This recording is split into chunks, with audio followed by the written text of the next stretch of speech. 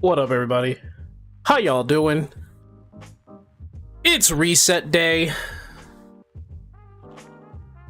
It is reset day. Now, I have made a little mistake. Misaligned sometimes here. Very much so. But, apparently, my groceries are late.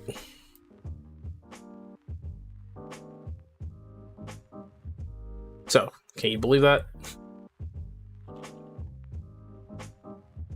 Now, in this case, that means I think in like a few minutes, I'm definitely going to excuse myself a little bit and then take care of that. It'll be real quick and all that. It'll be fine. But there's some things that we need to, I think we need to take a look at. For one, Marvel Rivals. They brought one of my favorites to into the game. Clumsiness, man, my ADHD is kicking in again. I'm a little excited about that. I'm a little excited. I will say this, however. I don't know if I'm going to be playing Marvel Rivals on stream because every time I try to, it's like damn. It's like damn. I don't know what to do. Things genuinely happen, you know. They generally happen. Now, just signing into stuff here. We're gonna be looking at some stuff, right? But generally speaking,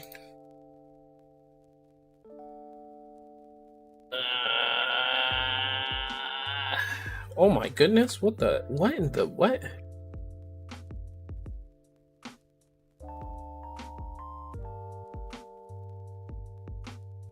I think there's something going on with my, yeah, there's definitely something going on here with my chat.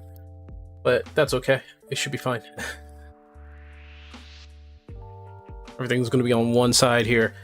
But I do want to pick that up, though. I do want to talk about, or at the very least, look at what it's offering, right? So I need to pull that in, actually. I think the groceries are either on its way or it's already been delivered. So I'm trying to see. Oh, it's on its way.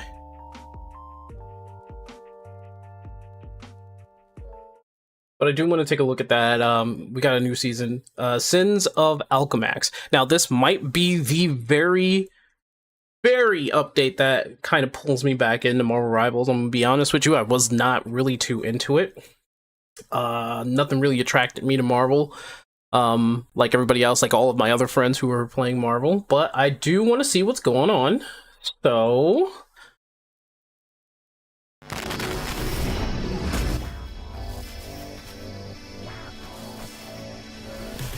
give it to me. Hello everyone. Oh my god, he's in the background. It's great to be back with you all. Alright, new hero, new map. New hero and new map. Just new hero and new map. Season 8 of Marvel Rivals. I need my Scott Summers though. After Kingpin delivered the tablet. Kept his word and wiped out the time plague in Lower Manhattan. Really? However, the root of the Lord, Alchemax headquarters, was shielded by a mysterious red colonium and survived the purge. And the energy source powering the crimson colonium, a pair of eyes that act as portals to a dimension of pure and this concussive force. Meanwhile, a distress call has reached the monster kingdom. Wait, are you saying Scott's being used for... Wow. Friend, Munger, is being held captive under the strict control of Alchemax. Can the leader of the X-Men finally be returned to the embrace of his mutant brethren? And can Devil Dinosaur, having just escaped the Collector's Museum, save his dearest friend from the clutches of Alchemax? So Devil Dinosaur is the playable thing. I thought it would have been a girl. Devil Dinosaur is officially sinking his teeth into Marvel. And he's a Vanguard. As a Vanguard, Devil Dinosaur brings raw, primal power to the roster. He looks kind of adorable. I'm not gonna lie. That's more adorable than he is, like, terrifying. Primal power to the roster. Always ready to tear the opposition to shreds. In combat, he relies on his massive physique and a force field shield to brawl on the front line, using his primal bites to inflict a continuous bleeding effect on targets. When smashing through enemy defenses, he ramps up the aggression. Devil can Dude, strike what? close prey and temporarily camp his massive jaws around bleeding enemies. Wait, what does that mean? The fight with a controlling hold. What? Upon activating his ultimate, Devil Dinosaur transforms into an unstoppable behemoth. He charges forward, mercilessly trampling all enemies in his path, completely shattering enemy backlines to lead your team to victory. As the saying goes, every kid goes through a dinosaur phase, and we hope your childhood dreams will come true. You're right. Every kid does go through a child. Yep, you're right. I gotta check something here. Hold on. I gotta check something here. Oh, okay. Yep, we're good. We're good. I just needed to see if the stream was going. Like the stream should be going. Yep. Sorry. I just needed to make sure. Will be available after the May 28th. The 28th. So stay tuned and get ready to storm the gates and rescue Cyclops and Moon Girl. Oh, is Cyclops not playable? We've prepared a new batch of adorable accessories for Devil Dinosaur, The Thing, Black Widow, Angela, Hela, Namor, and the Punisher. This will be released alongside the Season 8 update. College student perks. In Season 8, verified college students will get access to a new location of 10 costumes and MVPs. We welcome all college students to verify their university email to unlock these exclusive benefits. PC storage optimization. Wait, what's going on? Finally, a quick tech update. We've optimized the PC client by separating the high-resolution texture pack into its own standalone DLC. It will still download by default when you install the game, but if you are running a bit low on disk space, you can now choose to uninstall this HD pack separately. Doing so will free up around 35 GB of storage. If you typically play at 1080p or 1440p resolutions, or if you keep your texture quality set to low, we definitely recommend giving this a try. I do that, yeah. You will save a massive amount of space with practically zero impact on your actual visual experience. That is good. That is good. To bring you all the intel on Season 8's team-up ability adjustments and balance changes. Hey Rebels, it's Zio. I'm here to introduce the upcoming changes to our team-up abilities and overall balance adjustments. I like how they're just like no nonsense staring at the screen. Devil Dinosaur is the anchor here. The Punisher can request to mount up by accepting the interaction prompt. Devil Dinosaur will let Frag ride on his back. While riding, the Punisher can only use his normal attacks and his short grenade. All other abilities are temporarily disabled. In exchange, during the ride, the Punisher receives some damage reduction and the percentage of all damage taken and healing received is shared directly with Devil Dinosaur. Really? Wait, does Devil Dinosaur have a healing? Okay. In the upcoming Season 8, the arrival of Devil Dinosaur is going to significantly shake up the battlefield. When Vanguards clash on the front line, there will be far more opportunities to initiate attacks and break through enemy formations. To prepare for this evolving combat environment, we've made adjustments across all roles for Season 8.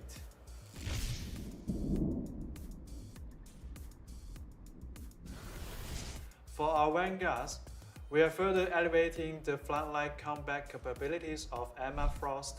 Her telepathic pulse will now decay more slowly after reaching full energy. Was she having a problem? The cooldown for reprojecting Mine's ages is reduced, and her diamond form will offer an even higher percentage of damage reduction.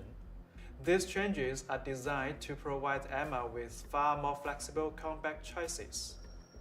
Simultaneously, we are giving the Thing a slight maximum health bump, Really? ensuring that he can consistently apply pressure against enemy vanguards through sheer force. You needed with that his though. Storm You Haymaker. needed that. We've also been closely monitoring Vanguard Depo's rather dominant performance across rank and pro play. To balance his competitive reign, we will be slightly nerfing the damage output of Vanguard Depo's gun form. was Vanguard Deadpool that deadly? Looking at Season 7.5, we observe that the performance of theorists has been relatively balanced across the board. Really? However, as the meta shifts, we are making targeted adjustments to several theorists to ensure they remain competitive. Okay. Iron Fist will receive a much smoother combat experience. Striking enemies with Dragon Dew will now reduce the cooldown of Dragon's defense by an even greater amount. Meanwhile, Mr. Fantastic's soft crowd control capabilities against enemies will be slightly turned down. Was he really But that in exchange, crazy? he will receive stronger overall damage and defensive capabilities. In the new season, Mr. Fantastic will be able to weave freely between the front, mid, and back lines of his team, providing help and protection to whichever teammates need it most. Beyond these two, heroes like Star-Lord, Wolverine, Squirrel, Moon Knight, and Spider-Man will all receive varying degrees of buffs.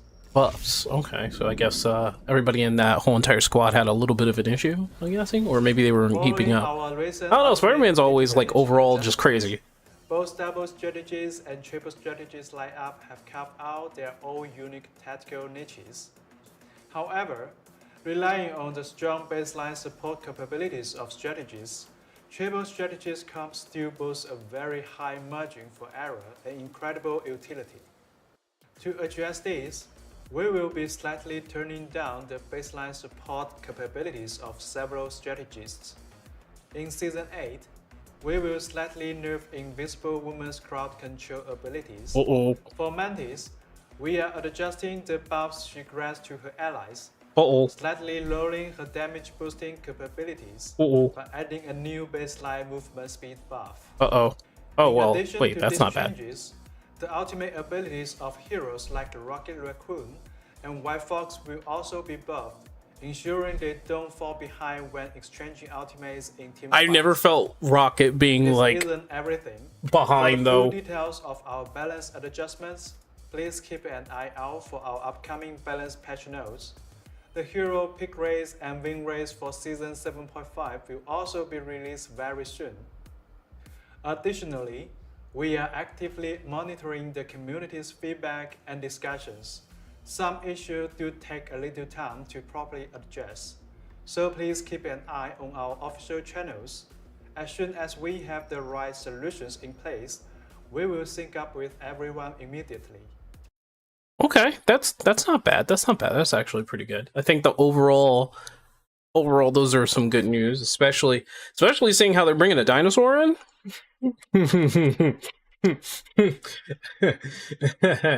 Yeah, I like the dinosaur thing.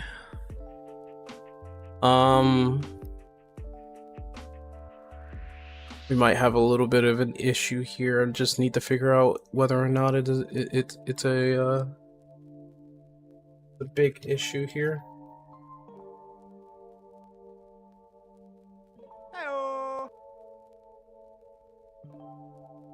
Okay, it's not too much of an issue. I think actually it's all fine. It's all good in the hood. Yo, Argus, what's up, man? I guess happy reset day?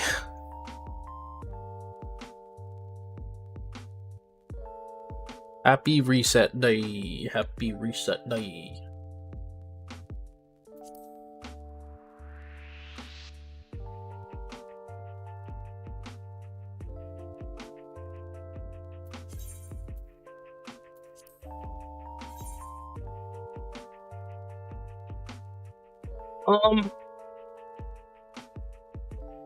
I don't know if they already delivered. They delivered already. All right, so they delivered while we were looking at Marvel Rivals. Give me 1 second. I'll be right back.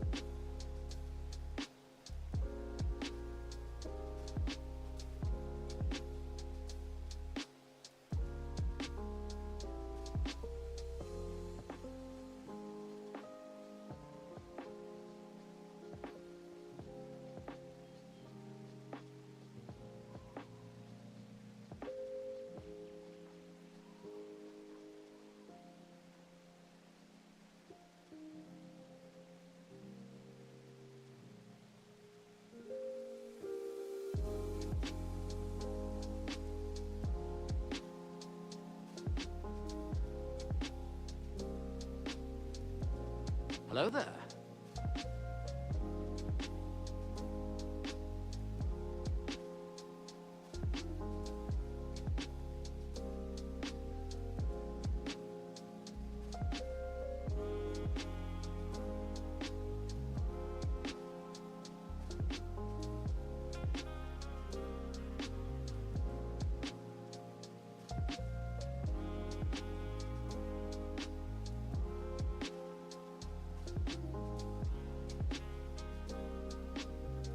I have returned. But the returning came with some bad news.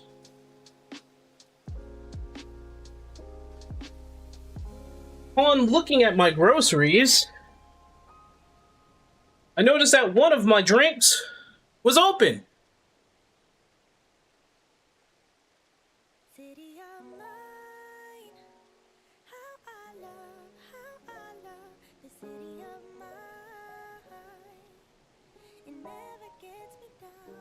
And upon calling back, they said they had no idea.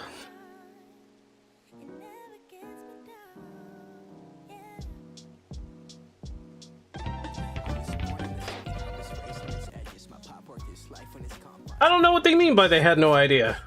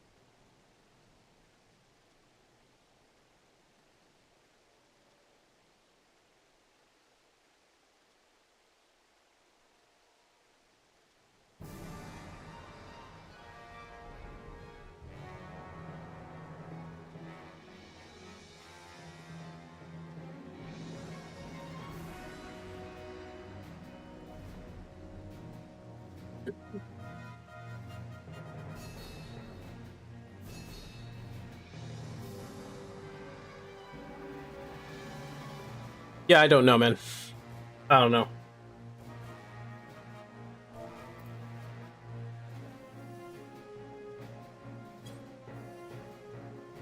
So I have no idea. I had to really like throw it out because I had no idea like what they might have done to it or something.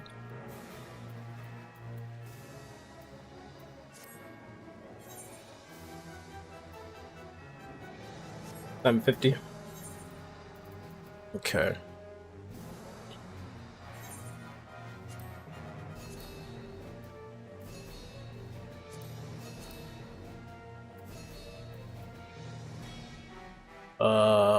The heck is this doing here? Get out of here.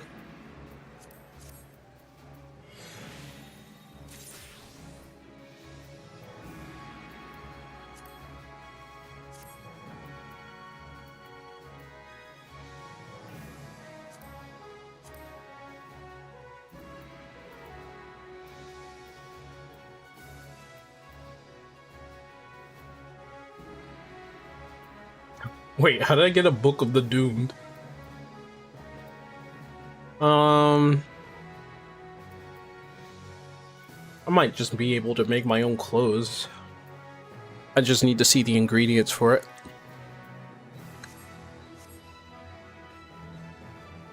That is to say, if I do have stuff for that.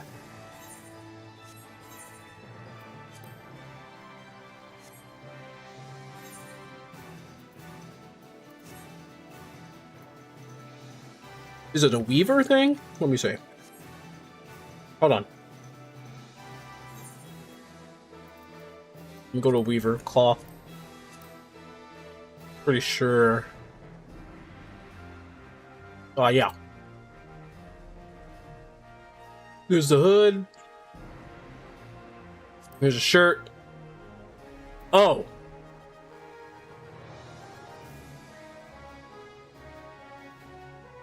That would take some time.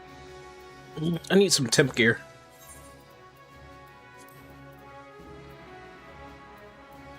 I'm not really too sure whether or not I should feel kind of like disgusted at the fact that somebody or something opened up. Like, here's the scenario. That drink that was opened up could have been opened up while in the store and somebody put it back into the fridge. Or somebody or the delivery person themselves drank out of it. Now, I don't think the delivery person is that stupid. I do think, however, that perhaps they just lugged it into the cart and they didn't pay attention.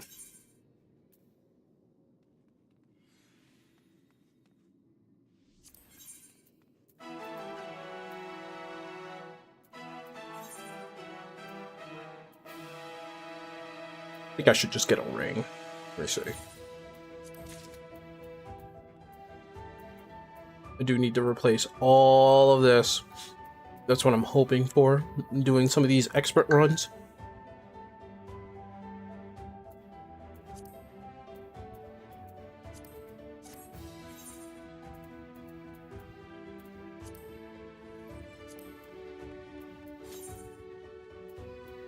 There we go. Now I look ridiculous.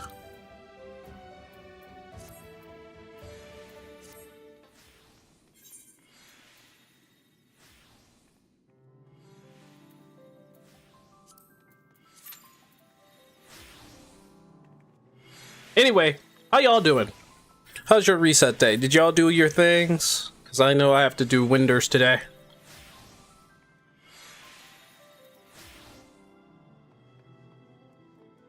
I'm gonna be thinking about that drink, man. Who goes out of their way to drink out of a freaking like bottle in a store like that?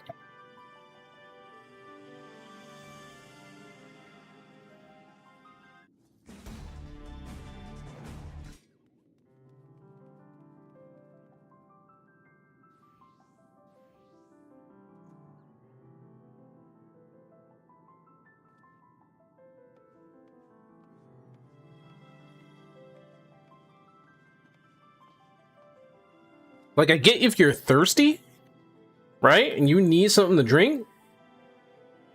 But you can't be so ghetto to just be like, I'm gonna drink out of this and put it back in the fridge.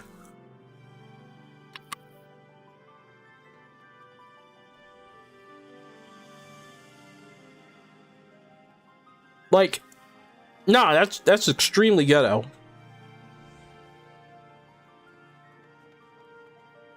I was looking at the summoner DPS for Savage, and I'm thinking maybe maybe summoner is more or less like your AoE mage now, rather than being like direct damage.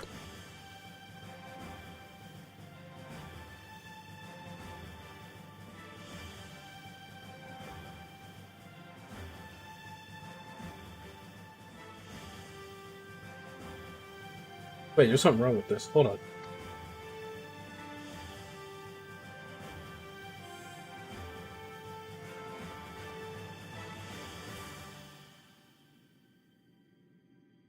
Or, sort of? I think I fixed it. No, I have to fix the blur here.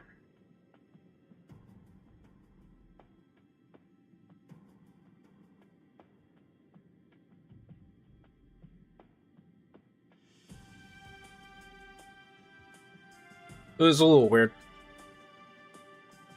You could probably make out the whole free company and party, but I don't think you guys can, like, make out what I'm typing.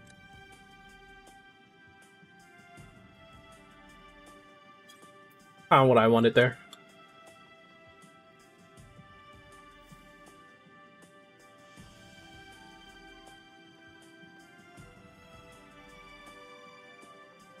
I want to say that maybe the red mage is the type of caster that's more direct rather than being like an AoE mage, but I guess the numbers are equivalent.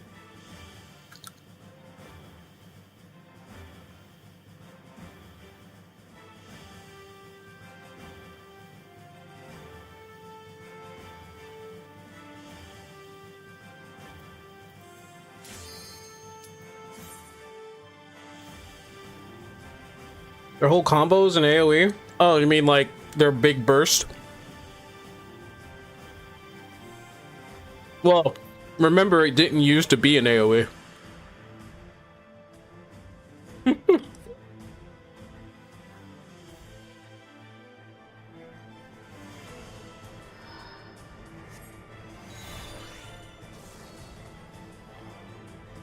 Yeah, I know that. I know that's what you're saying.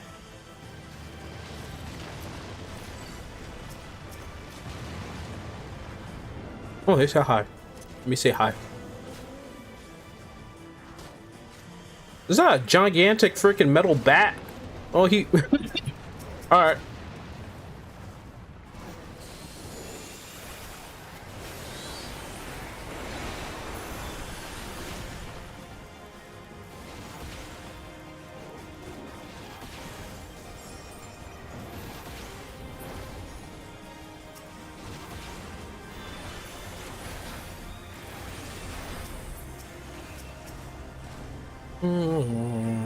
Oh.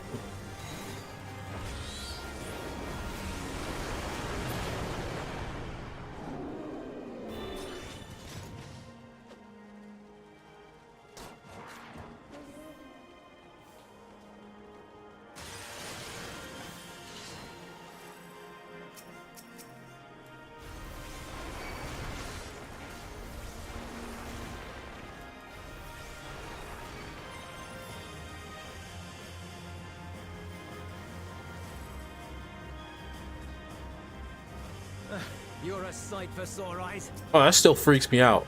He's just talking. Okay, I'm not really too sure if he's gonna stay in that place. Hopefully he does.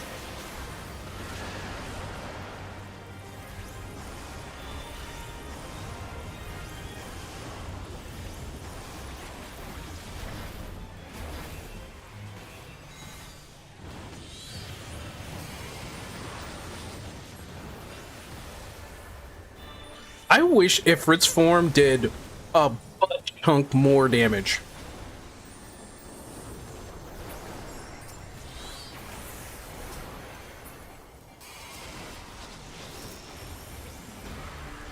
I wish Bahamut did a butt chunk more damage, to be honest.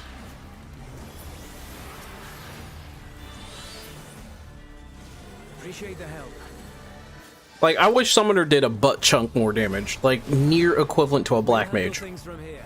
Take care of the Fisher. You're dealing with primal energy.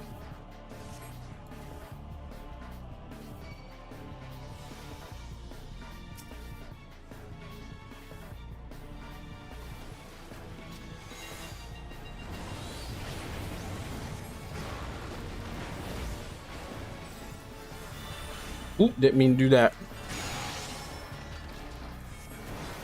Yep. I definitely need more gear.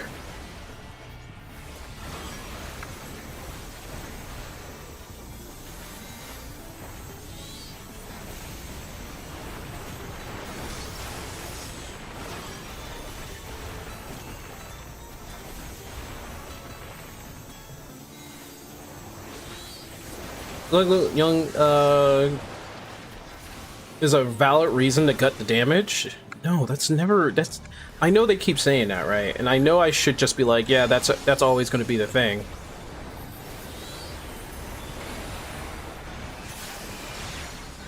But like, that's so stupid. Okay, I need to get the most out of this.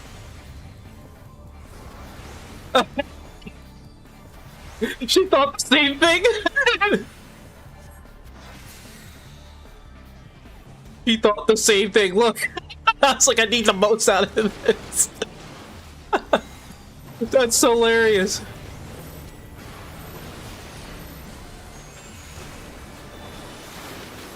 He does more damage than me, though, so I know that for sure. Wow, son of a gasket.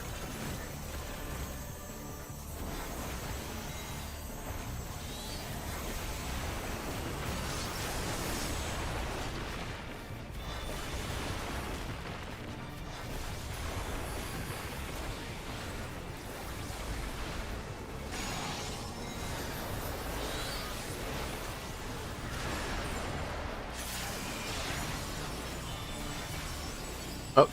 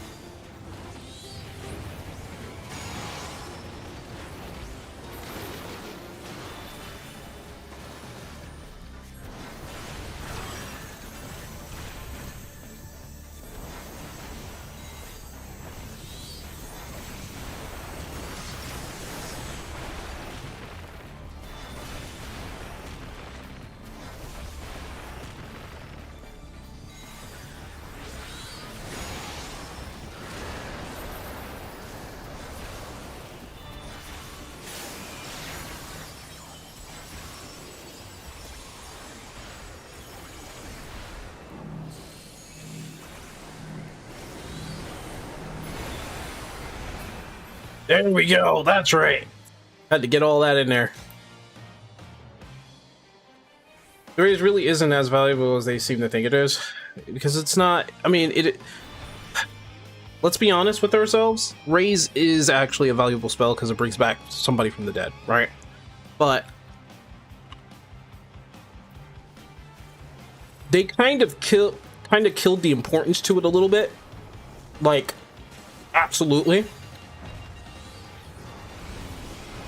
One, by reworking Phoenix Downs so that it can work outside of combat. and that it just works better in general. And two, the value of a raise is mostly dictated within a trial raid, or within a within a raid or something like that.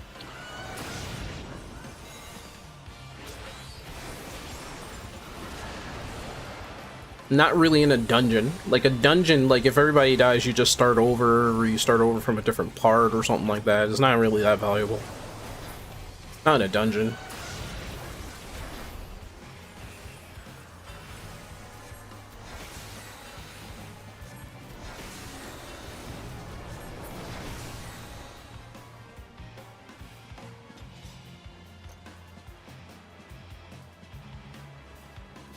No, I know what you mean. I'm just saying, when it comes down to a Phoenix down, when it comes right down, or when it comes right down to a raise, its most importance is inside a trial, and they're probably thinking on those terms.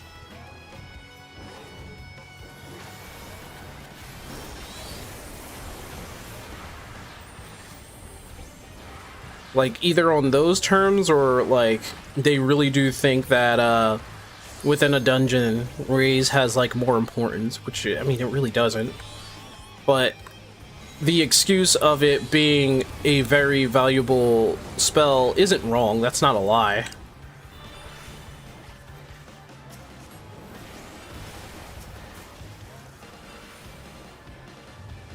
Their value for it, it's a little lopsided.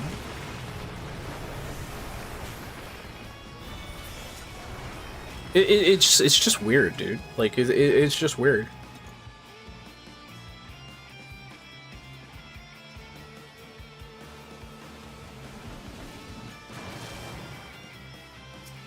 I'll be honest with you. If they somehow reworked a raise to be, it short.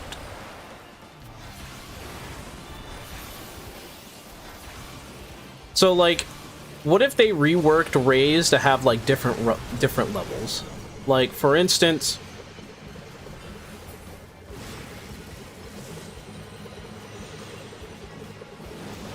I should have went the other way.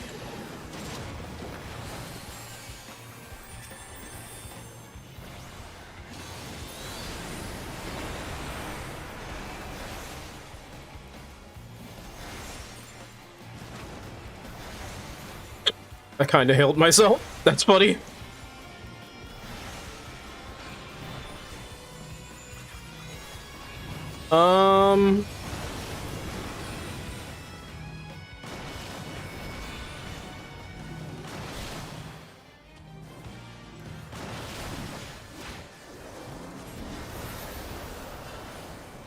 Ooh, Ifrit sucks at this fight. This spell's so freaking long.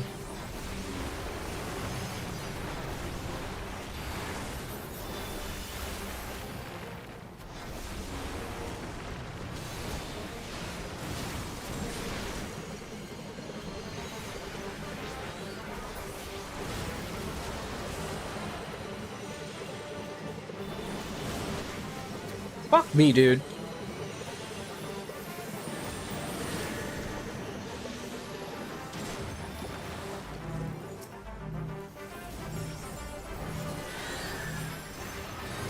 I have to rekindle fast.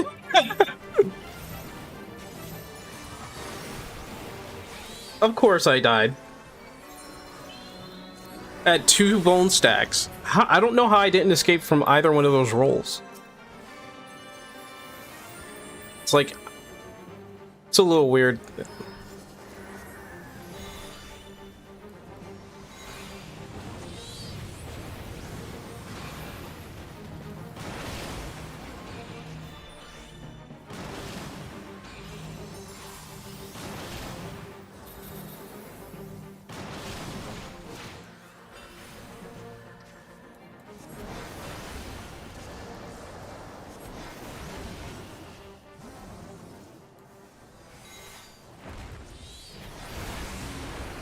I dare him to roll again. Yeah, he's gonna roll one more time, I'm pretty sure.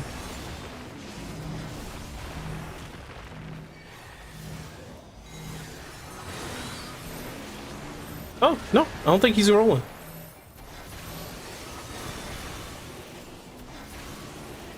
Yeah, he's not rolling.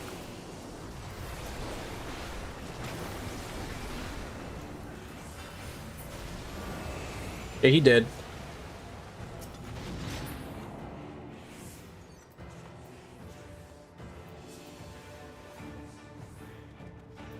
Oh, we had that.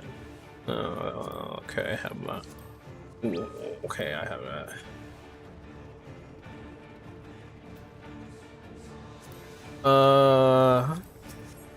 I'm running out of names.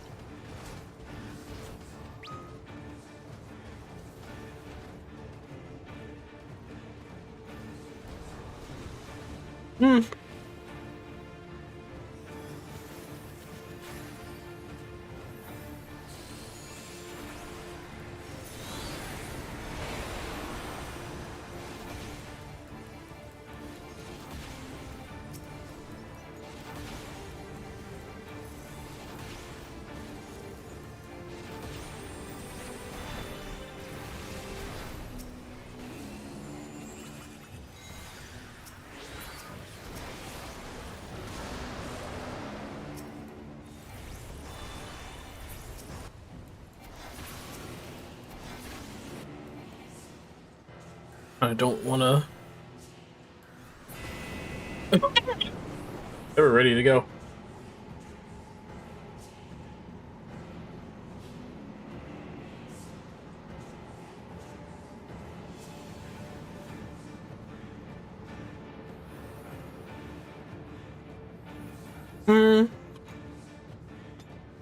They should have different levels of raise if they really want to go that route. Give the healers like a better raise. Maybe it'll give you like 3/4 of your health back, or at like more than half or something like that. Because like, I'll be honest with you, they still have to expend a good amount of MP just to heal you once you raise them. So like, I think having different raises that's on obviously different cooldowns, like if there was a raise that got you back to full health, that thing's gone. You can only use it once.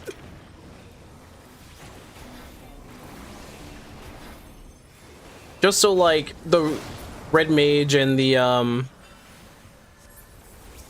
red mage and the summoner, and yeah, just the red mage and the summoner, I'm pretty sure is when they have to use their raise to do on somebody, their level of raise is only like a little, while the healer's raise can probably get like somebody back like half. Welcome to my domain, mortal.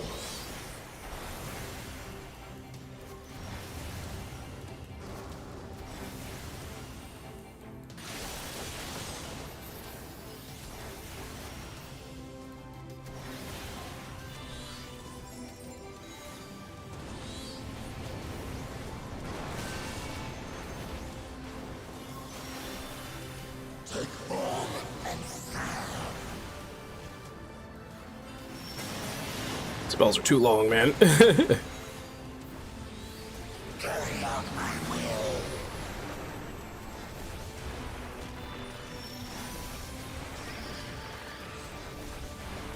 Hardly saw that. Yeah, I was waiting for these guys, but I gotta remember that the big guy goes first.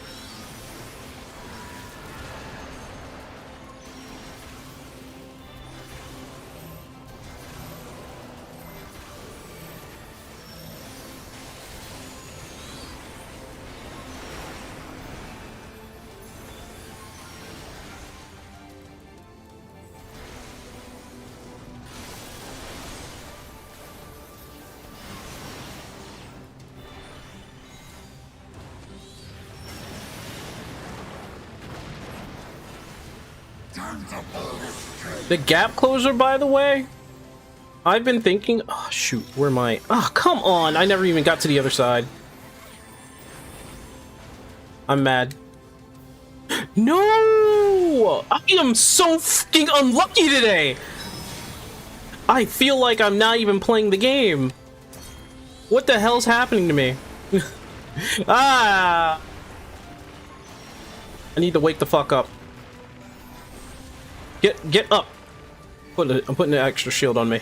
Fuck this.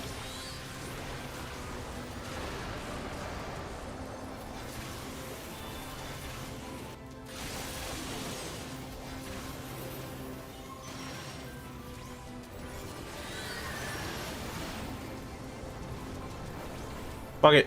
Fuck it. Fuck it. Putting an extra shield on my ass. Okay, now it's dancing.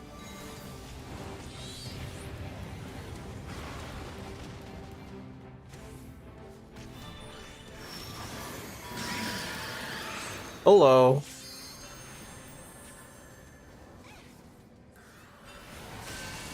Teasers, dude.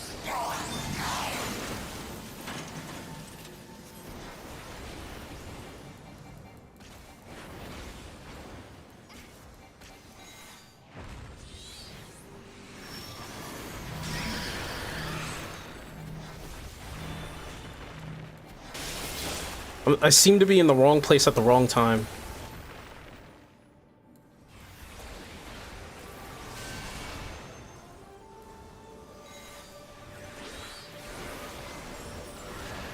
I don't like the fact that you can't use Radiant Aegis while you're under a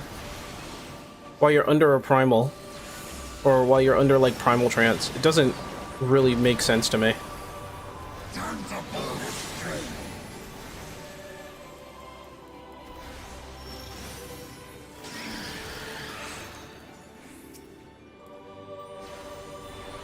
Whoa, no!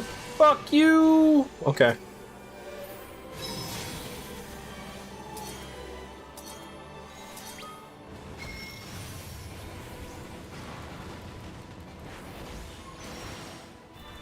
I was there. Don't worry, we're all having a bad day. Yeah, I don't like that. Don't worry, we all having bad days.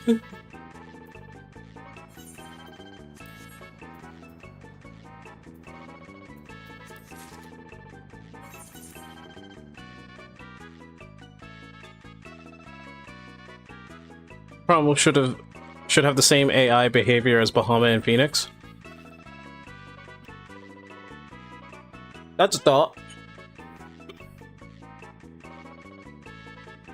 But even them being out, coming out, staying for like 10 seconds and then leaving.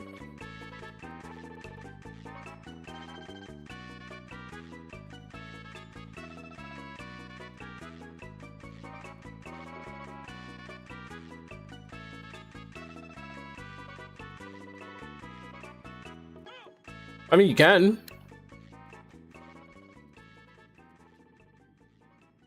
Where the hell?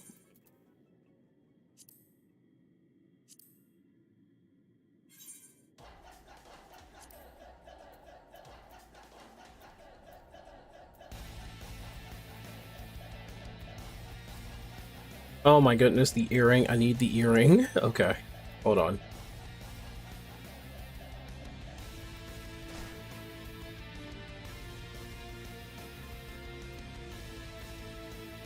How about earring gloves? Temporarily. Yeah, no, I'll just take the earring. Okay.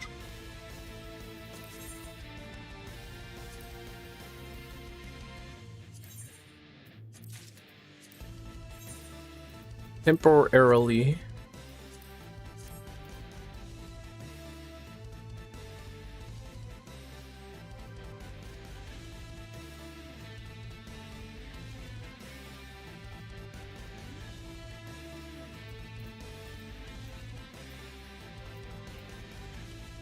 Wait, what do you mean? Still be a better compromise than having to stay the whole dungeon?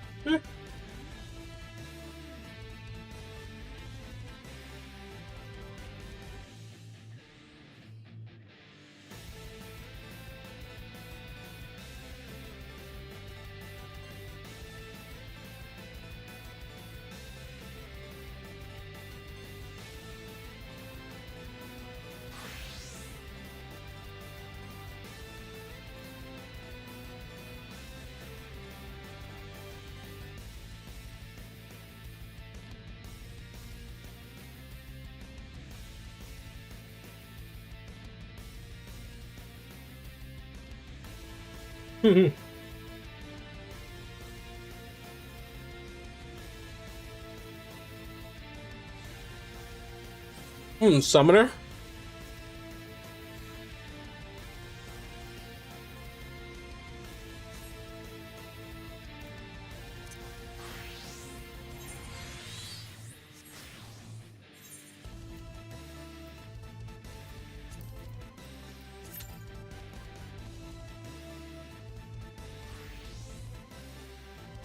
I think Summoner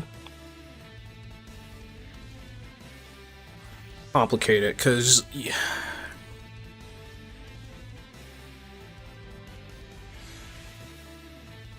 okay, well, you need to get some stop thinking about stuff and start sleeping. I don't know what to tell you.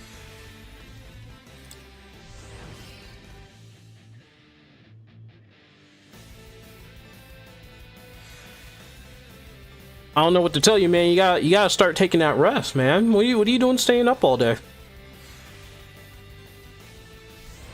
Let me see what's going on here.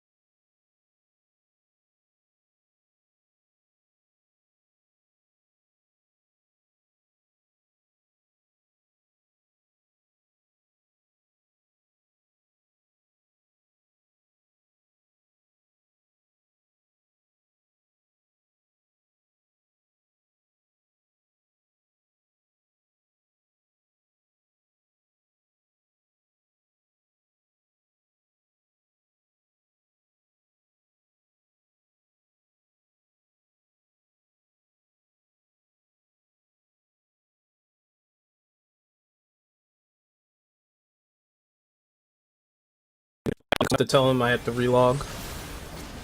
Oh wait, did it fix itself?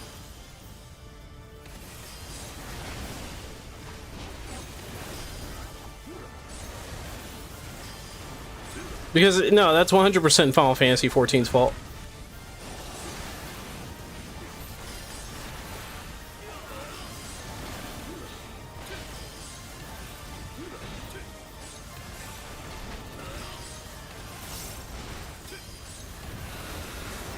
Why did I do that?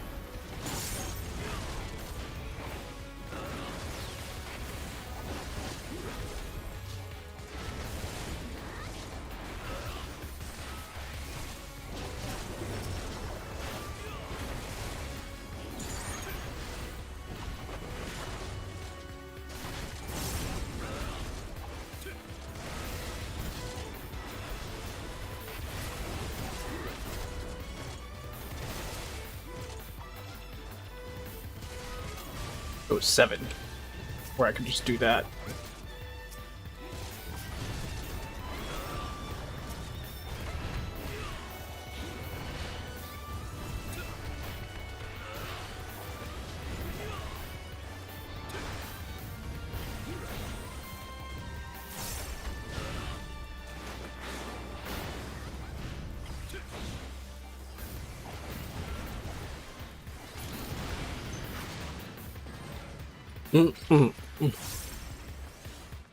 That was weird. Yeah, no, it's that was definitely 14's fault. 14 got problems.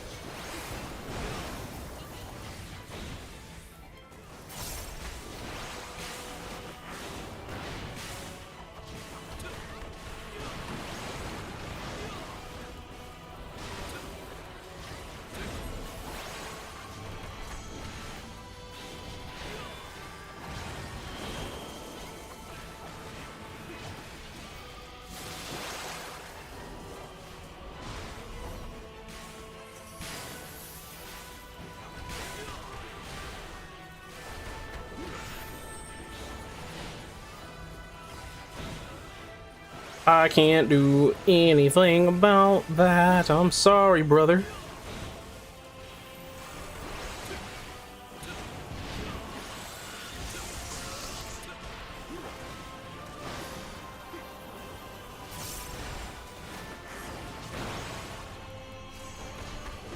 Another Thunderball, I think.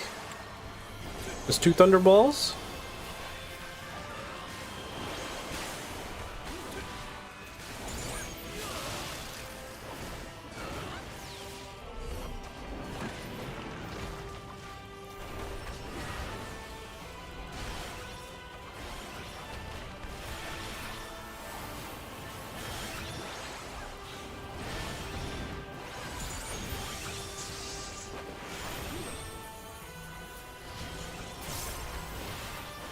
Oh, yeah, I'm a dum-dum. Sorry, I'm a dum-dum. I'm not even boot shining the correct way.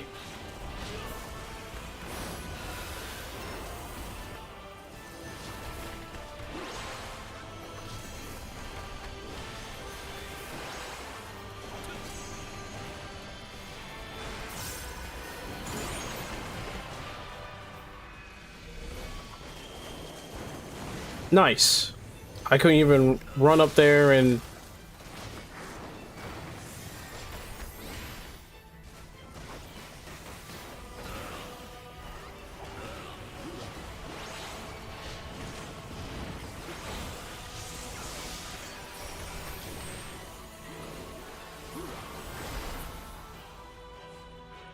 I wasn't even boot shining right.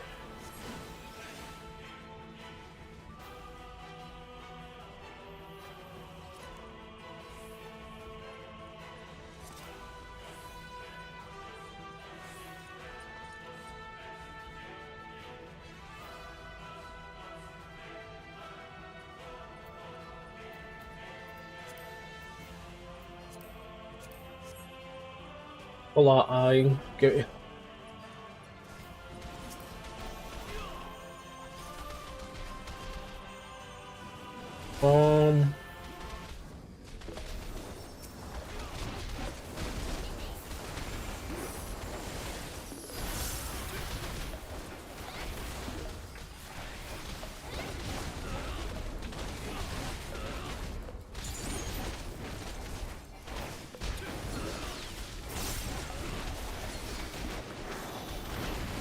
Ooh, I messed up there.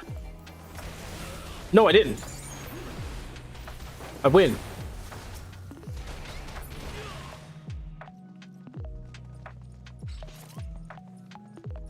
Oh, I messed up there.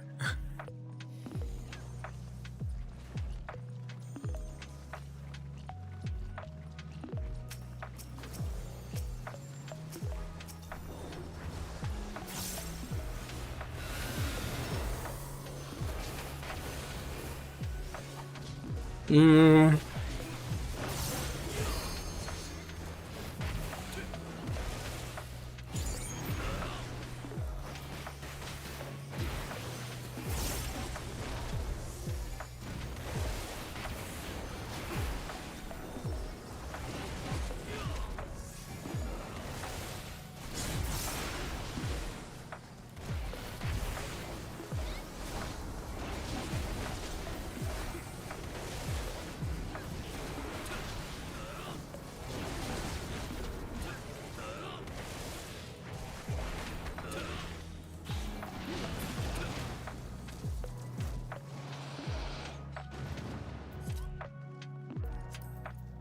Dude. Just trying to keep up with like Bootshine and friggin' Shadow of the Destroyer, right? Or they're supposed to give you crit, right? Yeah.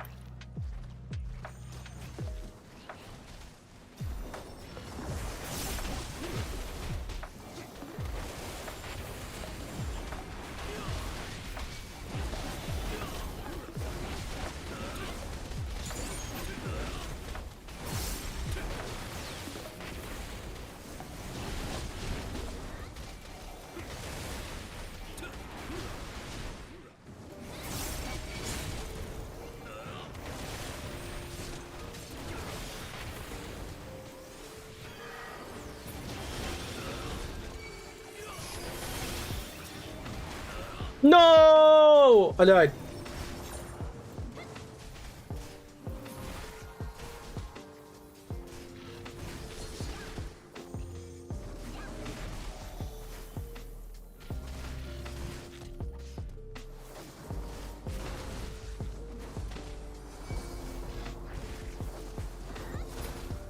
No, pay attention to your healer.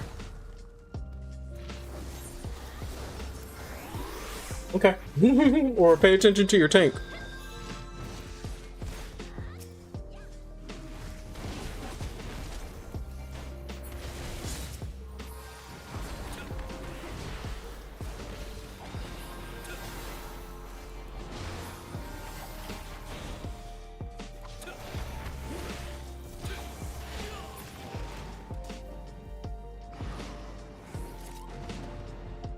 Weakness.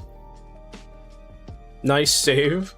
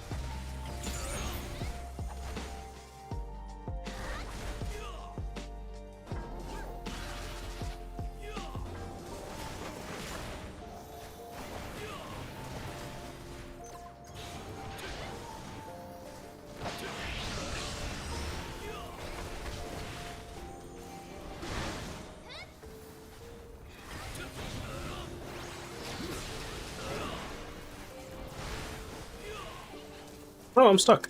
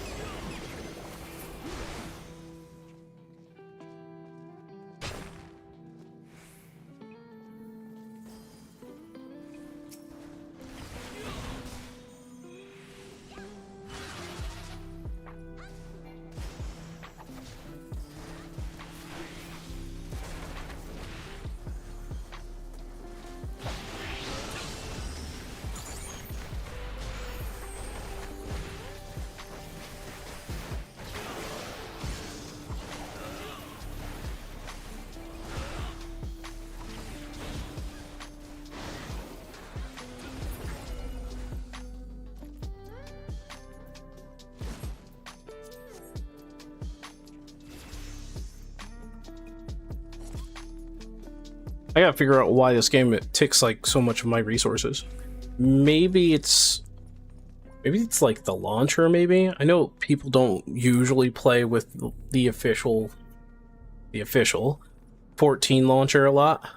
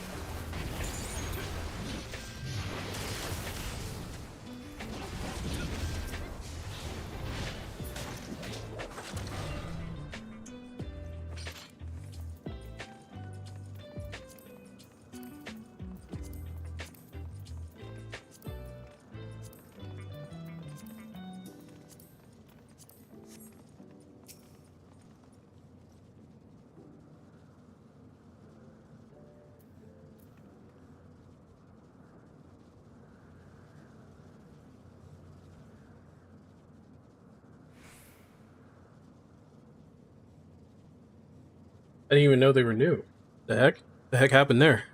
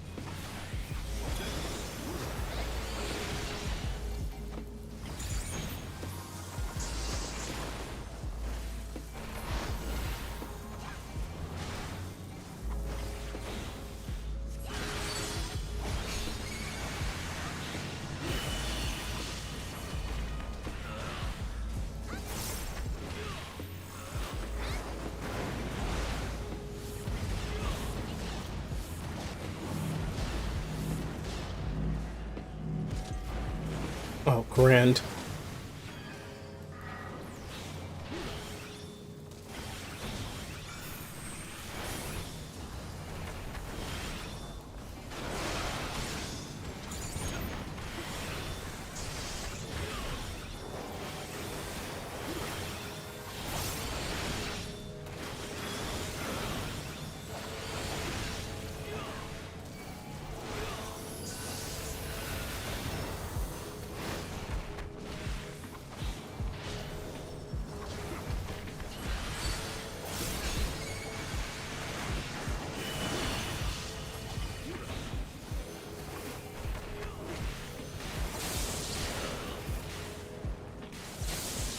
Oh, that's fine.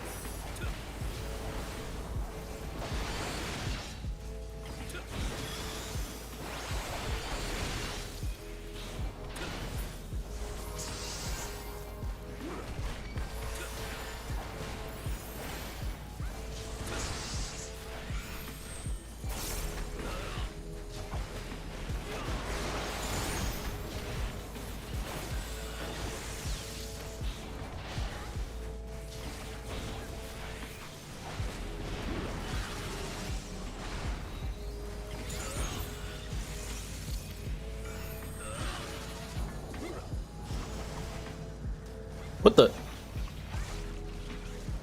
What?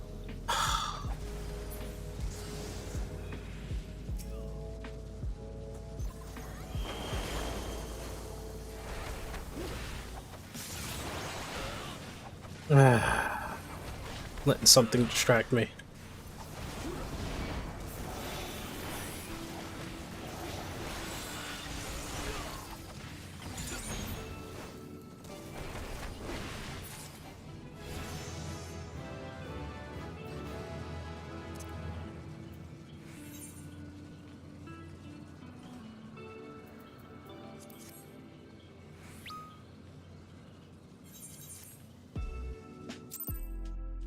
I'm so distracted right now.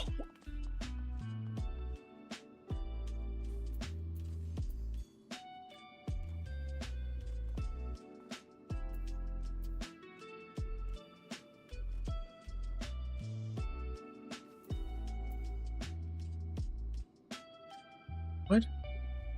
Okay, I need to look something up real quick.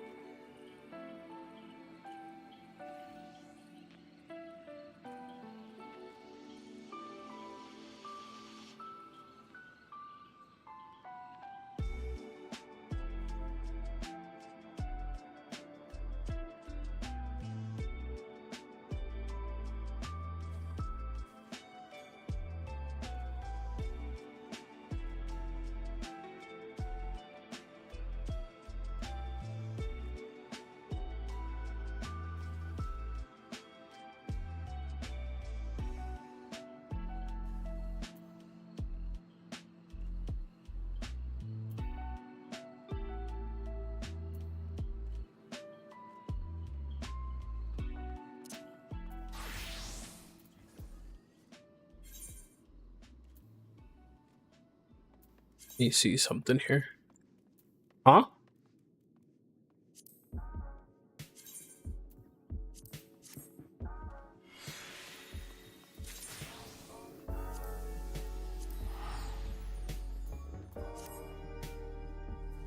You don't have to show up in front of me. You know that I could just get you on a friend list, right? I'll pick you up when I pick you up. I would ask you if you were ready.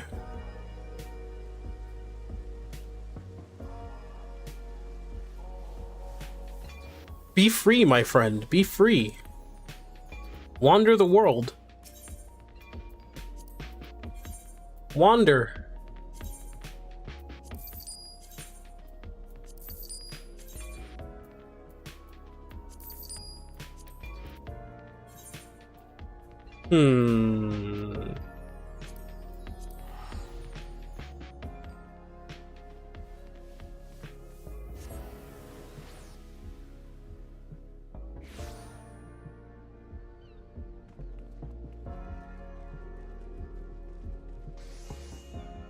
Almost dead.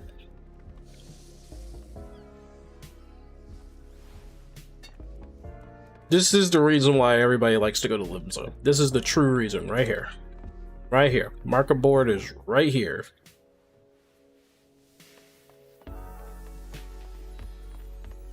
That's why Limsa is always going to be the best spot.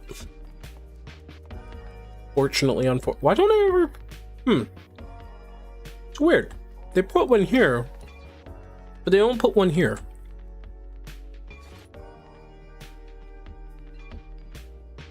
You got all these characters.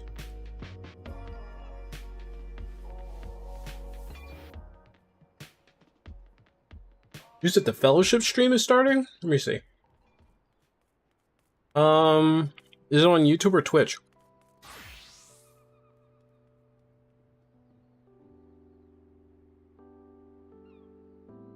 Let me see.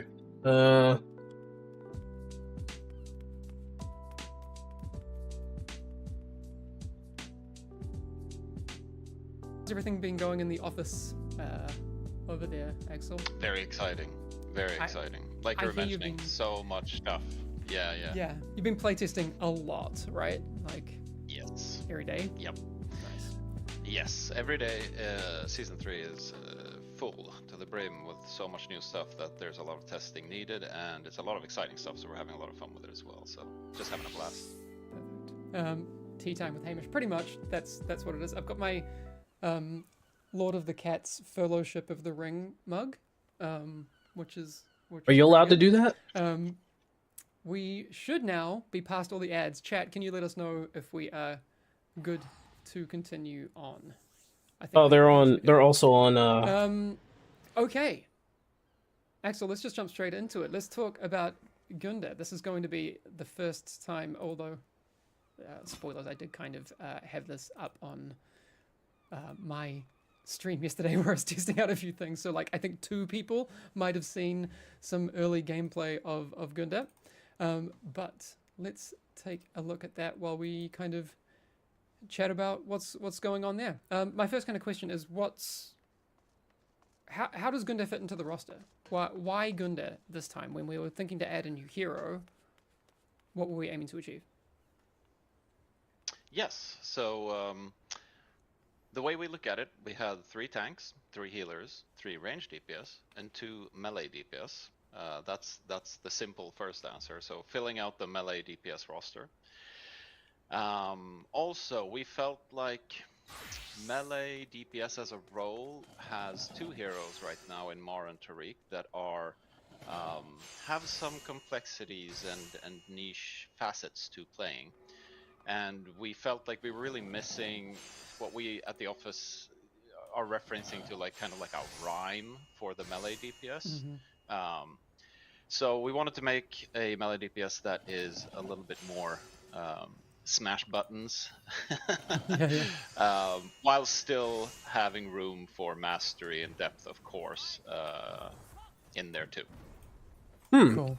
Yeah, I mean, I know that we'll see in all of this gameplay that stuff that Ambien, who people know from Discord, has been our premier Gunda player, and you're playing Rhyme a lot in these sorts of things. I just made this big screen so we can kind of see how the damage meters are going. It looks like pretty even from the testing that you've been doing already. Obviously, a lot of things are subject to change, but how are those tests been going with Gunda? Yeah, it looks even. We're still we're still working on some balancing things though. Overall, yeah, Gunda is looking pretty ready to go, but when you actually break down his kit right now, we're seeing that he has a little bit too strong funnel damage.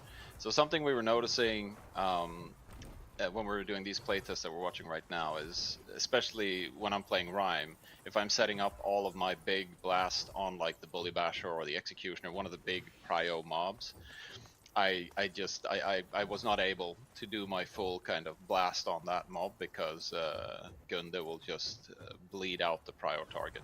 So That sounds that is actually fun. intentional. Like Gunda is going to have a funnel mechanic built into his kit, but it's a little bit too strong right now. So we're still working on balancing, of course. Yeah, I think also from when I was looking through the footage that Jupiter sent through from these tests, you guys were testing these ones that I think it runs from like mid to early adept and stuff. We're not going to go into like league balancing and stuff in this stream. There's so much to talk about with the upcoming season. Yeah, like OTM saying in chat, this is adept 4. But how is it feeling in those kind of early leagues with this kind of new hero makeup with the team? Well, like I said, the funnel it has been very strong. We've been testing now, so it's kind of hard to see beyond just that because it's a little bit too strong. It is a different kind of. In some ways, I would say that Gunda kind of feels like having an Ardeus in the group. So, like with Ardeus, he needs some time to ramp up all of his dots, and then he uses his Detonate to capitalize on that. And Gunda he's very dot-centric, but in a very different way from Ardeus. So his bleeds is like how his whole kit is tied together. And but it's very different from Ardeus, so it's not really. I'd say like it's a very different flavor of having an Ardeus in the group. Talking from the Rhyme perspective here, as I'm playing Gunda myself, it's very different from Ardeus because you're a melee DPS. It's a very kind of different kit that you have. Gunda has a lot of different strikes, some with shorter cooldowns, some with larger cooldowns, and the setup portion for his bleeds compared to Ardeus is not quite as long as Ardeus has to set up his stuff. So yeah, I'd say that's the feel. Awesome. I mean, there's a lot of stuff going on. There's a lot of new information to digest here, and I know people are going to go back through the stream and look at this video footage and figure out what each ability is and that sort of thing. Can you give us a quick explain like I'm 5 what Gunde's rotation might look like, what those kind of core skills do? Yes. So he has a bunch of different strikes, like I said.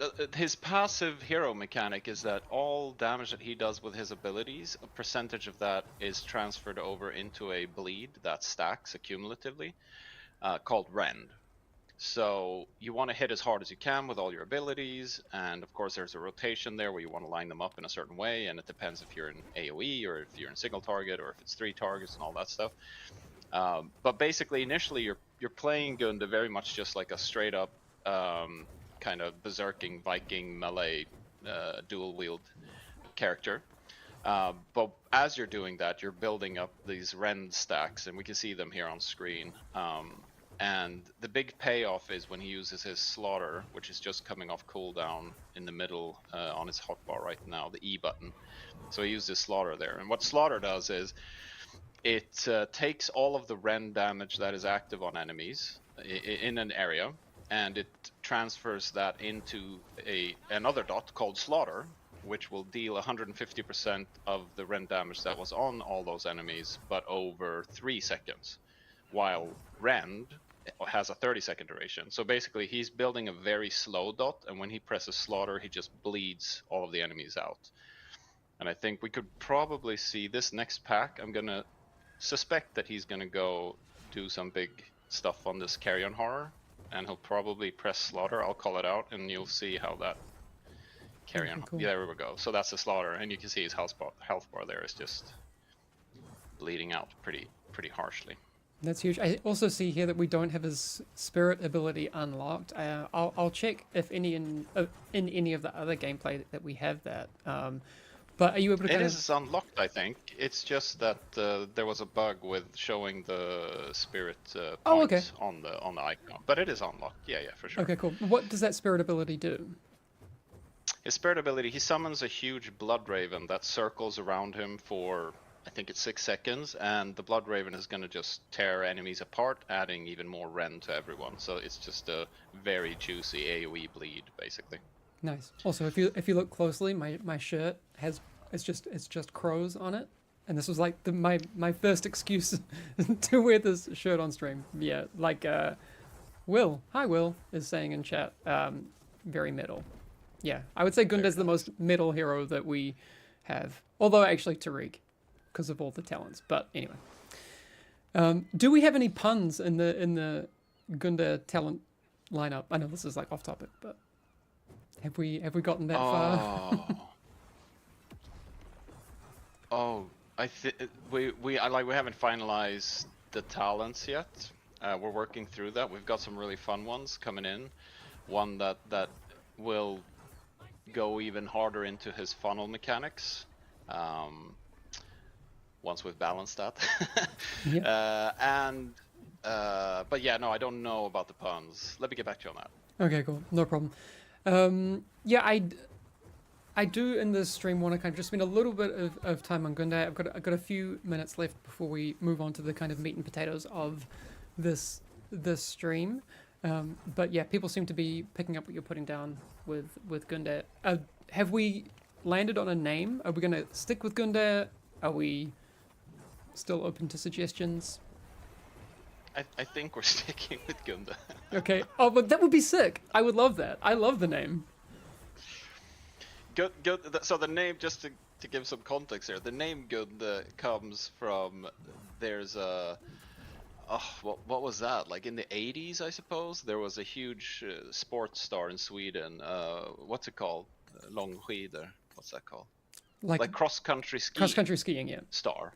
Yeah, he was a world champ. It Okay. was crazy. His name was Gunde Svan, and then he became a personality and a TV show host and everything. And we love Gunde in Sweden, so that's where the name comes from, just to give people some context. Yeah, there's a couple of people, Dayoka and Mr. Hoffer in chat definitely know who Gunde Svan is. Wonder. So. Yes. Okay. Yes. He's awesome. That makes a lot of sense. Oh, there is one thing I want to mention that's interesting about his kit. That kind of ties into that funneling thing. He, as you're killing enemies that have rend stacks on them. So a lot of the times with dot classes, like it's kind of sad if you're building up all of these dots, and since rend is a 30-second dot, it's kind of sad if all the enemies just kind of die with a bunch of stacks on them. So the way that Gunda works is that you see that there's a bunch of red orbs on the ground there. So when you kill enemies that have a lot of rend on them, they are going to drop these blood orbs on the ground that Gunda only sees. He can pick those up, and he will carry those stacks of rend with him. And then when he goes into a new pack, like he's doing here, it's a little bit hard to see on this resolution for me at least, but he has another ability called Odin Blood, and that's OWEDIN blood, but it sounds like Odin's blood. That's actually a pun. There you go. Odin Blood will apply all the stacks that you're carrying with you instantly on a single target. So that's part of the funnel that he comes in with, is if you play him correctly and you pick up all your orbs, you can go in very strong on a prior target with a bunch of rend stacks. Oh, that's nice. And then slaughter into that kind of. Nice. Okay, we've Okay. got one question that I do want to get to now, but we'll at the end of the stream we might have some time to come. All right, I'm gonna leave that for now. I know Yui said he wants to come to Windurst. Hold on.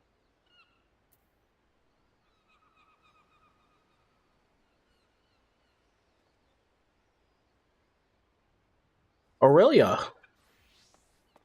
What up? What up?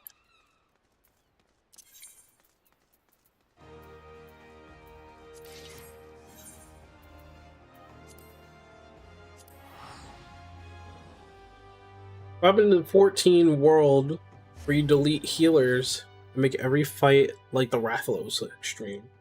Wait, what? What happens in a 14 world where you delete healers? Okay, well then, give it up to those potions. Everybody's going to be relying on potions. Either that, and Warrior is going to be the best tank because of the self-heal. Paladin, because it has a heal for itself, like it can cure itself.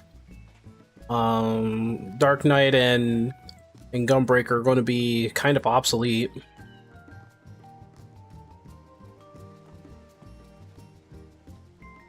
Let's see. I guess healers would be a little iffed out.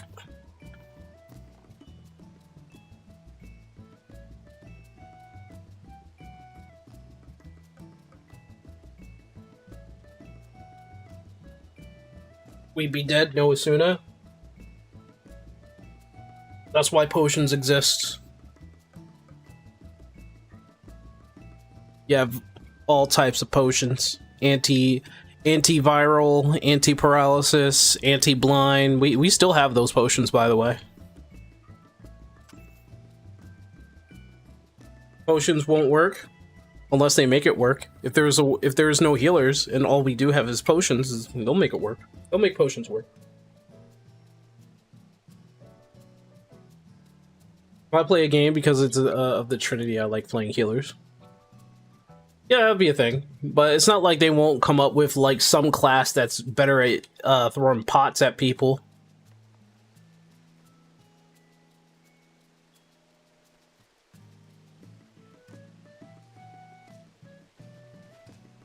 How do you have, but how do you make healers work in MSQ to have their healer moment of glory that isn't based on my teammates? I'm not really understanding that one. That's a question I don't really understand. Is that related to the whole no healer thing?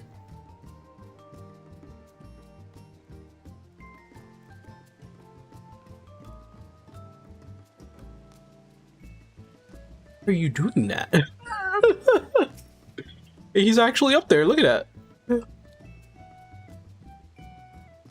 know how in Susana the tank have their moment of glory to block the sword? Yeah, for sure.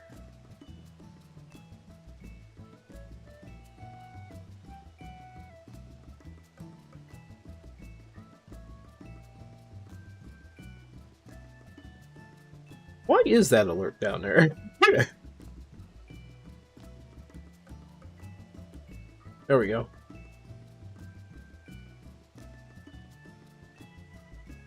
Why haven't they designed a healer moment like that? I don't know. I mean, I would say every time we get... Wait, no, they do have healer moments earlier. Remember, Doom and 1 HP. When everybody gets struck down to 1 HP, that's a healer moment. Who's gonna heal the backup other than the healer?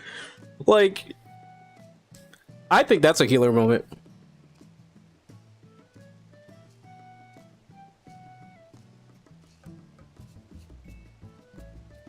Because they're too stuck on the idea that damage needs to be on schedule. No, we have healer moments. Like if the entire room is like absolutely destroyed with their, like I said, 1 HP. If everybody goes to 1 HP, that's a healer moment. Like you have no choice but to go down to 1 HP and you have like 10 seconds to get everybody at full health. That's a healer moment. And I don't know if we really have that anymore in Dawn Trail. Not really too sure. I don't think I've felt that moment, honestly.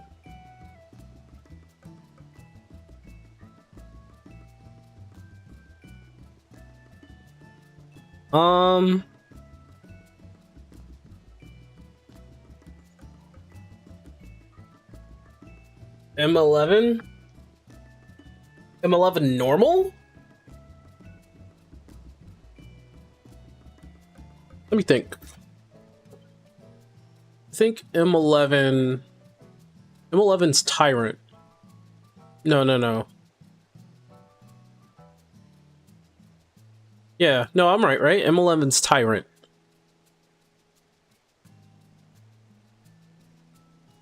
There is a healer moment, I guess, in there.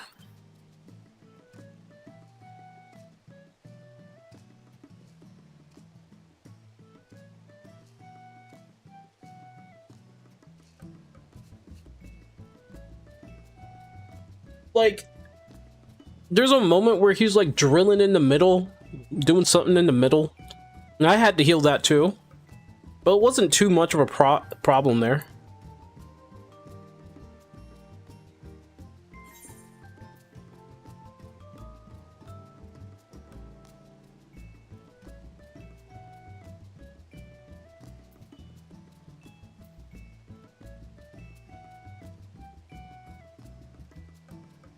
The end singer at 1 HP moment and Zeromus the 1 HP moment.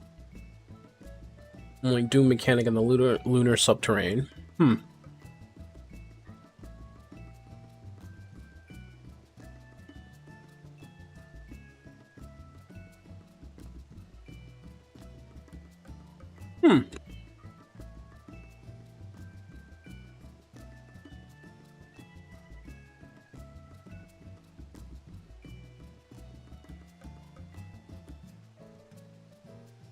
You like the sound of that DPS in Fellowship? He does sound kind of cool.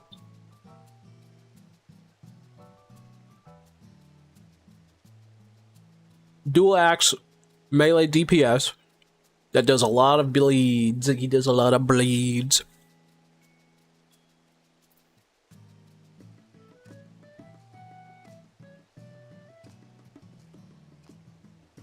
And for the dead ends, there's a couple of fail states. Things needing Asuna. I think there are, if we're going to take that as a as a healer moment, right? Then there isn't a lot of tank moments. There aren't a lot of tank. Yeah, catching the sword for one, and I don't know when's the last time. Let me see. I'm thinking.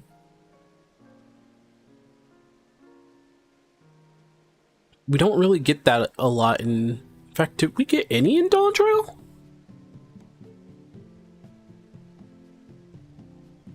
No sword catching moment.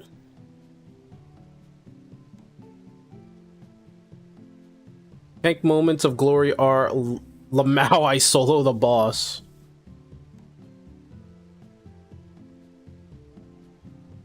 You know what? No, Wuklamat took it.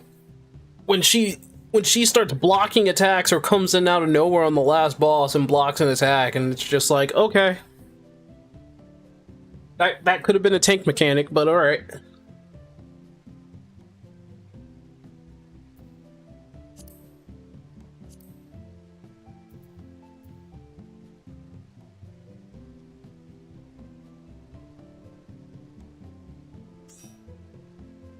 Alright, I'm about to do WINDURST. Anybody can come in and do WINDURST if y'all want to. And just get out of the way. Now, I'm not really too sure if I want to go tank because I'm just going to get tank gear. Or I want to go Reaper. Or not too sure.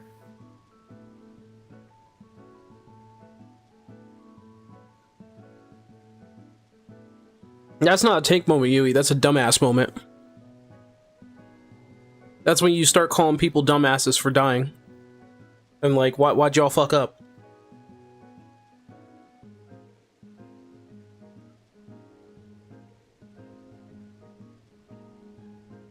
The Alliance Trade. You're right. Yeah, there is a tank moment in there. Because it's the 3 tanks that have to block the side attacks that are coming in. You're right.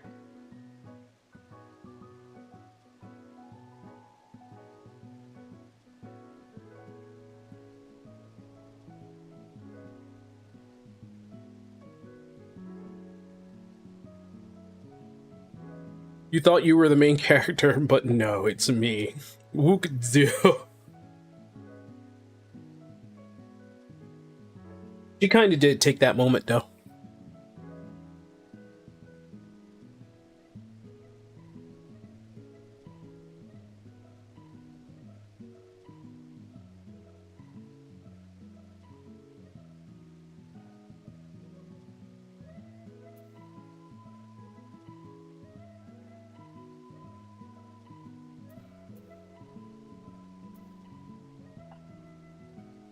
I still haven't sat down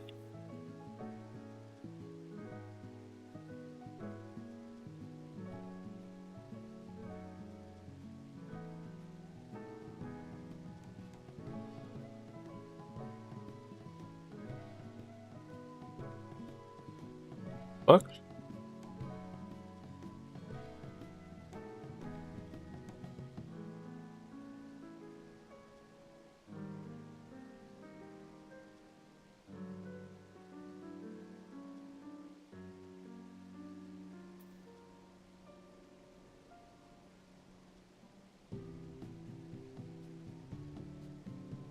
I don't know about a DPS check.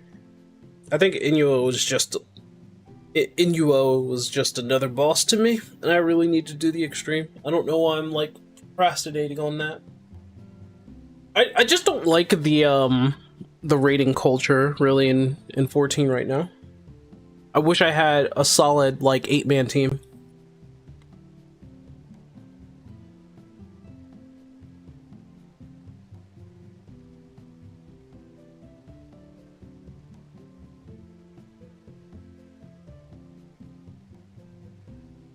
Break out of the void.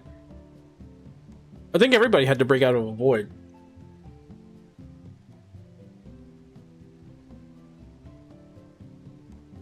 Right, but everybody had like their own thing to break out of the void, right? That's more or less an event.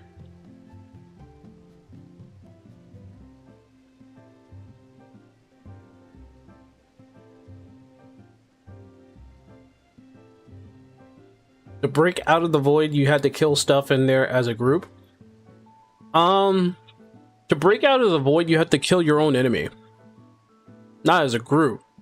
I think maybe you know what we're talking about, right? Because you've done the fight. You've done the extreme fight. I've done the extreme fight.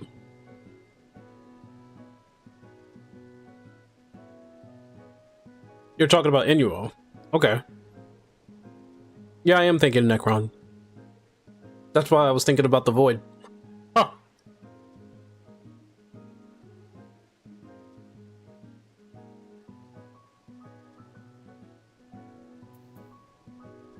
I don't know if I... Let me see something.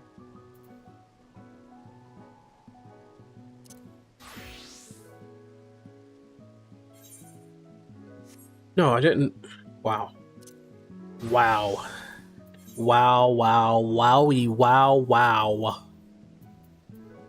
Ah, yeah, I needed the pants.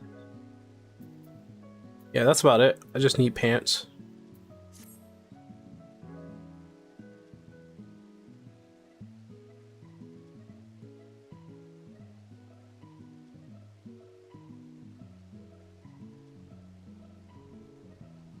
Since for the healers, you literally I don't have to hit the ads.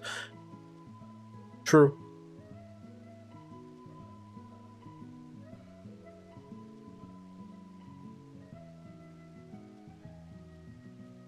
I need to see like if anybody was thinking about doing. They said it was too easy. I'm about to check myself to see if Inuo is actually easy or not. But again, I hate the reading culture.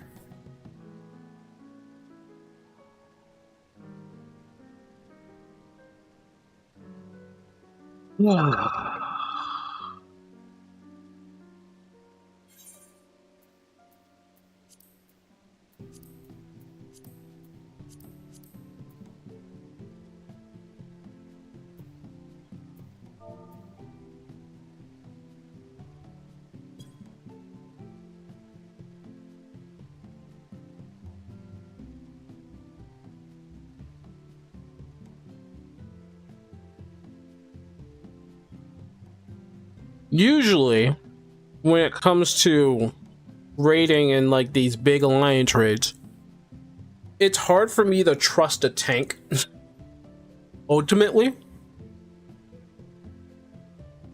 because tanks are funny.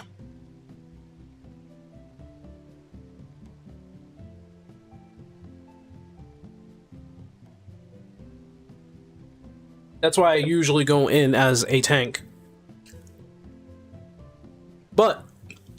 But it is still fun.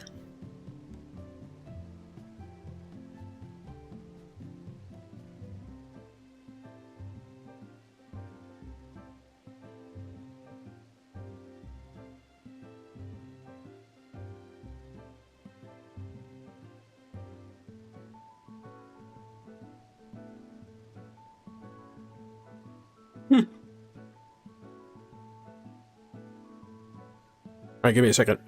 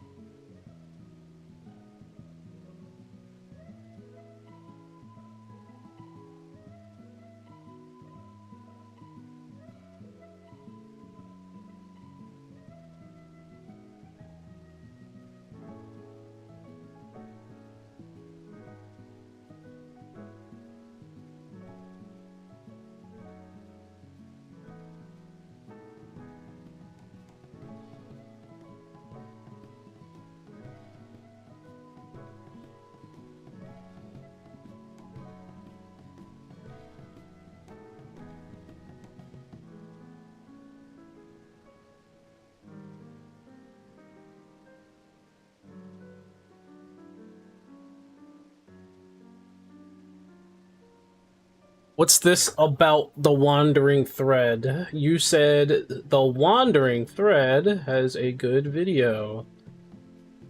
She is brutal. Wait, what? Is this the hardest dungeon with only 4 healers?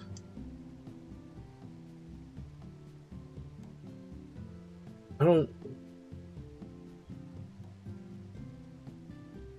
Welcome to episode 5 of Heal Only Run. The rules are simple. Okay. Now respect it. Respect the mechanics of the second boss of this dungeon. But with 4 healers, you actually need to coordinate and actually actively strike. Oh, you going through Haku Manor hard mode with 4 healers.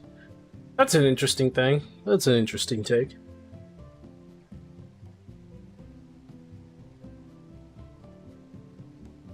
I asked him if he was ready. You there, man?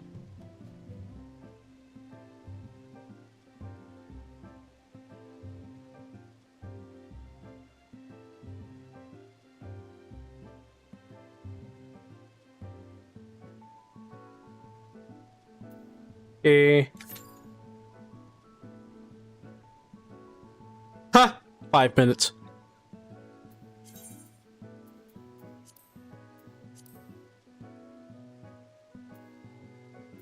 Didn't even notice I had the heavy hollow armor. I don't think it's 780, right?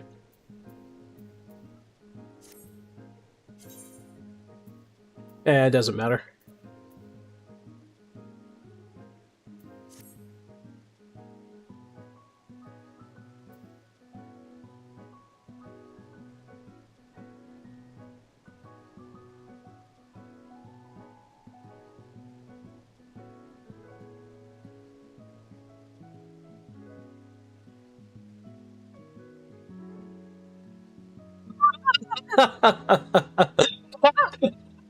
Oh my gosh, that tweet got me. That's funny. Oh my goodness, that's funny. This tweet almost got me here. Weekend Warrior finally caught up with mixtape, and gosh, the tears in my eyes. The plot, the characters, the art, the lore, the emotional moments, the dialogue, the writing, everything was hack garbage from beginning to end. Oh man. Oh, look at that's my boy right there. Look at my boy right there.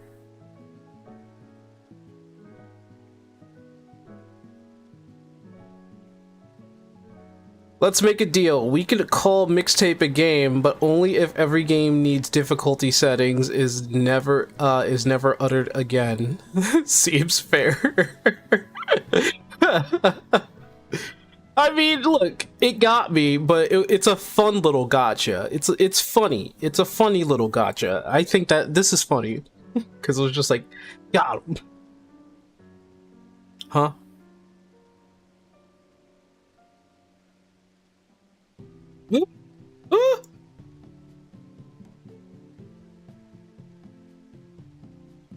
All right.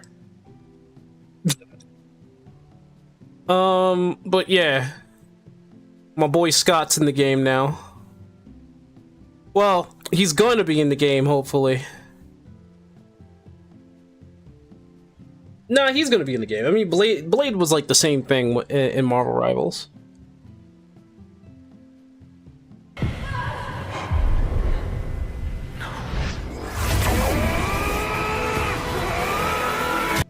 Eye lasers. Eye lasers, everybody. And you know what the funny thing is that a lot of people really do not like Cyclops. They think he's like a boring hero. He's boring because all he has is eye lasers. But you gotta think about like how he accomplishes the things that he does as the person who has eye lasers. Scott's eye beams versus a Kamehameha wave. Well, technically the Kamehameha wave, because you can turn a Kamehameha wave into a world-destroying thing. Scott's eye beams isn't so much world-destroying as it is just like, oh, well, he blew up a city or something, or he blew up some things. It's not as strong as a super-powered Kamehameha wave that could destroy worlds, you know? The possible canon Warrior of Light eye colors that fits with the trinity of Warrior of Light, Hades, and Vanal. What does that mean? Eye colors? You have eye colors for the Warrior of Light? The brown that he already has? I mean, he's basic as a hero, yes, but the character himself is neat. Actually, no, people don't like the character as much neither, because you gotta think about what he is. He is the leader of the X-Men, and he is dubbed the Boy Scout, or Professor Xavier's errand boy. Now, in another universe, in another reality, that wasn't so anymore. Interesting little piece of, this is an interesting little piece of story. I think it was Earth 616, where Scott and Jean Grey never got back together because of the whole mutant civil war, and instead Wolverine was there for Jean Grey, and they ended up getting married and having a kid, whereas Scott was just like, he was just hanging around, right? He was still a teacher at the academy, but he was no longer like lovey-dovey with Jean Grey. He was just like, just good friends, I guess. But basically, Logan and Jean Grey became the errand boys of Professor Xavier. And the reason for that is because Scott had like another thought process. Like he didn't think the same as Xavier and everybody else, and he wanted mutants to be registered. And what that is, with a mutant being registered, is that their powers would be documented by the government, basically. And Professor Xavier basically vouched for instead mutants being able to take care of themselves or policing themselves. What echoes has Sorelja conjured this time, I wonder? And in that world, Scott is still a good guy. It's just This must be WINDURST walls. it just like it never, you know, it was kind of sad because even Spider-Man and are you kidding? What's this? More vermin come to play? I fucking hate people like that. Without delay. It was a fucking black mage that did it. Wizard and demon of the Federation. How has he conjured such a terrible echo?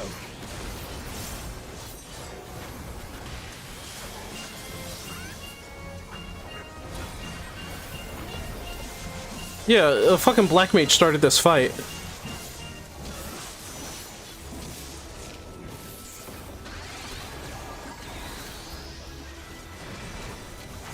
You've no recourse but to cower before my true power.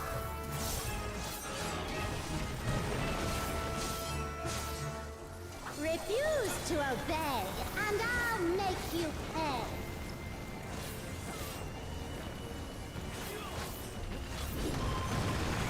Pulling before the tank? Yeah, that was the damn black mage.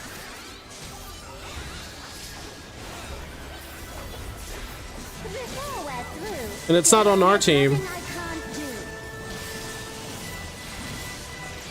Have care. There's no telling what she'll conjure next.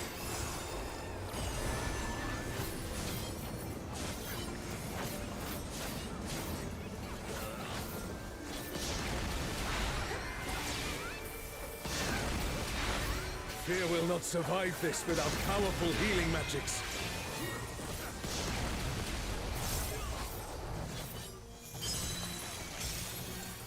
Oh, now I'm getting followed.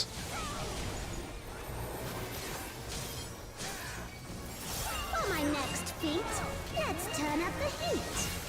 I did completely forget about that though. Ooh, calling her a witch is not a good idea. That is never a good idea. Woo! I'm no saint, so don't expect restraint. She is.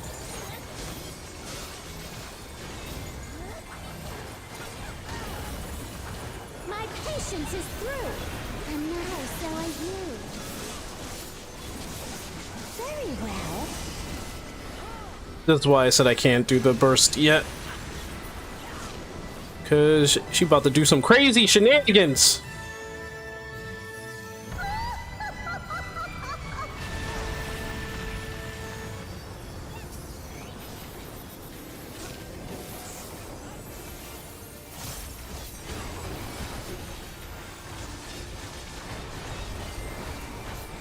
Damn it. Is everyone all right? No matter where you run, I'll still have my fun.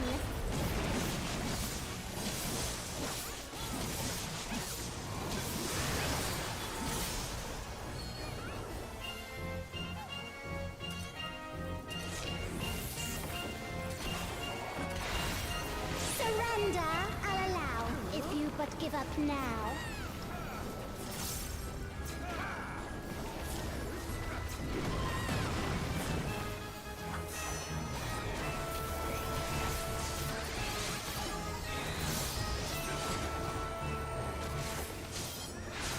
Your offenses demand consequences.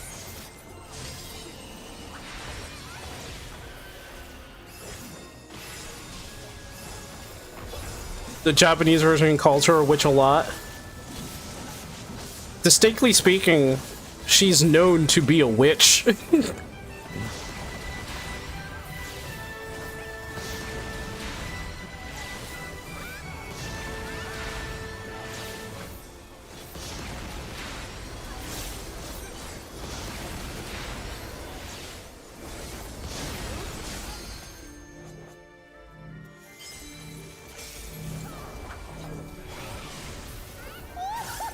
And the Too slow, I fear. You never Well, I mean, there you go. There's a reason why she's called that. And the reason why they call her a witch is because it's the kind of the replacement for the other word. I shall snap your flame out. Another swift rout.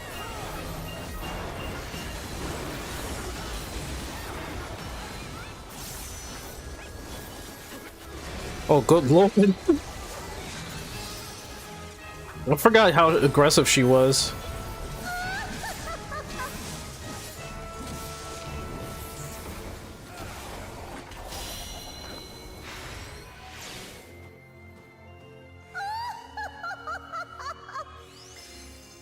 I forgot how aggressive she was. A doll. Yes. Yes, she was. You've proven a match for my magic's dog. Perhaps you have merit after all. Jerry's here. How you doing? One of the times I let DPS that pull before tanks get low to give them a message is ridiculous now. I had to let some die too. I'm going to do that from now on. Like, if a DPS on my team decides to attack, I'm just not going. I'm not going to pull. They're going to be like, "What are you doing? Why you let me die?" I was like, oh, I forgot. Oh, I forgot I was the tank. Sorry. When you pulled first, I was mistaken myself. My bad. sorry. I'm the tank next time when I pull.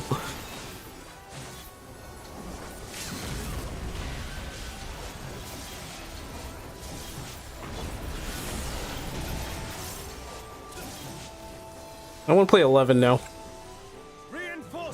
My 11 tingles tingling.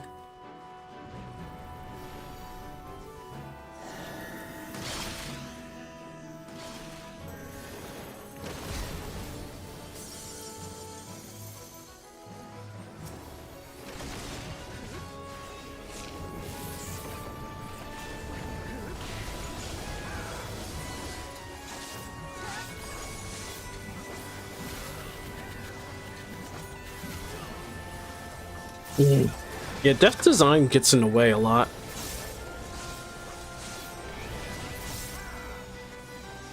And now the fight begins in earnest. Wait, that's a breach of what? Letting someone die is a breach of TOS. What are you talking about? I must have missed something there.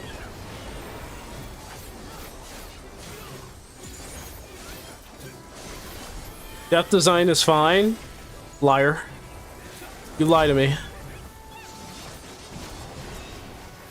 Death design has one flaw, and that it's a button. If it was implemented upon doing like a regular attack in your rotation, it should be fine. But it's a GCD outside of that. That's why it's a flaw.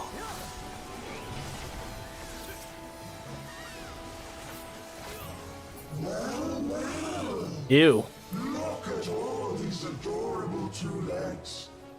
Come, dance with me, mortals. Their leader has finally shown themselves. Pretty sure Aurelia is just joshing.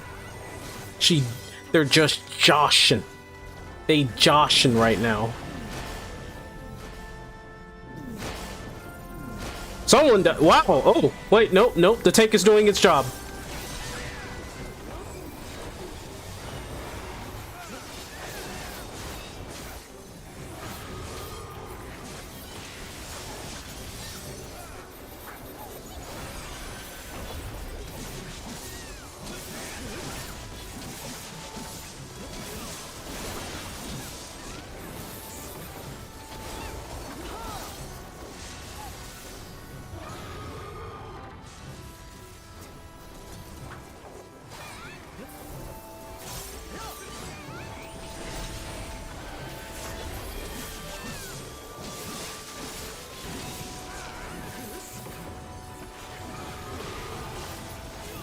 There we go. It appears the siege has ended.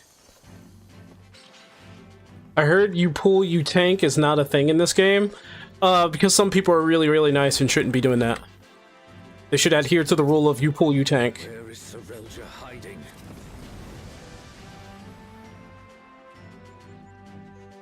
If they want to tank, they should have rolled tank. They did not.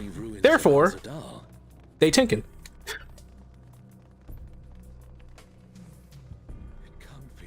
No, Yami. I think Aurelia was not really serious about that comment of it's a skill check.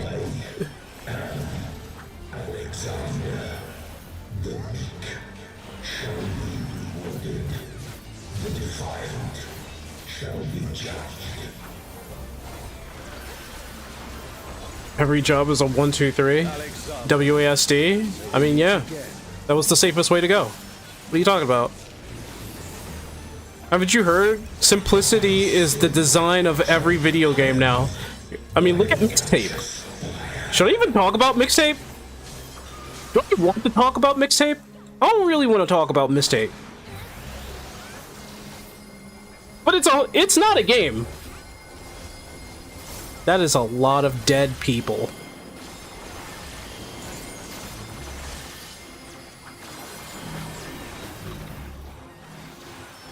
I don't know why I did that. I'm acting like I... can match the resilience of Alexander.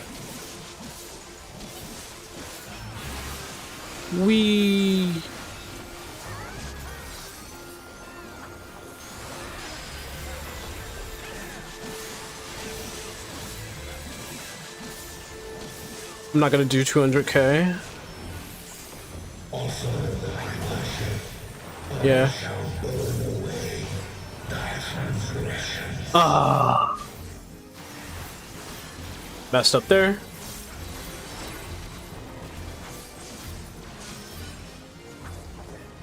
I think standing there is not the best. Yeah, you got hit, buddy. I don't know why you stood there.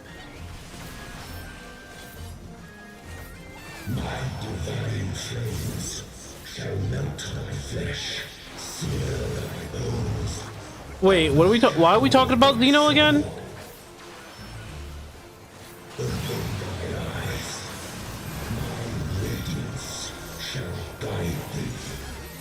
For bad takes? Are we shitting on Xeno for bad takes right now?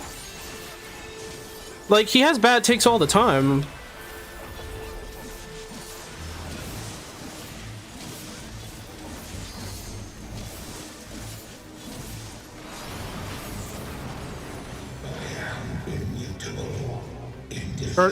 Okay.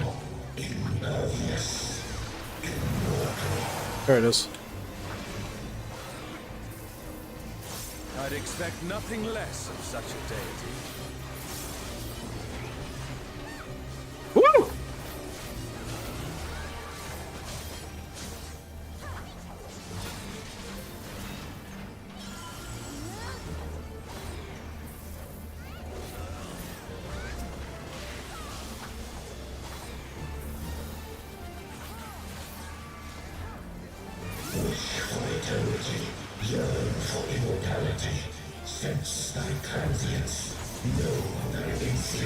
Well, give me a second.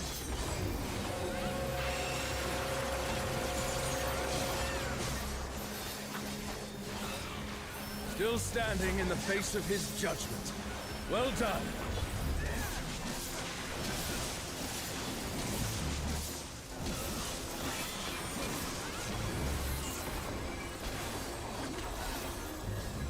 Boo! Of course it's on my side.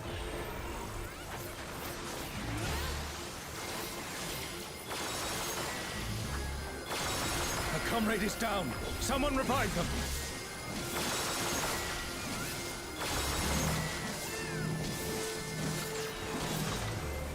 What? Why? Oh my goodness! Oh my goodness! Why were they so... They would just sit there, bro! They just sit there! Okay, I should have gotten away. That's partially my fault.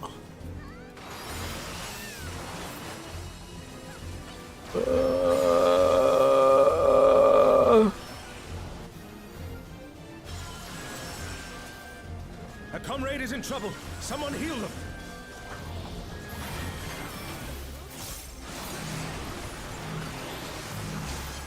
I'm gonna back up.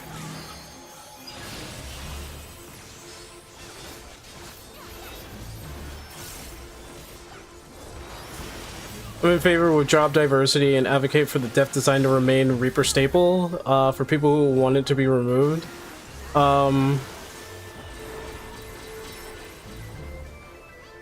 Wait, what does Zeno say?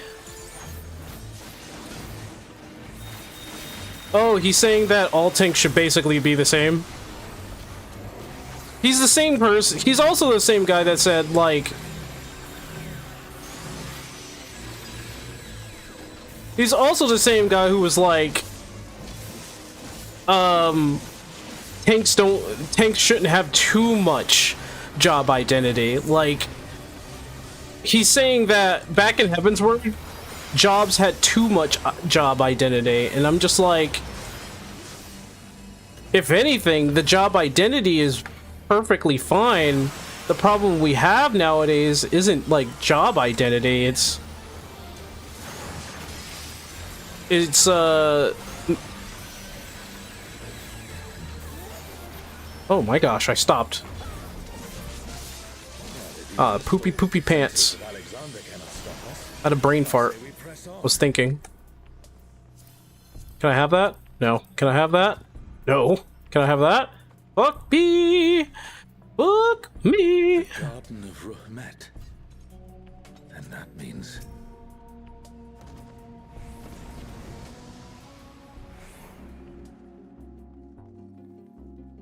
There's a difference between wanting it removed and wanting it to flow better. I want Depth's design to be reworked. I don't want it to be its own GCD. I want it to be like within its own design. Like, you know how Viper can just hit things and they'll just put on a debuff? Or I'm thinking wrong. They have their own buff when they start attacking. But like, it should be part of a combo is what I'm saying.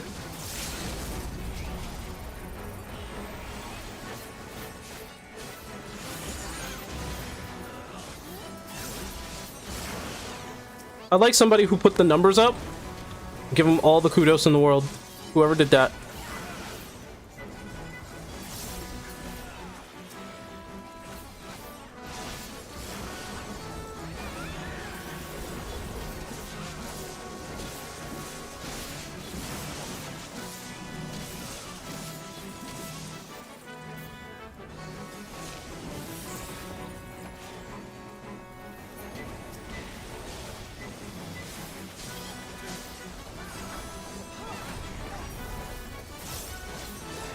Here's what I mean.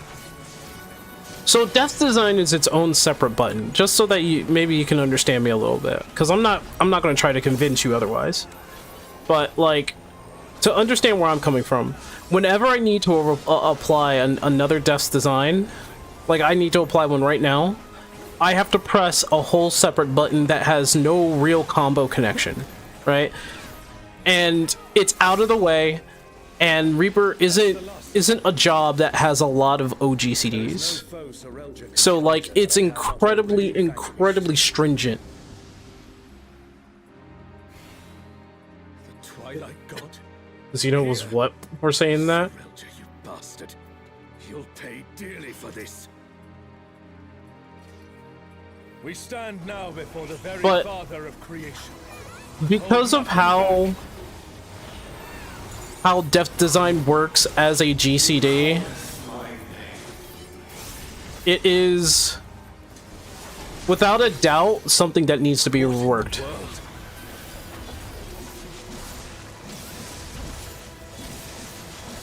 The emptiness threatens to spread.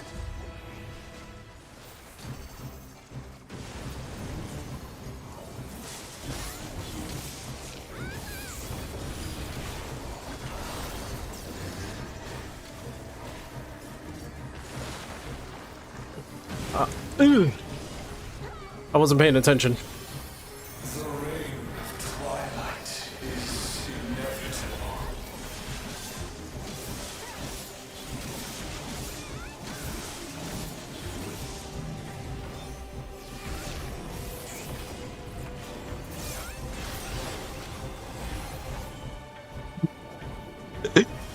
This mofo.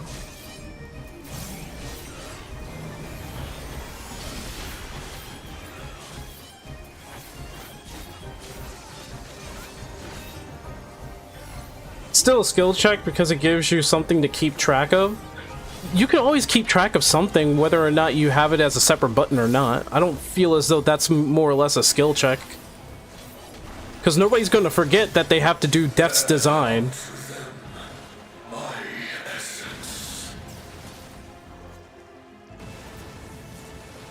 What people are really going to forget is whether or not it can be used in the moment. It slows Reapers down for it to being a separate GCD.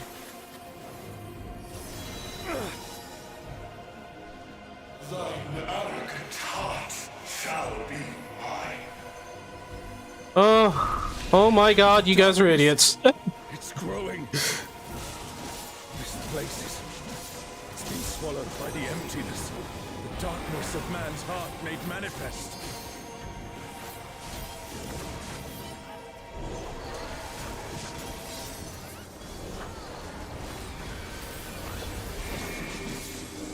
No, I won't give in. Thine own weakness betrays thee.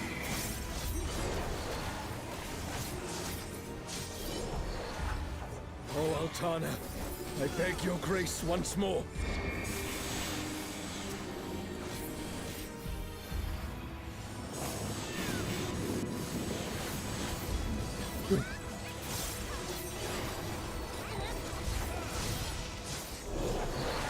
So long as I hold faith in my comrades and they in me, darkness shall find. Or no if you purchase could in my ever fail a Mudra combination, you never got Rabbit. That's not what I'm talking about. What I'm saying is that it distracts from the rotation and it distracts from just how it flows. Reaper has a very stringent rotation that they have to follow. And Death Design is part of that problem.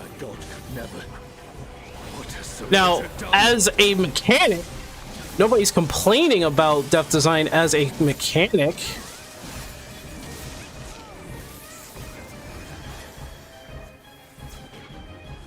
Like, everybody can agree that Death Design as a mechanic is probably perfectly fine. But I think it should have, like, a flow to it. Oh my gosh, I'm an idiot. I wasn't even paying attention.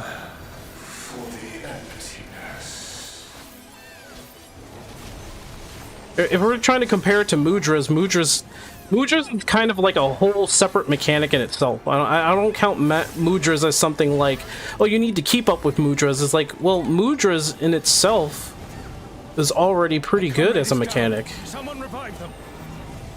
Like, it's already really good. And it intertwines with the rotation of the character, or of the job, I should say.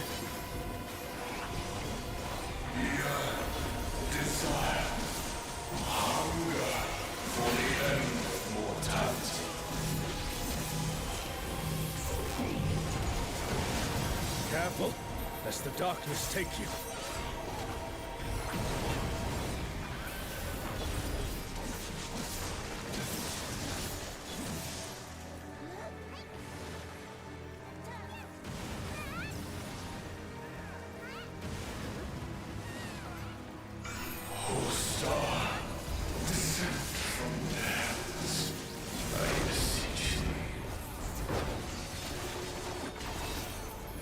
Jesus, dude.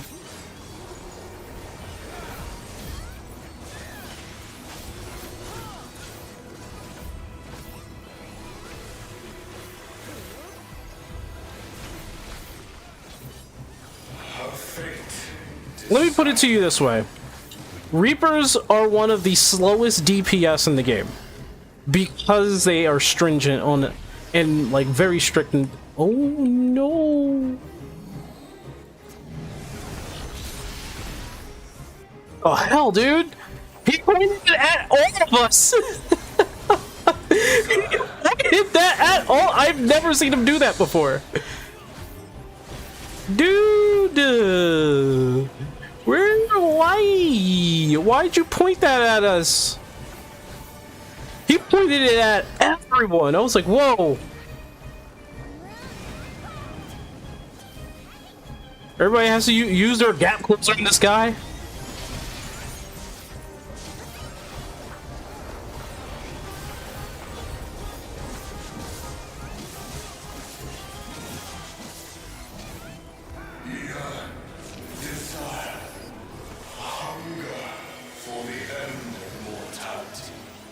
That give him a voice, man. The only Reaper flaw is its buttons is Solso. I don't understand Solso too much, only because it's like you're powering up yourself just to do an AoE.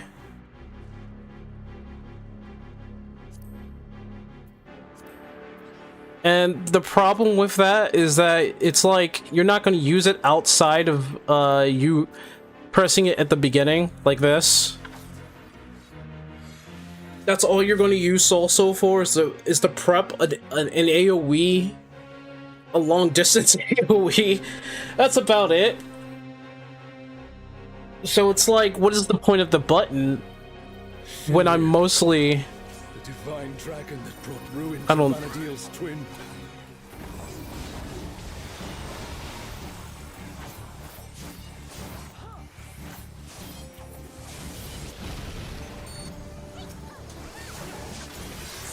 World Destroyer wouldn't be an exaggeration for this one.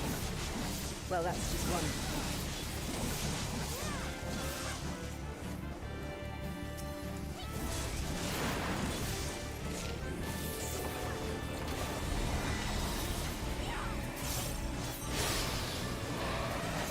Ah!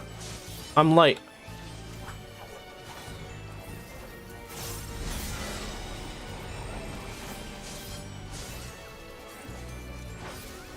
Yeah, so there's like no point to it. But like it's there. It's there as an optional AoE, I guess.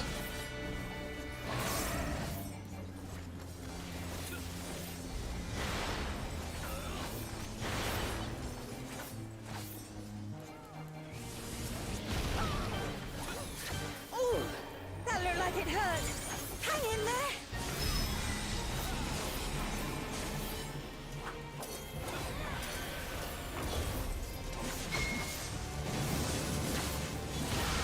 Never thought I'd see a god that'd give Promathia a run for his money. Promathia assumed this form after its resurrection. Now I suppose you would have no way of knowing.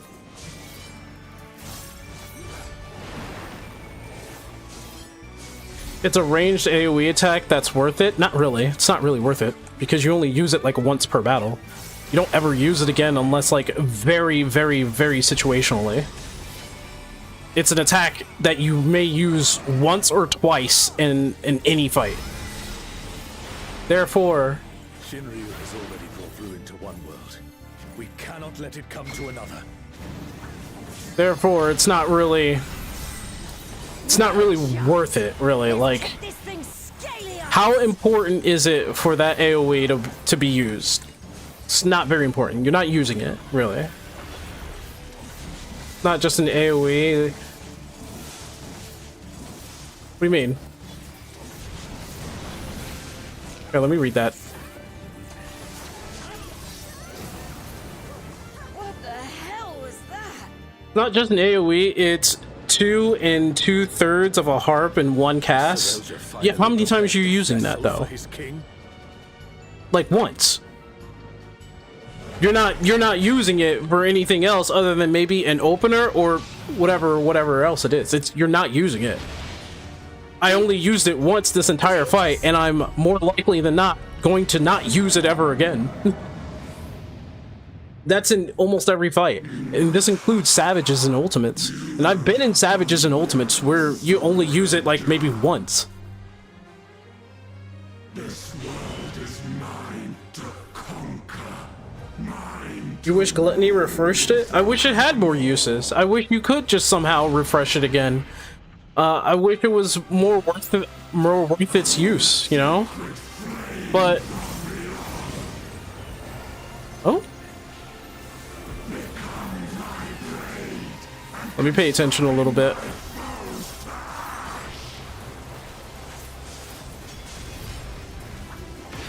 everyone, with me!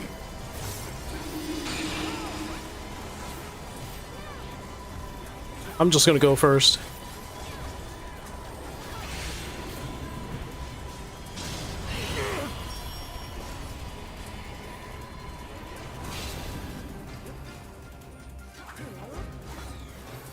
Now other people has to take it.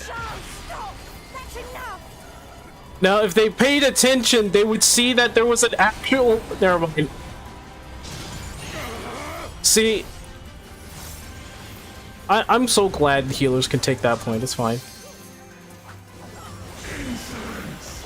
You dare defy me!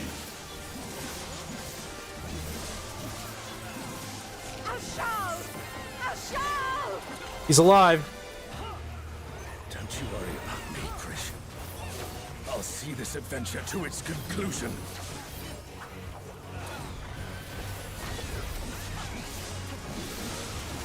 Wow, he is dying.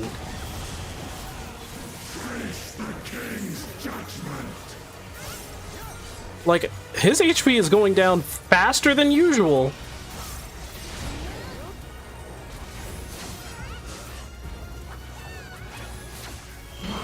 Word is absolute!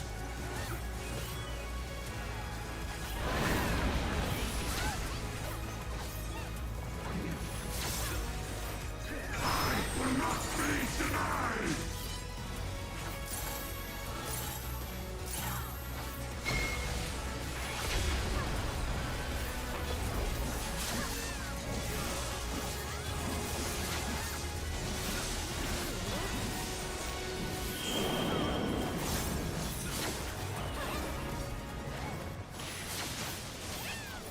My word is absolute!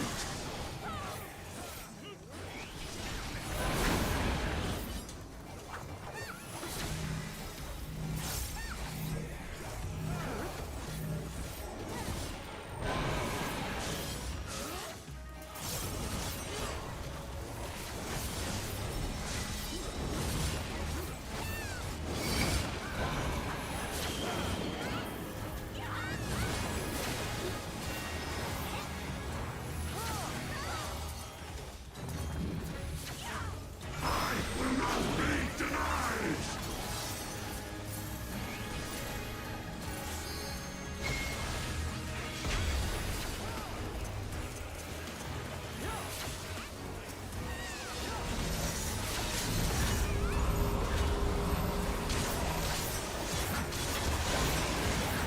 A truly mighty blow. The adventurers of your world are extraordinary indeed. Reaper limit breaks were great.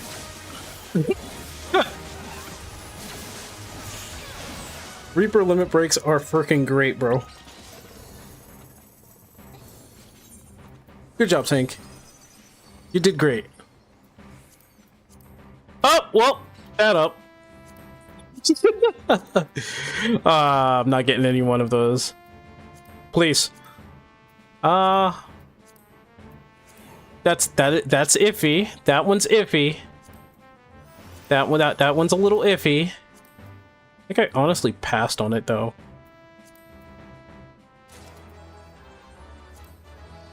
Okay.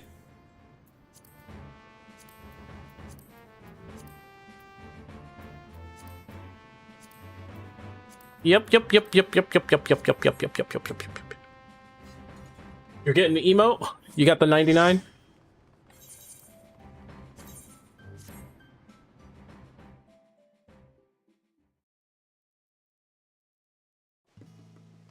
For the reaction video in Wandering. What's up? Let me see. What do you got? Homogenizing. Ha. From Wesker Alber. Wait, that name looks familiar. Wait a minute. Hold on. Hold the frickin' phone. Yeah, I've seen some of his videos before.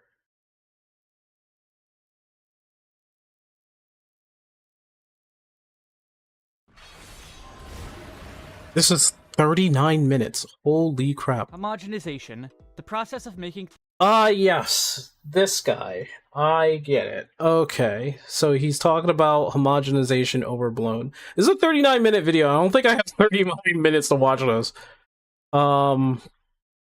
Didn't exist. So even when the game came out, gear differences were already a problem and people wanted it gone. Yeah, I don't think I have time to watch all that. So this is a little too long. At least 10 minutes today and then a bit later. I'd rather sit through the whole thing and watch it than just watch 10 minutes because I'm going to forget about it later. But from what I can guess, he's talking about how jobs within their roles start having the same abilities or having the same like effects and abilities. Like tanks right now are like pretty much homogenized at this point. And if that's like, if there's one thing that Zeno has said, and that I think is actually true, is that there is homogenization within the tank role itself. He's more nuanced than most. Is he okay, so he's more nuanced. Well, then we're gonna watch that a little bit like some other time because 39 minutes is a little bit much.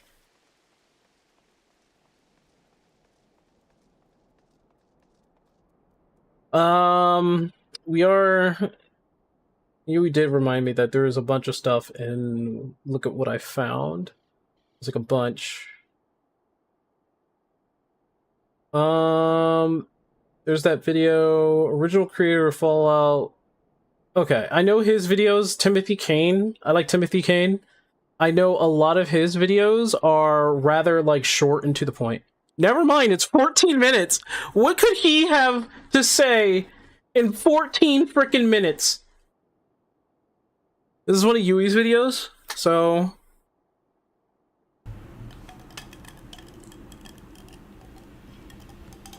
Oh, sorry. Hi. Hold on. Did I ever put a... No, I just put in the wandering threads. And videos to react to. Let's do this.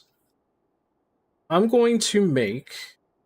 Because I like the way... Look at what I found. I like the way that works. How we have that over there. So I'm going to make a Wandering 2.0.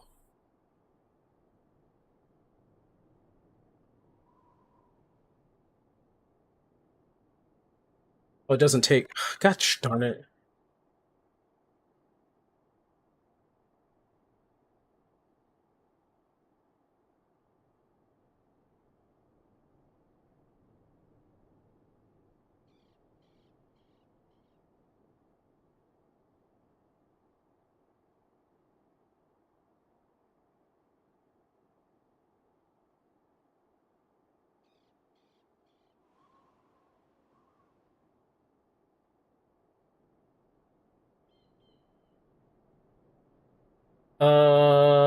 Did it... Okay, there we go. Alright. Everyone, it's me, Tim. Today I want to talk about how the internet changed game design. This is from a question from Padoni Rosso. Hope I'm pronouncing your name right. How did your thought process in designing and making games change, or maybe what adaptations did you see in general in making games by the industry around you with the advent of social media and video game streamers? To what extent and how do developers and or publishers keep in mind how streamable are their current projects in development? I'm sure that video game streaming cannot be ignored as a sort of mostly free commercial and promotion circuit for a modern day game. So how do you guys manage this change from what making and selling games was only 10 to 20 years ago? 10 to 20 years, I'm going to go back 45. 45. By the way, when I talk about how it changed the design, it's not just the design of the games. I want to talk about how they were portrayed to the public and also how the public received them. So because of that, I'm not going to talk about multiplayer games because there was a big switch from LAN to client server for a lot of reasons that are beyond the scope of what I want to talk about here. But if you honestly surprised it wasn't already changed to one after. Yeah, that's kind of on me.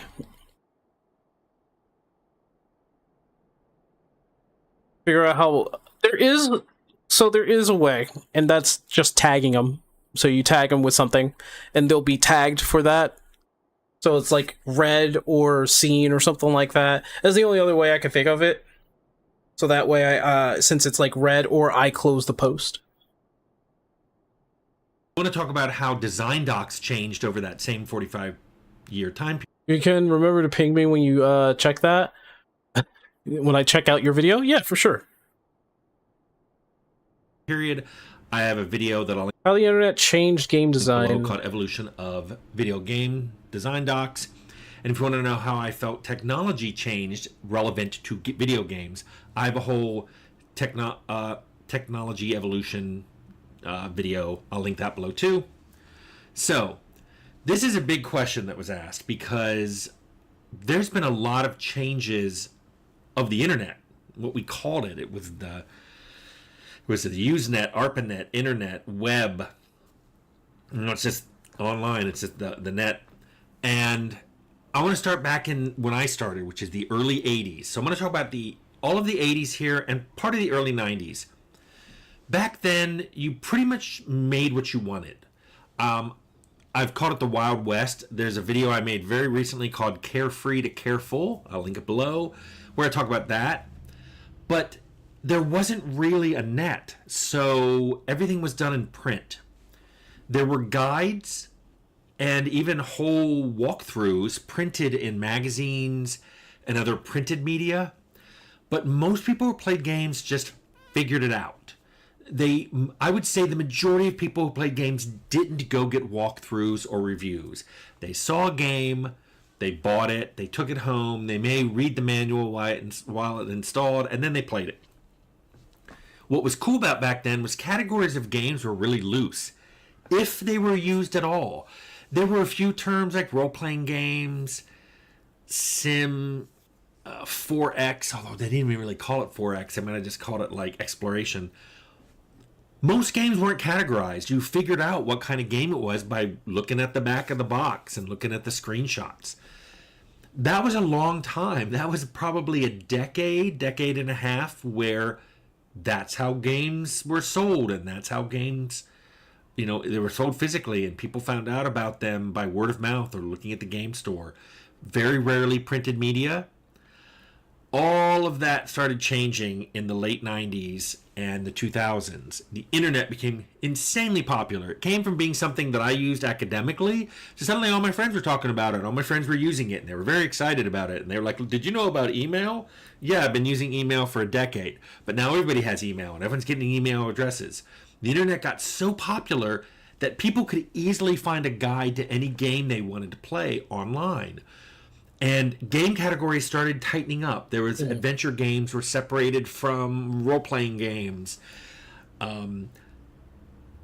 What this affected, what I did is I was starting to become more, it was more possible for me to have a say in what I wanted to make. I wasn't making games because other people said, here's what we're making this year.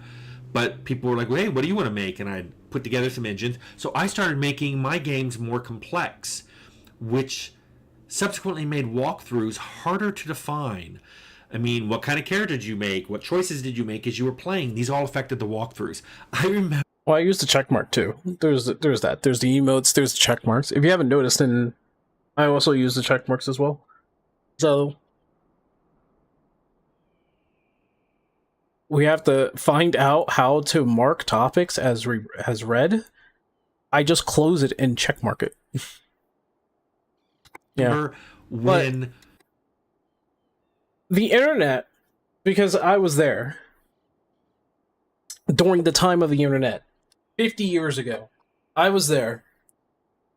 The internet certainly did change everything. When people had to figure something out in a game, they didn't have guides, and usually the manual that came with the game were the guides or magazines. It was a lot of magazines, a lot of books. 50 years ago, yes, I was there 50 years ago, yeah.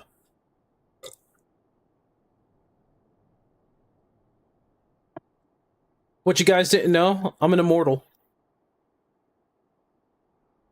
I was there 100 years ago when they invented Pong. You thought Sync, you think you honestly think that I don't have the knowledge that I have by just living in the current years? No, no, no, no, no, no, no, no,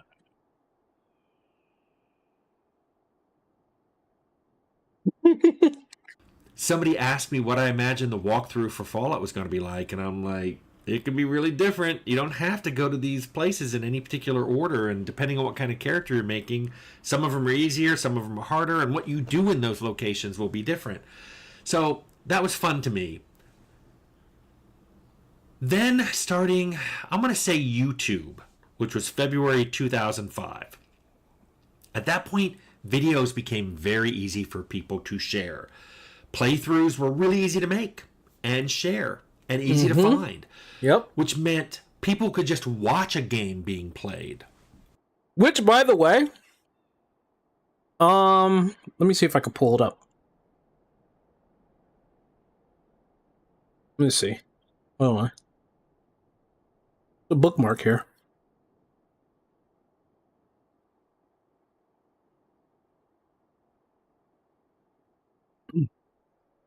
Here it is. So, Steins Gate. Reboot devs are banning everyone from streaming or posting gameplay commentary videos of the new game due to the nature of the product. Our company does not grant permission for any such activity whatsoever, is what they're saying. So you cannot stream this game. You can, the only thing that you can do is probably share it with your friends while you're playing it. That's about it.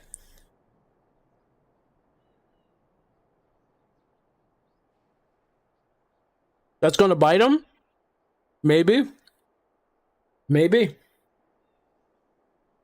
But the reason is because of the nature of the game. And the nature of the game is that of a novel, right? It's a novel game, right? Like, you're more or less reading and experiencing the story, pressing one button, rather than actually playing the game.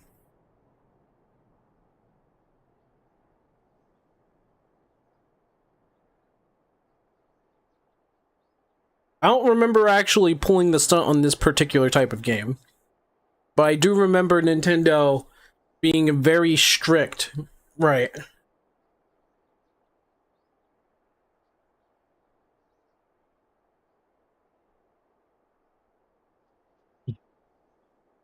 Last time a company did that, the game flopped hard. I don't remember the game. You're gonna have to remind me.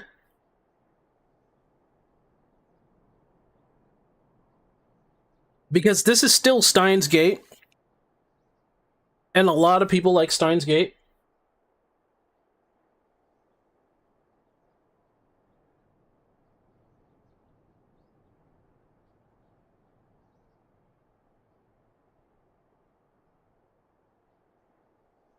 I don't know, because it's a visual novel, excuse me. It's a visual novel game. And it's a story game. And because it's a story game, they don't want people to spoil the story. Now, we're in the age of the internet, where people say, fuck that, I'm going to share my experience with the rest of the world. People will always stream their experience and the story. Do you think people gave a fuck that everybody was streaming Final Fantasy XIV story, which is its basic, which basically it's its linchpin? The reason why people play 14 is for the story. For the most part. There are those who don't care about the story and just want to play it for the combat, which, I mean, okay, that's fine. Like, some people don't even know what the fuck's going on in the story.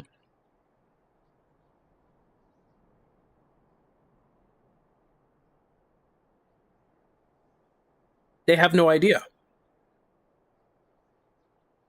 Was the Corpse Party series that had one of its games do that? Because the game barely sold and actually killed the series. I don't remember Corpse Party. I was never really, like, part of that or anything like that. But if that's the case, if it did die because people weren't paying attention to the story and really didn't want, like, I have a bad feeling that this is just gonna bite them in the ass. Like, I'm sure I'm gonna be one of those people that will be like, yeah, I respect that. Yep, okay, yep. Excuse me.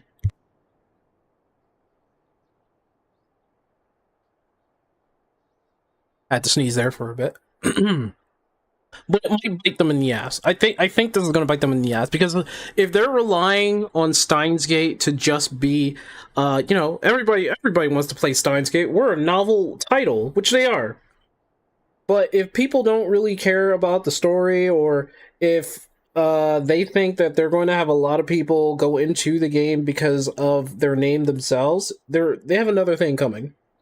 Because people rely way too much on what people say online. So it might come back and, like, bite them in the ass, you know? It might just come back and bite them in the ass.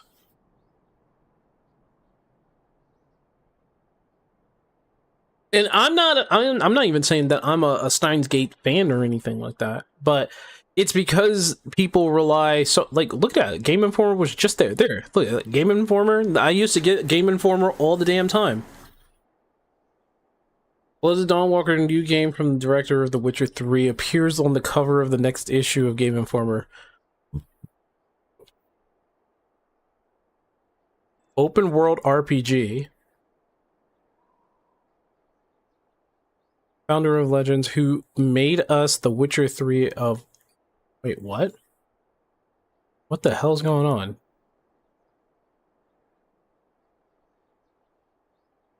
Okay. Hope Game Informer's doing alright. That's all I can really say. What's going on with Hytale? Why? What? What does this have to do with Hytale? Wow. Although I will say that this is kind of cute for what it is. Working on a large swath of the game for years with no community interaction or input again. Surely it will work this time, right? I paid for this game in high school. I'm now a grown-ass man with a seasoned career, and it doesn't look like you've made any progress.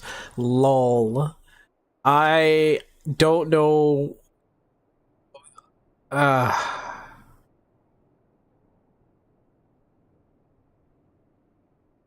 I haven't seen that game in years, brother.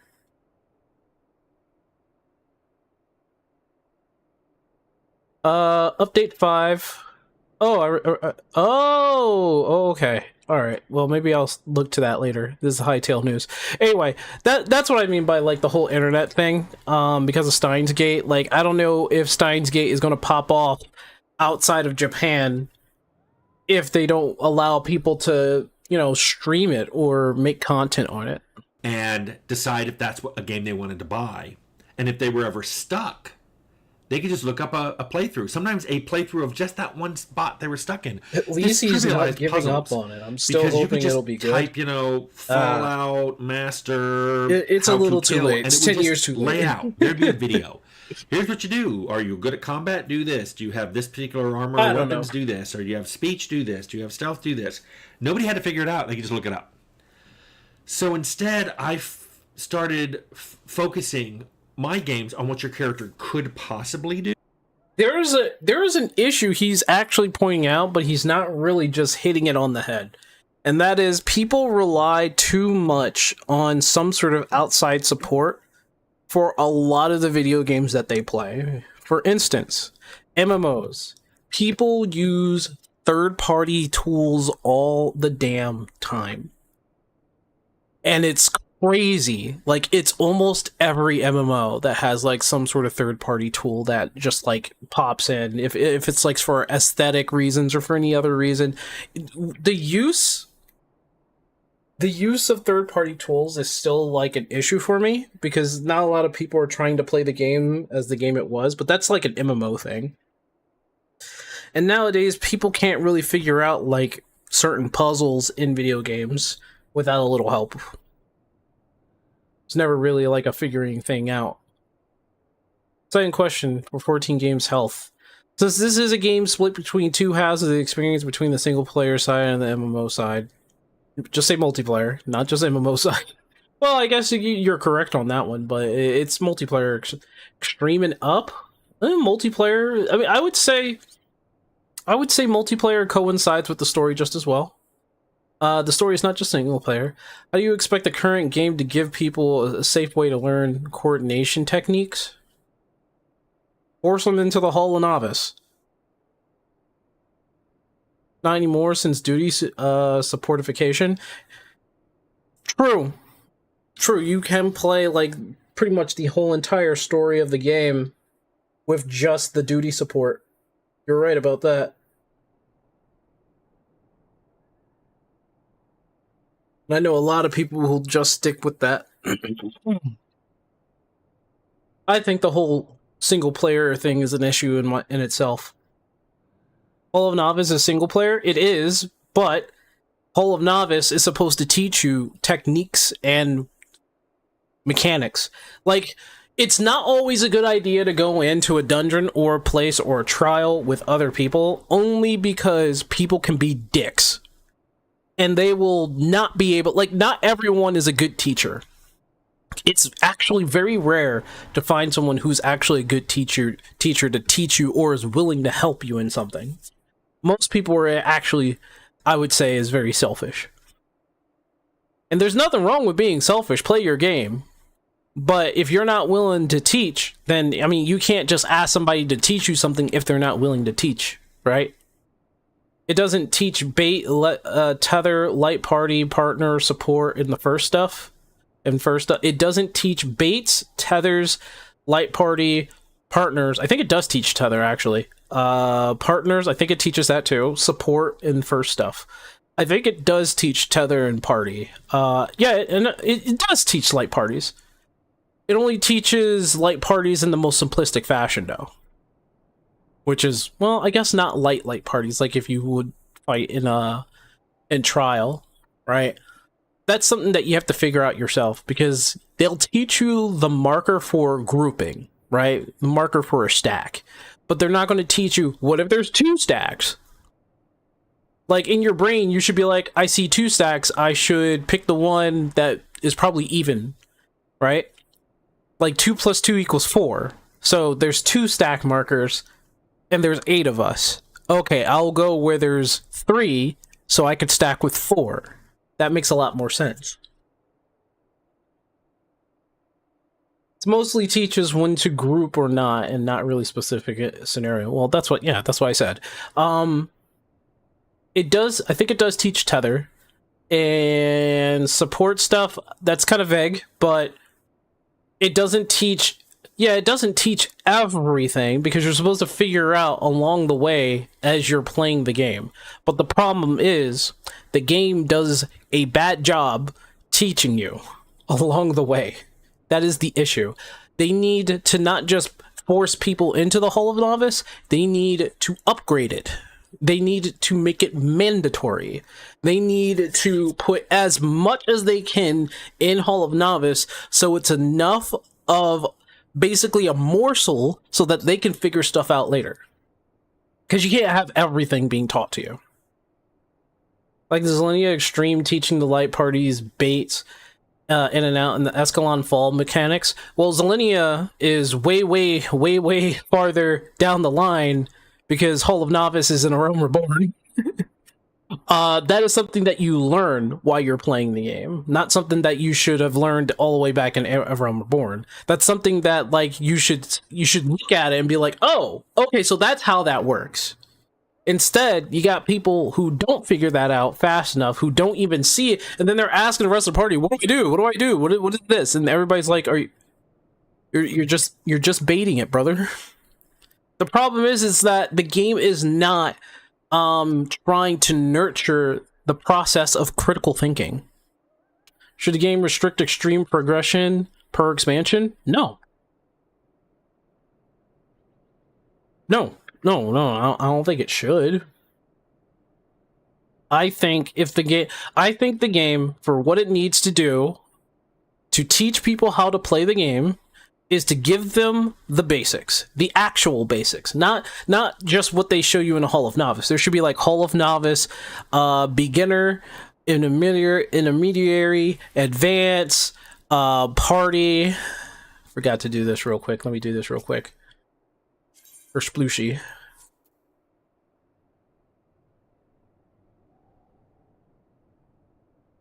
I think the game doesn't really teach people how to play on the level of, I would even say, Savage. I think they give you enough for Extreme to figure out, but not for Savage. I don't think they, and even still, people who sat there and said this game is too hard or the dungeon's hard, it has like extreme level difficulty, I'm just like, nah, that's not it. That's not it. It's people who play this game from front to back or haven't played as long as perhaps I have, or just getting into the game, and they get to the end and they're not very MMO savvy, they're very casual or something like that, are not set up for success when it comes to harder content. Because the Hall of Novice is optional, and the Hall of Novice is not enough. That thing should be mandatory, that thing should have different levels in it, and it should be teaching you how to advance within this game. It, like, 14 doesn't really teach the player too much, and yet it somehow encourages, it should be, honestly, it's encouraging people to do harder content like Extremes and Savages, but people who do Extreme and Savages are way different than that of a casual. Way different. Way different. They have a different mentality. People who are casual are given a lot of leeway to go through the story. Let's just say that. And the dungeons are the same way. That is until they get the Dawn Trail and the dungeons start whooping their ass. And they're thinking like, what the heck happened? Why is the dungeon so hard? And it's just like, well, how was the game? Like, what am I supposed to tell you?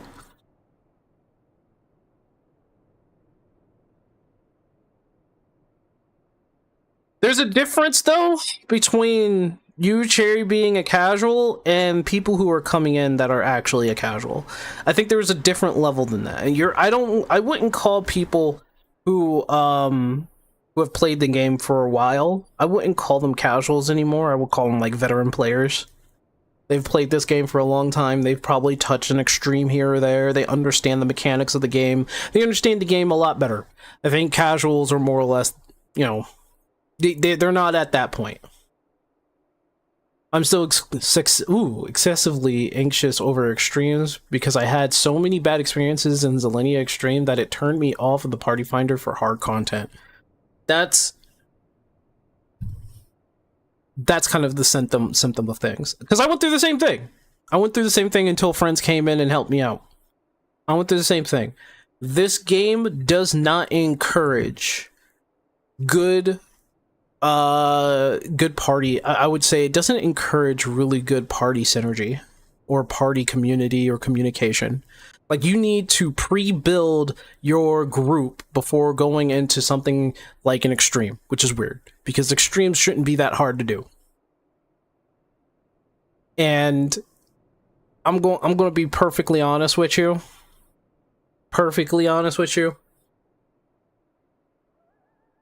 People who play in harder content, who play in Savages and Extremes, have like some sort of chip on their shoulder.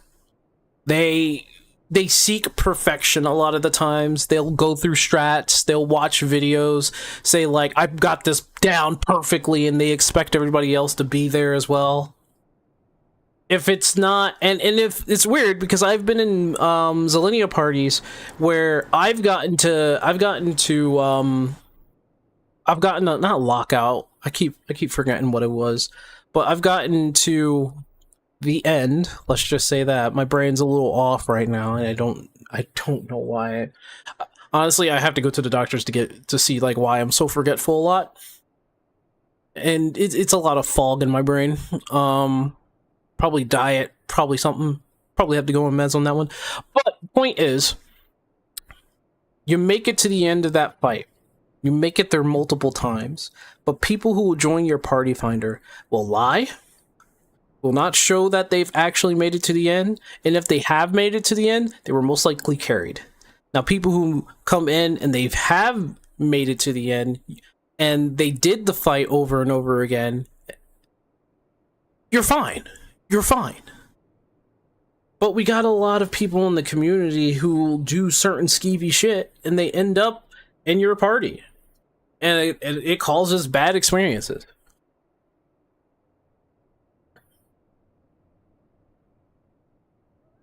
Because the normal way to deal with a mech led to zero progress. It's funny how people have to use the brain ditch strat. Again, the game doesn't really... the game does not encourage critical thinking. A lot of games, in fact, do not encourage critical thinking. Yeah, it is a people problem. The game's main issue is as soon as you have some form of MMORPG knowledge. That's true in a way, yeah. It is true in a way. It does not really... Again, the game does not encourage critical thinking. A white mage stay dead to not have the deal... Oh yeah, you talked about that whole Doom thing. It was a little weird. Have you stopped eating a specific food, or have you stopped a specific habit? I had to stop eating... Well, one thing, I don't eat bananas. Like, I just hate the taste of them. But, I used to take lactose tablets for any kind of milk byproduct, but I found that it's not working. And recently I've had stomach issues where I don't know whether or not it's IBS or if it's GERD or anything else. I don't know what's triggering it.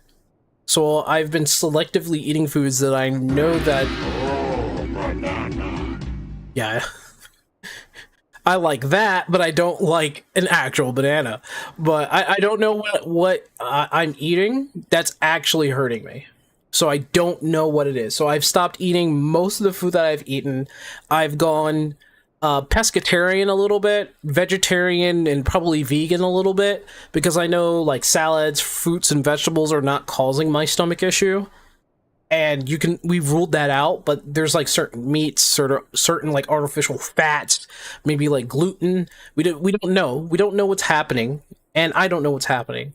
And it triggers. It's not something that I got sick over like a certain amount of time. It's not a virus. It's literally something that I'm eating, and I don't know what it is. Crohn's or celiac, is that how you pronounce that? That may be it. I don't know. I don't know. Like, I had to stop eating popcorn, for instance. Like, I knew that's one of the foods that triggers it. And I had to... I don't know whether or not if this is actually the truth, but I had to, like, stop eating oatmeal because the last time I had oatmeal, it triggered it. And I'm like, that's weird. Oatmeal is actually supposed to be good for you. Then I had to stop eating peanut butter because I didn't know if peanut butter was also triggering it. It felt like it because I had like peanut butter before, and I was like, what the heck?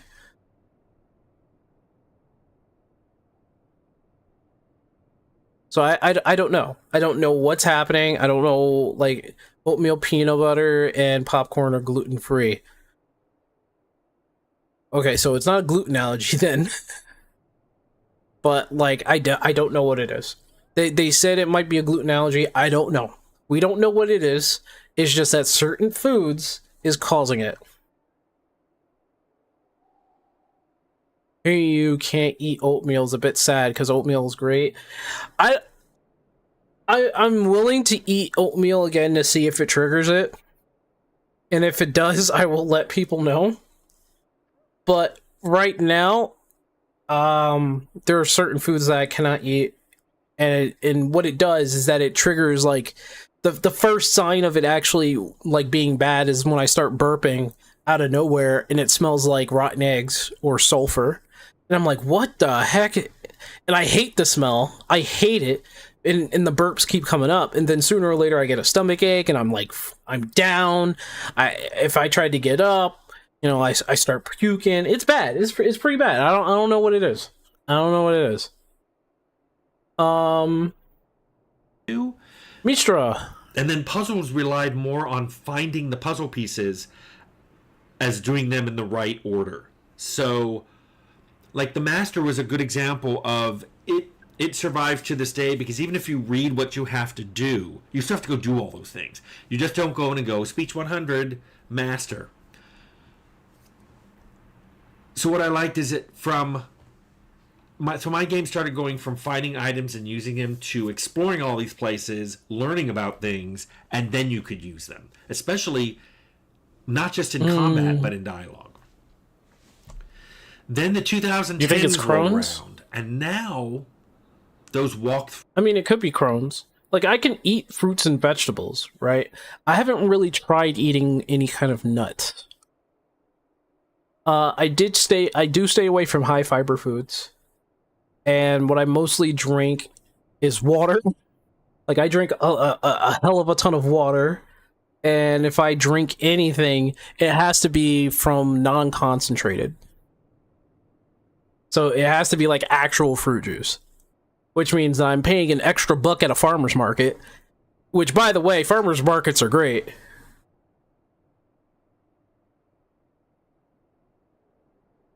Check general chat? I'll check it. Give me a second. brews and videos online were starting to get replaced with influencers. I don't recall hearing the word influencer before the 2010s. What was interesting about Okay, yeah, I'll take a these look at that. individuals is more than showing. You can always DM that to me. Like, my DMs are always open. So you don't have to go through general chat for that. You can always DM it to me. How to play games, they were actually recommending whether you should buy them or not. Differently than journalists. Journalists would frequently say, look at the game, look at all these, look at the features, and it supports this, and it's very similar to this game, and blah, blah, blah. And then they'd finally give it, like, we're going to give it an 8 out of 10 because it was a little buggy, but we liked it.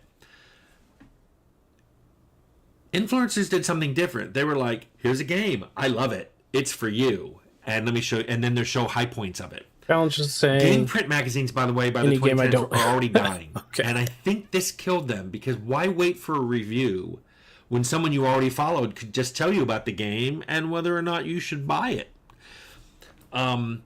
Publishers responded to this by sending copies of the game to influencers and online channels just as much as they did to game journalists.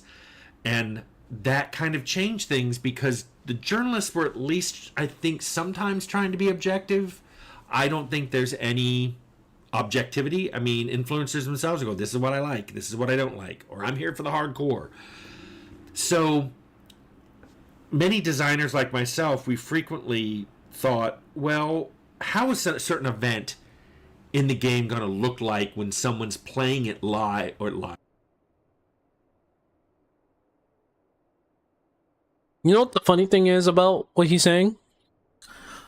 The funny thing is, he's not wrong, but the reason why people always watch, like, influencers playing a game, if it's a Let's Play on stream, or it's a review on YouTube, is because usually their thoughts align, and people like hearing what other people say whose thoughts are aligned with theirs. That's why, you know, you see a lot of games being recommended by, hell, Jacksepticeye or Markiplier, right? Or back in the day, PewDiePie. PewDiePie's retired. Let's just face it, he's retired. And they'll go out of their way to also buy those games because it looks like they're having fun, right? The issue that I'm seeing here, though, because he was talking about journalists, is that now journalists are not biased. They are completely and utterly unbiased, or completely and utterly biased at this point. We put too much stock in old men who made games just because of experience. And at the end of the day, his experience don't help me choose the best experience for me because I'm not him. I mean, in that way, yeah, you're absolutely correct. Like, if I were to play a game in front of you guys, and I say I recommend this game, like Mouse PI, for instance. I played Mouse PI in front of you guys. I played that whole entire game to the end, right? And I loved Mouse PI. I would only say I recommend this game if you like boomer shooters. If you like Doom, right? If you're the type of person who would play Doom or the new Doom. If you like that game, you're gonna like this game. But I'm never going to say, hey, person who doesn't like boomer shooters, I recommend you to play this boomer shooter. I would never do that. I usually just play fun games and see if you guys like it or don't like it. It's whatever. Because later on, I'm going to be playing Pokemon Champions, and I know a good number of you don't give a shit about Pokemon. Like, if I watch 10 reviews, how do I know which one of these people are most like me? Unless they are very specific. I got no idea. Yeah, you're never going to know. I mean, the game right now that's getting, like, lambasted left and right, and or being praised up into the stratosphere, Mixtape, it's a crazy time, you know? Or recording themselves playing it to put up as a stream. We thought about cinematics, we thought about end bosses, we thought about unusual weapons you could get. And because of that, we wanted it to look really good in video. And that was one reason, like, particle effects became a big thing, because you just didn't want it to go boom. You wanted a big explosion and wanted it to be pretty and colorful. And all these things, especially in a clip, because people will see that on some channel where someone's talking about the game and they see that clip and now they really want to play the game. So now you're thinking about your game the way we used to think about interviews. When you went into an interview, you're like, okay, I got to have some sound bites ready so that, you know, when I get quoted, Crimson Desert I was wanna make sure the lambasted soundbite's by a quoted. Now lot of it's like, critics. what part of our game Kinda would crazy. make good clips for influencers to show? And now we're in the 2020s, and many gamers don't even look to influencers for reviews. They look to influencers to be told how to think about the games. So people don't form opinions from the online video. They're handed an opinion from the online channel they're watching. What this means is I've seen reviews go from, this game has less combat and more puzzles and dialogues for you to interact with than this other game, to, this game is stupid and slow paced and made for casuals. I think you should skip it.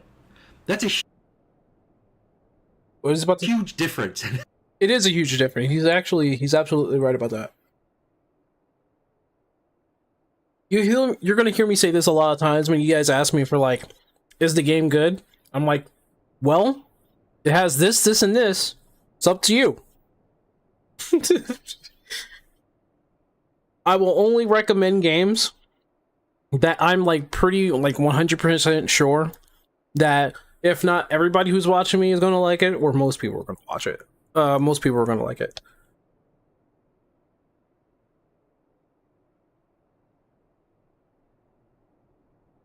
But, like, even Final Fantasy XIV, I don't recommend everybody to play it because it's like it has like 500, 600 hours of story.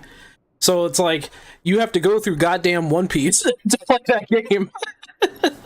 And it's the equivalent of watching, if you take out the intros, the recaps, the fillers from One Piece, you could probably get through it in a week. At the least. At tops, maybe a month.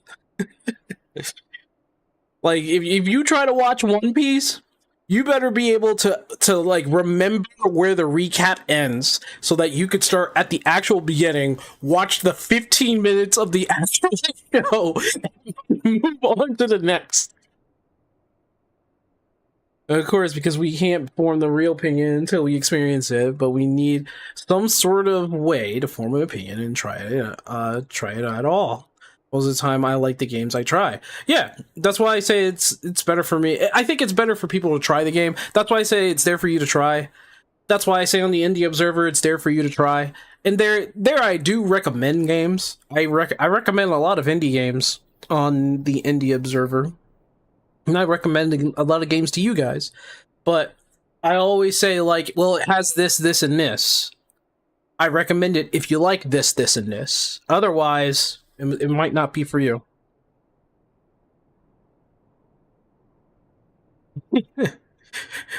But if you guys try to go through One Piece, yeah, good luck. You're gonna need practice. Like, you're gonna need practice to know when the whole thing is gonna end. Which you already know when it ends. Is, you know, to be continued. It's just like, yep, we're done. Move on. Don't even need to see what the, you know, is. It's like showing you a recap of the next episode. No, don't even need to watch that. Go to the next episode. It takes 462 hours to get through One Piece. Really? 462 hours. I think... Okay, then I'm wrong about the whole week thing. There's no way you can get through all of One Piece in a week. Yeah, I'm definitely wrong about that. That would... If those hours are correct, that would take, at the very least, like, maybe a month.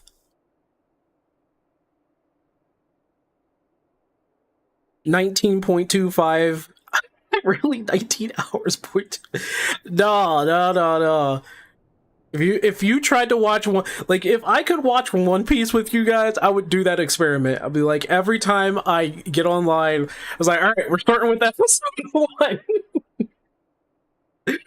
With 1,160 something, it was like 1,140 something episodes to go or something like that. That would take days. You say 19.25 days. So that's if you watch it straight. There's no way you're gonna watch something like that straight. Like, that's a 24/7 channel thing. Like, holy crap, no way. Luffy's voice is nails on a chalkboard. I understand that. Not everybody likes Luffy's voice. I perfectly understand that. Be it Japanese or English. And I don't watch the English version of One Piece.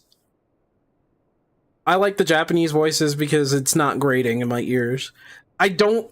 It's that... Not that I hate the English voice actor for Luffy. They got better. They got better. They changed over time, obviously, but they got better. 365 and 2 days. Oh, God, what? Some Kingdom Hearts reference there? It'll take 42 to 45 days if you watch 10 hours. Jesus, God. You gotta make that a job.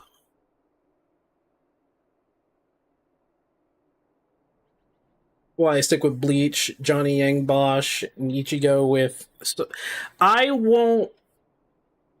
I won't bash anybody's voice acting abilities. They intentionally made Naruto's voice the way that it is. They intentionally made... It's kind of scary how close the English and the Japanese voice acting for Naruto is. Like, it's scary how close they actually are. But, I'm already used to Luffy's voice, but I can completely understand why people don't want to watch it due to Luffy's voice. Kind of in the same boat, but at the same time, for me, One Piece also lost me every time I tried to watch it. I've always kept up to it. I am one of the few people, when Gear 5th came in, which is it's also known as another name, but people know it as Joy Boy. People know it as Gear 5th. But it's basically Joy Boy. When that form came in and they went with the extra budget, like, they had to, I think they took a week off so that they had the extra animation budget just to make the fighting scene for Joy Boy's appearance. And it was absolutely ridiculous. It was absolutely ridiculous. I was like, you spent all this time with this wacky ass Alice in Wonderland looking kind of bullshit. Like, that's what you spent your time on? Holy crap, guys. 1 or 2 hours or so a day, and don't care how many days it takes. Even if take my days off, it's just an anime. True, I'm with you there. When it comes to sub versus dubs, I watch it in subs, but I'll say one thing about dubs: at least it's not French. Wow. Come on, man. How can you say that about your own language? Come on, man. Gear 5 sucks is my hot take. Gear 5, in my opinion, is a clone of Ultra Instinct.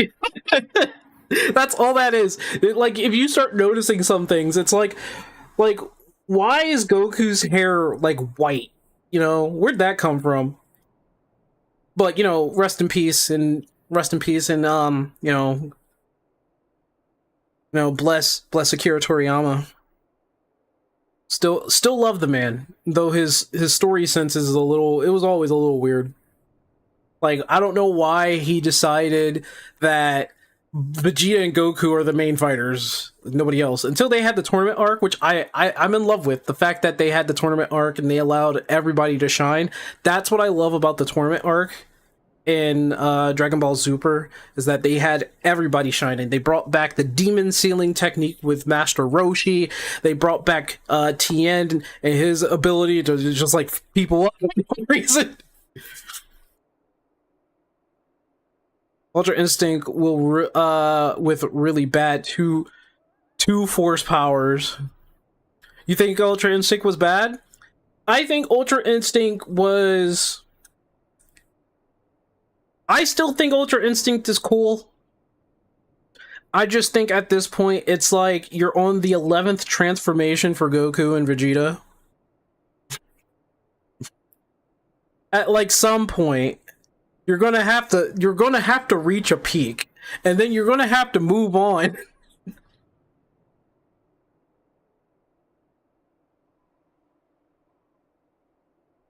I can make rubber goggles. The fact that Luffy can just make rubber goggles out of his hair smoke, right, is supposed to be the emphasis of what he is now, which is basically a cartoon. That's what Gear 5th is. He's a cartoon.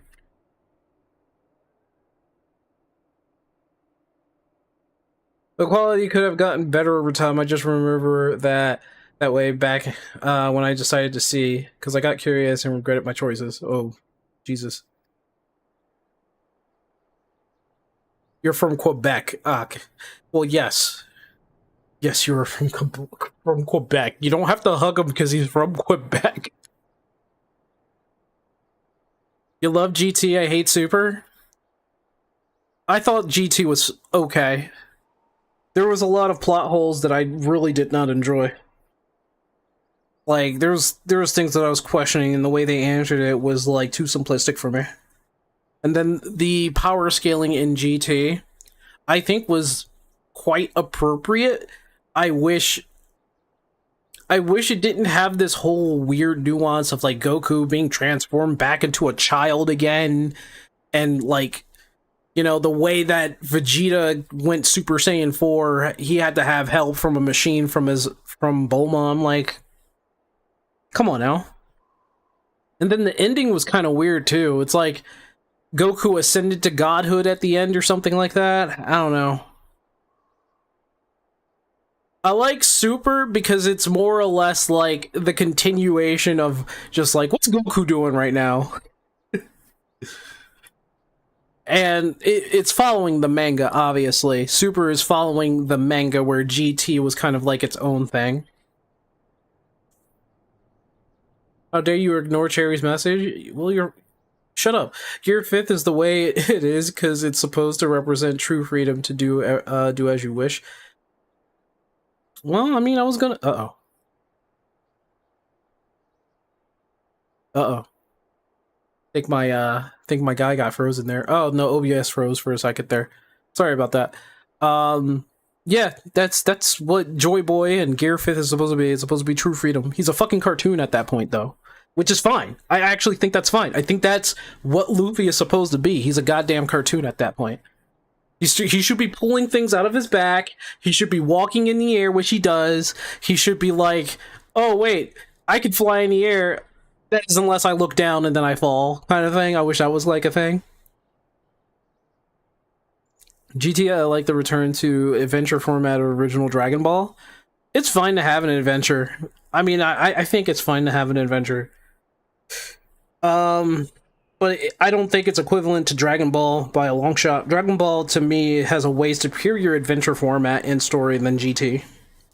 I wouldn't even... I would actually compare the two, but I wouldn't even put it at, like, Dragon Ball level, in my opinion.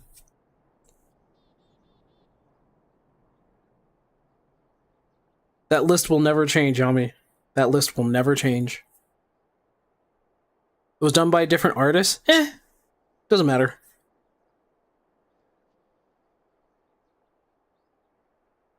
Original Dragon Ball is the best. When the Ox King saved Chi-Chi's dress in his mansion and was on fire. I was so hyped. Dragon Ball was a good one. I'm still gonna always say like Dragon Ball Z is my favorite. Because I grew up with that time of Dragon Ball. I grew up with Dragon Ball too, not gonna lie. But Dragon Ball, I think, predates me. I think it's older than me. Dragon Ball Z is around the time where it came out, and I was still watching it, and it was new in its own way, I think. So they brought it to the US, and every kid in elementary school who was like a boy, who, like, the two things that we were watching, and you had to admit as a boy, one, Dragon Ball Z, two, Pokemon. Well, everybody watched Pokemon, but Pokemon. Everybody got into Pokemon. Even the girls got into Pokemon, but they got into like the Pokemon plushies and all the merchandise and stuff. And the guys were who were playing the video games, and both. Well, the guys were also into Pokemon cards, and both were watching the anime. And if you're a guy and you're in elementary school, you were also watching Sailor Moon. That's right. Yep. Nope. Before there were bronies, all these guys watching My Little Pony. There were little boys watching Sailor Moon. And I'm not even joking. I'm not even joking.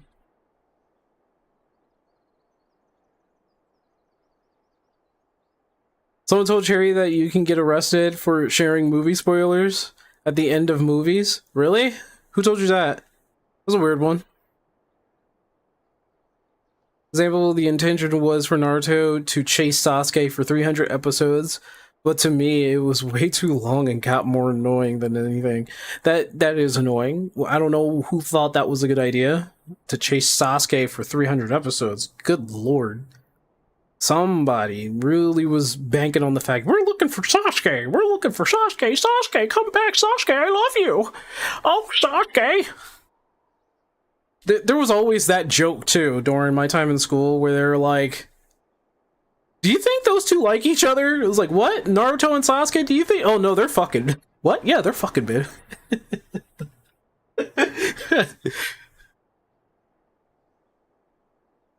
Kind of a dick move to do in a movie. I doubt people get arrested for that, though. I believe if someone said you can get fined for it now. No, you don't get fined for it, and you don't get arrested for it. It's just a dick move. Nobody's getting arrested for spoiling a movie. I can believe it if it was like somewhere outside the US, maybe like in Europe.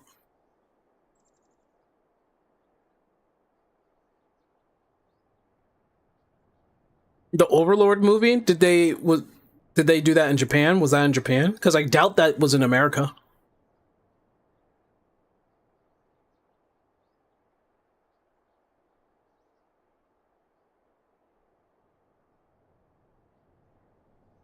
For Sailor Moon, Aurelia, it was more...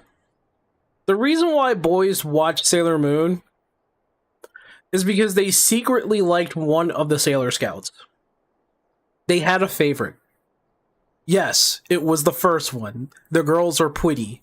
And the other fact is that because they were pretty and they were beating bad guys, although no boy could honestly forget the thieves. The thief song, like we had it in our head. We're like, fuck, we can't get it out of our head.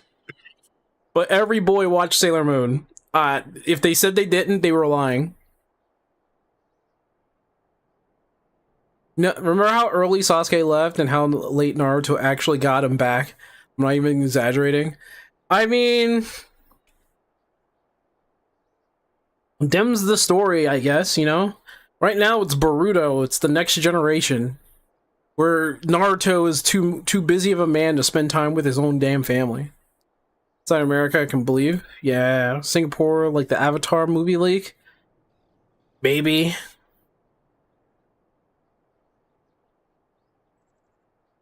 Because you never watched Sailor Moon?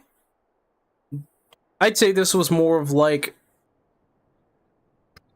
I want to say this was more of a USA thing. because I think Canada had its own like versions of like cartoons and say, like for instance, Code Lyoko. Code Lyoko was a Canadian show. When it came to the United States, right? People loved that show. People loved a lot of Canadian shows. I think Totally Spies was Canadian, I think. People loved that.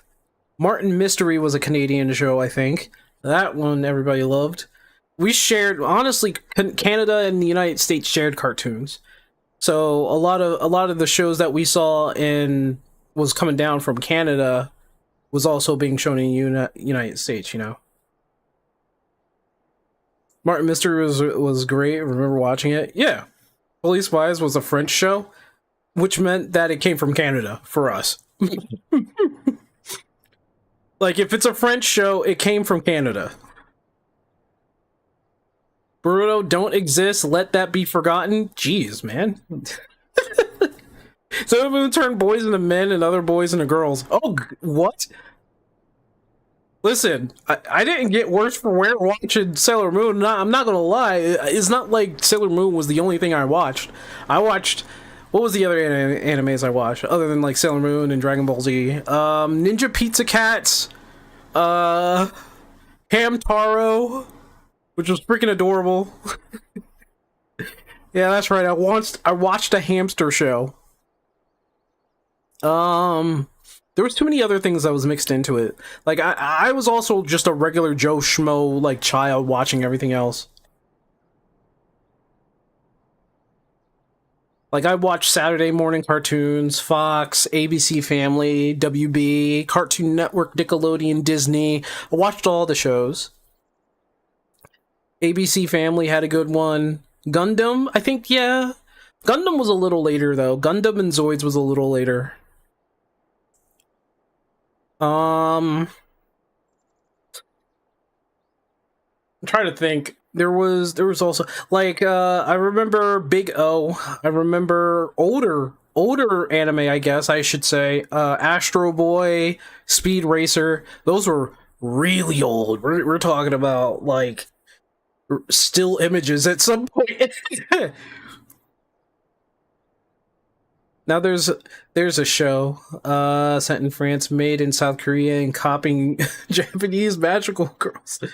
Sync, name that show? There's a show set in France, made in South Korea, copying Japanese magical girl aesthetic. I have no idea. Unless you're talking about what's that Ladybug show? I don't watch the show, obviously, but I do know of it. Like, there's a Ladybug show. It's like a 3D show. I have no idea. Is that it? That can't be it. That show looks way too Canadian. I don't even know the title of the show. I just know of it.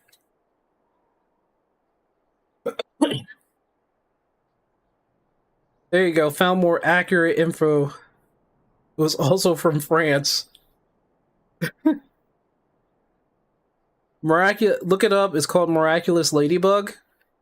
Yeah, I think that's what it's called. Look it up. Miraculous Ladybug.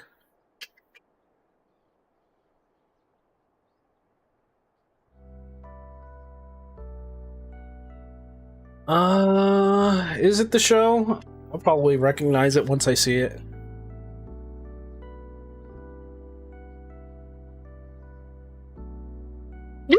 Yeah, I think that this was it. Yeah. Yeah, this show. I know of it. I've never watched a single episode of that thing.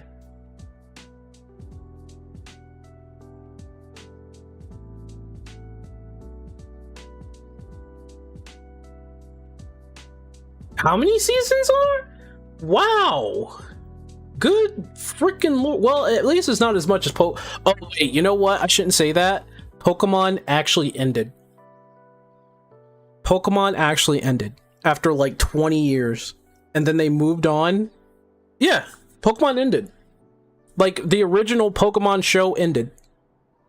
and it went on with like Pokemon New Horizon, which stars like a female protagonist. Yeah, Ash's story ended. Technically, the original Pokemon story ended.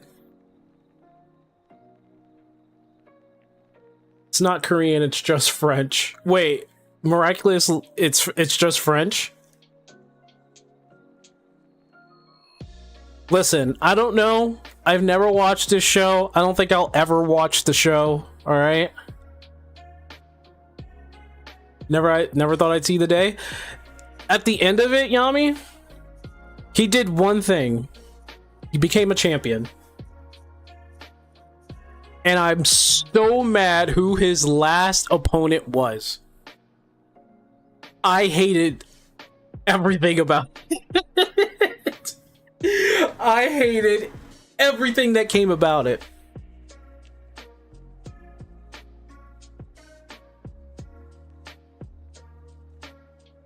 Thomas Ostruck created it. Sounds like Korean to you? Wait, hold on. We'll figure this out now. We'll figure this out right now. We got a Wikipedia page right here. Let's do our little research. Okay, it's a French animated superhero television series created by Thomas Ostruck and developed by Jeremy Zag. The series is produced by a French company, Miraculous Core, joint venture of Media One, which is another French, Zag Entertainment, which is French, and co-produced with Japanese studio Toy Animation European division, as well as several international companies. So it's French. Oh, countries of origin: French, Italy, Japan, South Korea, Brazil, India. So season 1, what was it? Season 1 through 3, South Korea and Japan. Really? That's weird. But it's based in France.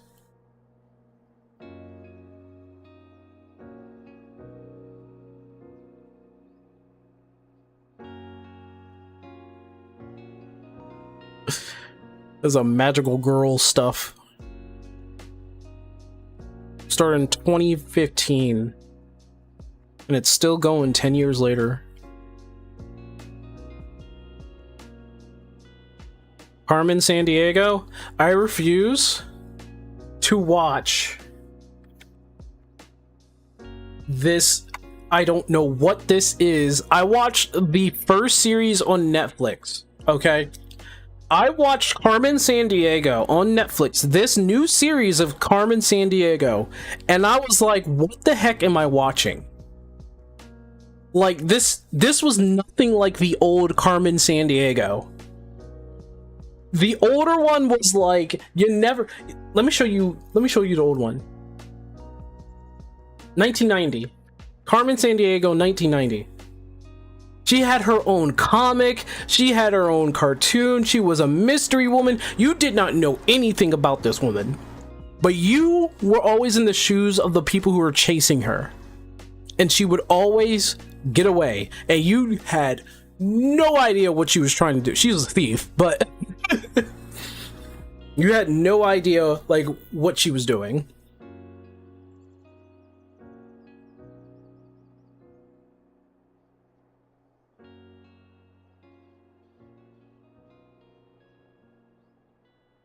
God, don't watch Lara Croft Tomb Raider? What do you mean? What's wrong with Lara Croft Tomb Raider? You mean don't play it? Is there like a show for Lara Croft? Like, I mean, there's movies for Tomb Raider. I didn't think they were actually bad. But then again, I was a fan of the main actress. Netflix, it's as good as Kim Possible. I don't know. I like Kim Possible better. Not gonna lie. It's a mixture of Lupin the Third and Kim Possible. But is it though? Because Lupin the Third was also really, really good to me. And I liked Lupin the Third. Lupin the Third! That and damn, what was the other show? Conan. Not Conan the Barbarian. It was like Conan the Detective, whose show I think actually may have ended. They made an animated Lara Croft show? They did?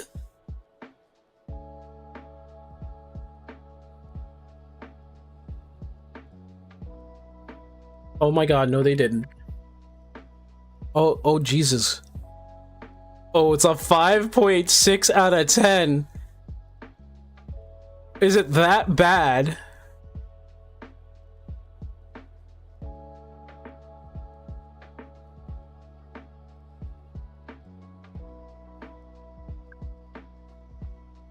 It's that bad.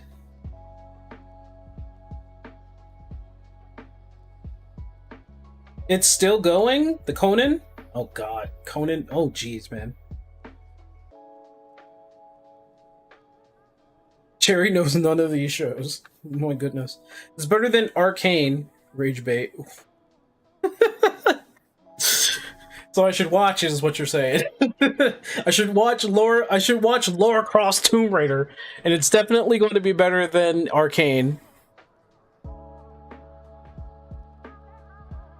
Melanie Mac indeed raged out. She raged out on this show.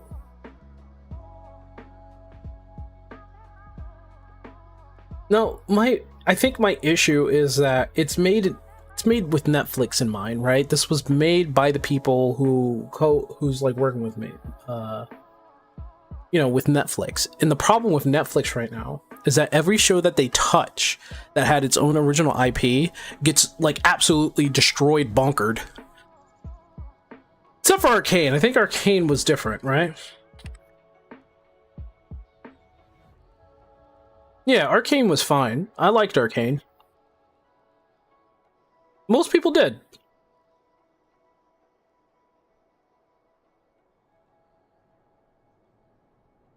I liked Arcane a lot.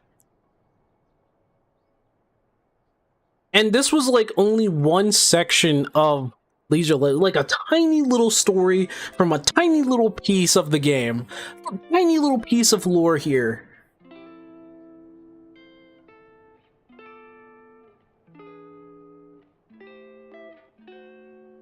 Never forget, she's a wait, what? Hold on. Never forget she is homophobic and is so smart she didn't drink water and ended up in the hospital. Twice. No reason, she just didn't drink it. I'm sorry, what? Why didn't she drink water if it was gonna say... I don't know. I don't understand.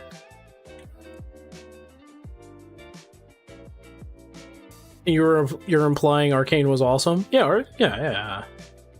I understand. I liked Arcane.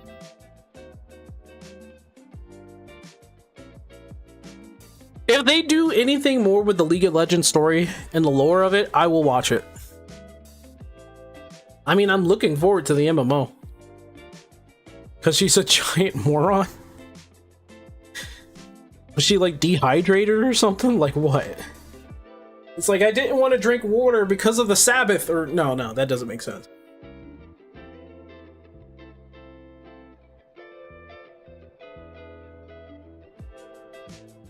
There shouldn't be any reason why you shouldn't be drinking water. I don't know how dumb it is to not drink water. I'm one of those people that made the unwise decision of not drinking it for a while and instantly noticed the difference when I started drinking water again.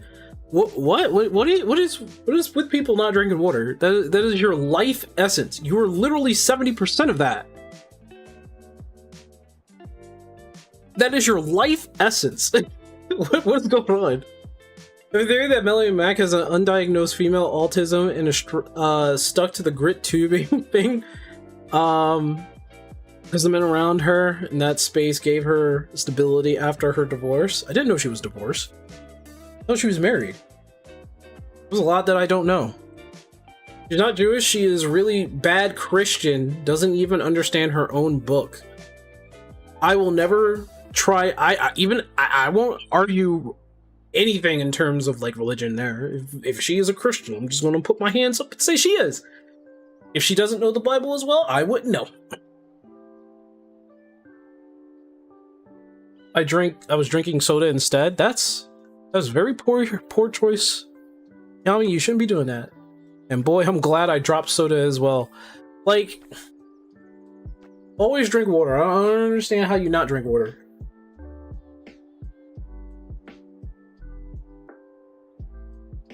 I even drink extra water before energy drinks because the energy drink is dehydrating due to the caffeine. True.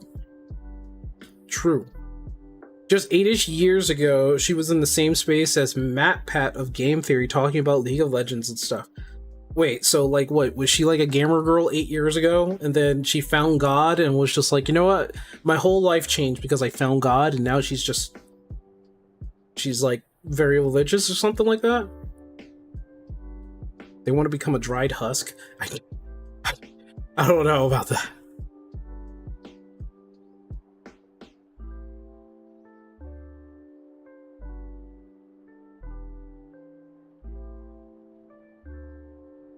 Nine years ago, she was in the gaming space like Matt Pat. Wandering Thread.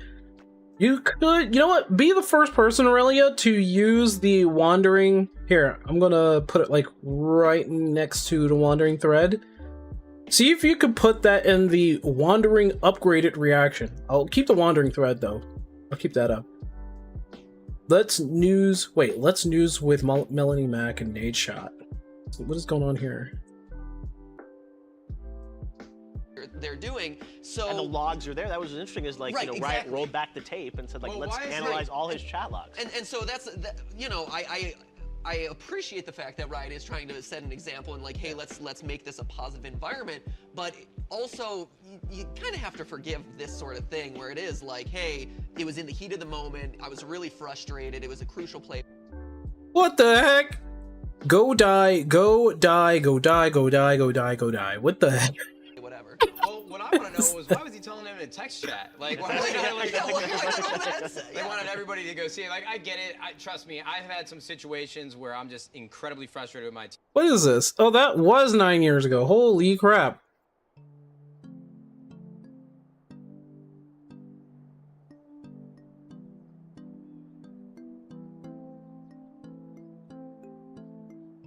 Might as well keep the old one since there are some stuff. Yeah, I'm gonna keep the old one, yeah. She was a pretty nerdy girl in the gaming space. Yeah, then I don't know why she gave that up. Maybe it was the whole finding God thing. Sums her up, by the way. Yeah, I'm wondering though. I'm wondering whether or not that's like intentional. I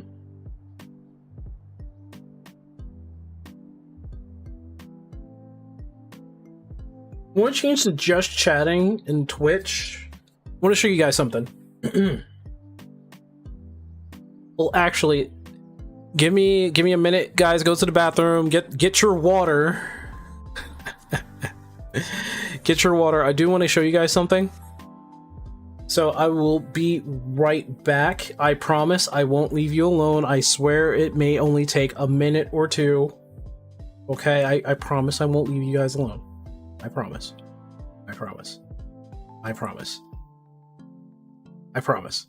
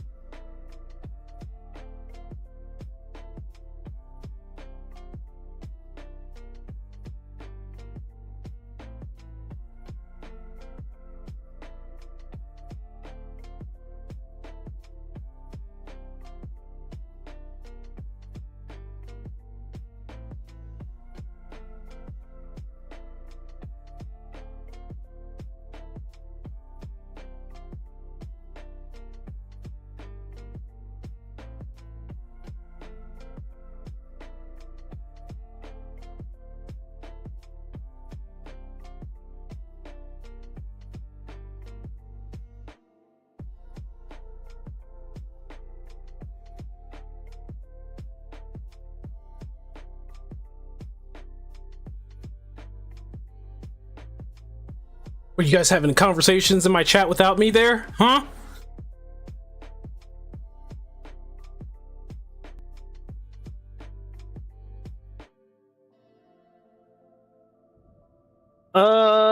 She was a normal, pretty nerdy girl, but her divorce ruined her mentality. Uh-oh.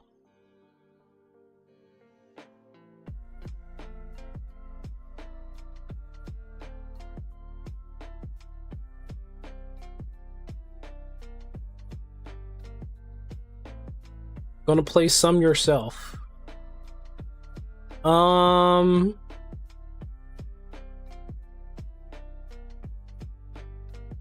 Okay.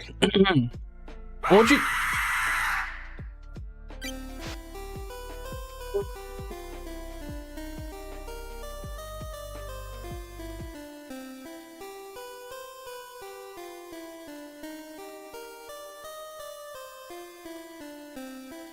I pooted.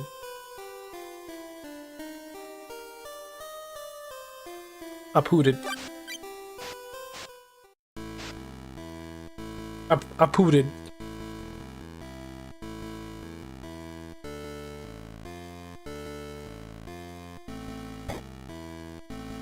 Guys, what am I playing? Am I playing a hack or an actual game?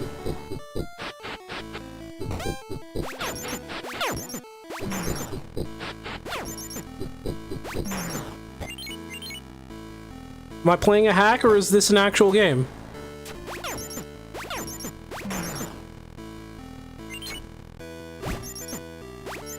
It sure looks like a Game Boy version of Bloodborne. But is it a hack or is it the actual game?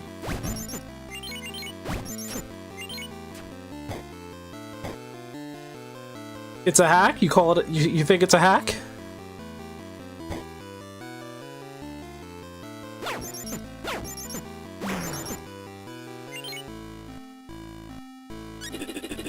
Lies the faith of the tear-bound, his devotion to their hunger endured to the last breath.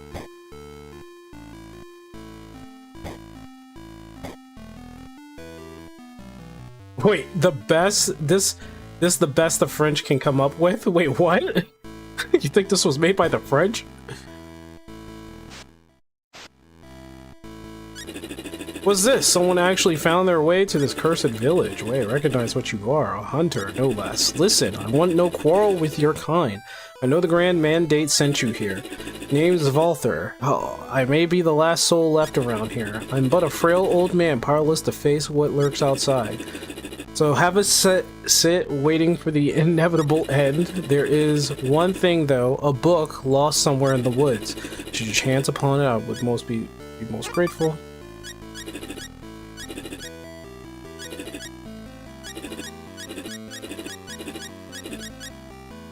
Why would default to no?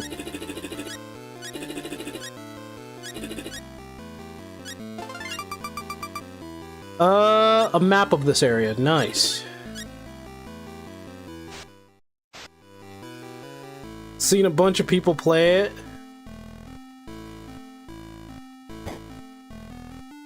So it's an odd little game, isn't it?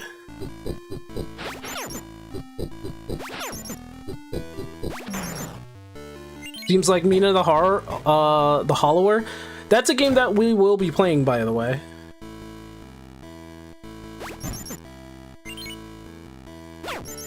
Reminds me of Final Fantasy Adventures. Really? Does it remind you of Final Fantasy Adventures? It's coming out on the 26th, I think.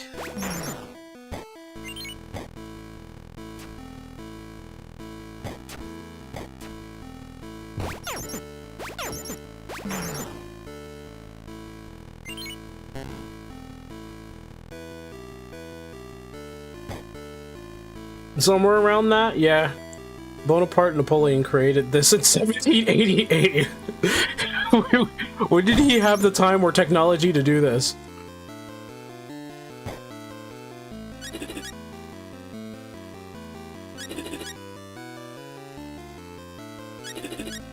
Hunt down the beast and end its existence as the Grand Mandate has commanded. We shall meet again once the deed is done. Should you survive.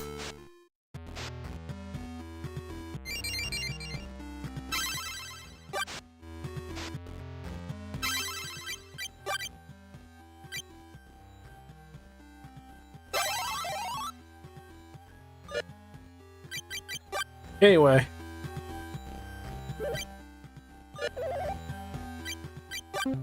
Anyway, I just wanted to show you that. It's a fun little game. Fun little game.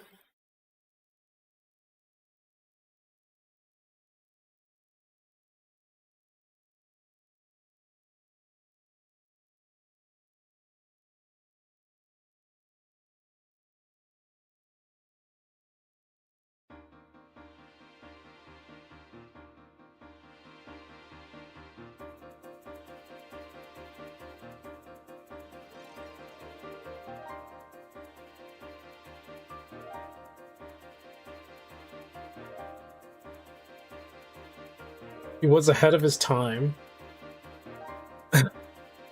Who's taller, Napoleon or Sink? I think history books would say that Napoleon was actually an average height dude, wasn't he? And I think I was taller than him. I think I am taller than him.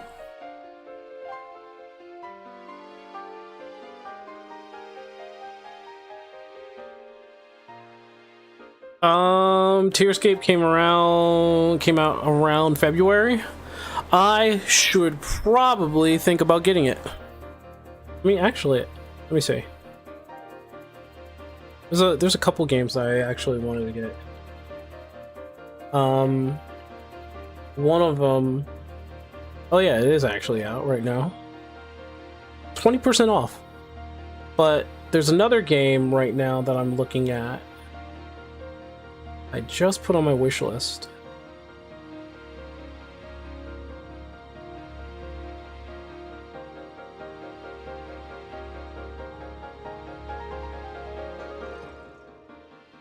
Alabasta Dawn.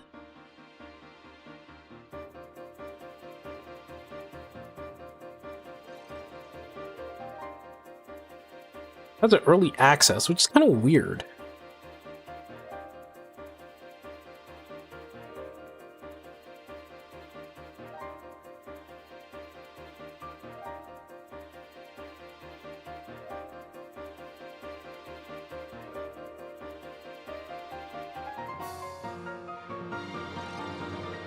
I don't know what it means to be in early access for that game. Not gonna lie.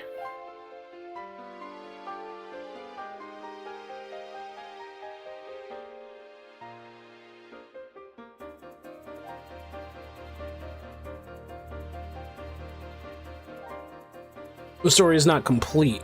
Okay.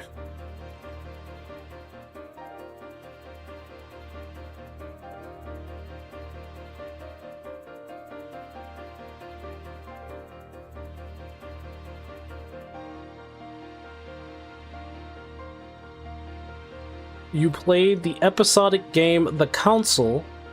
I got more interested into Napoleon. Well, I mean, as long as you don't start doing Napoleon things, right? You know? They have a Super Dungeon Temple Maker. Supposed to be a 3D Zelda kind of thing. I did say that I was going to play, well, I don't know how long, but I wanted to see about Pokemon Champions, because I believe the season ended.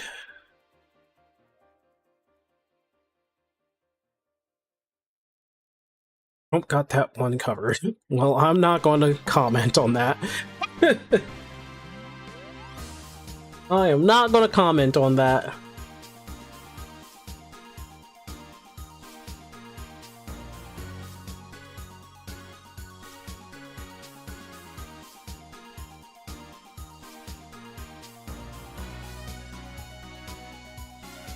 You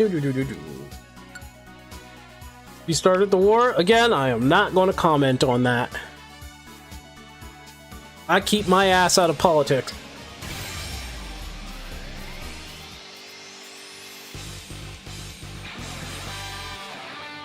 At least I try to keep my ass out of politics. Alright, so...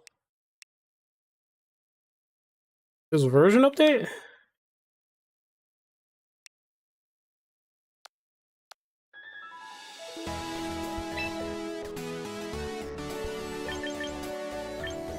Okay, let me see.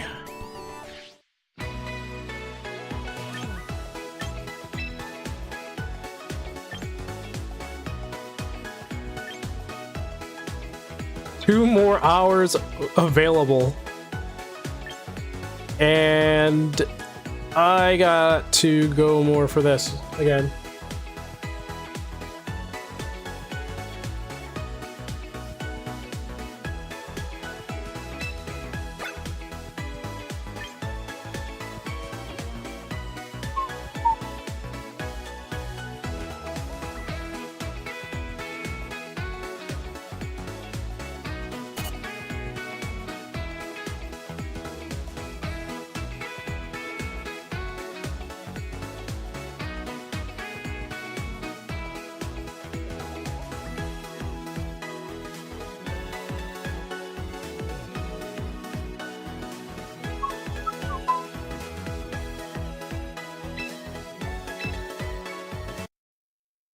I think refuses to play gacha games, but then he gets the gacha pass in Pokemon.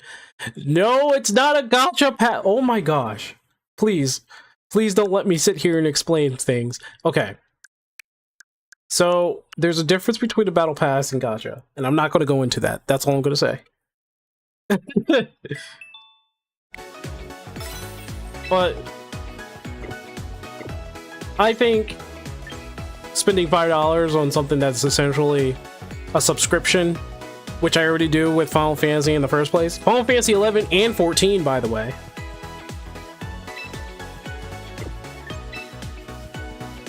Did they add any more stuff?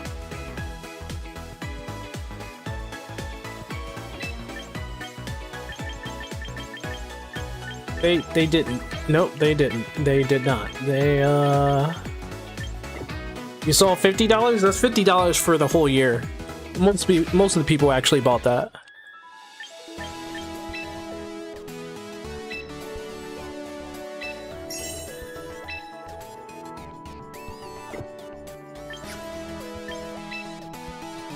Whale Weaver? God. Never going to get away from that, or am I?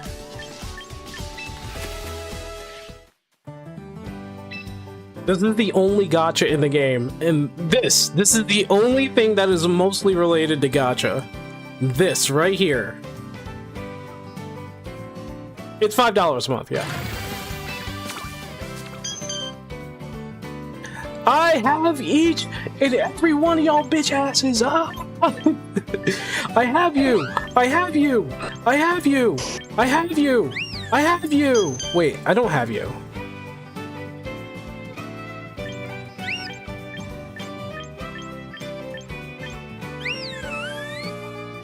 How are you a boy?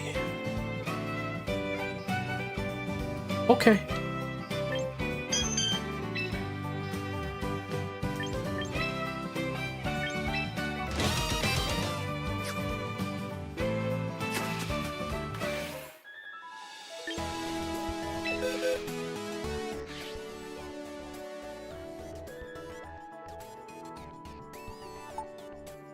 Which team was I working with? Oh, okay. No, that works. That makes sense.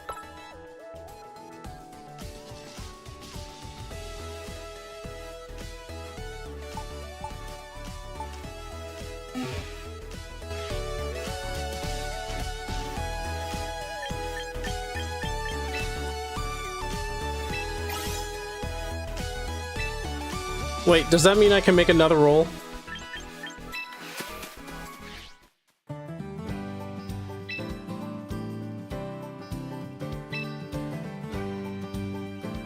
Okay. Nope, I'm not gonna do that. Any any recommendation for games? Right now? Hold on.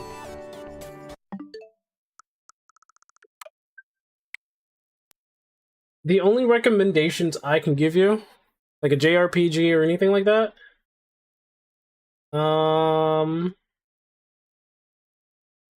well,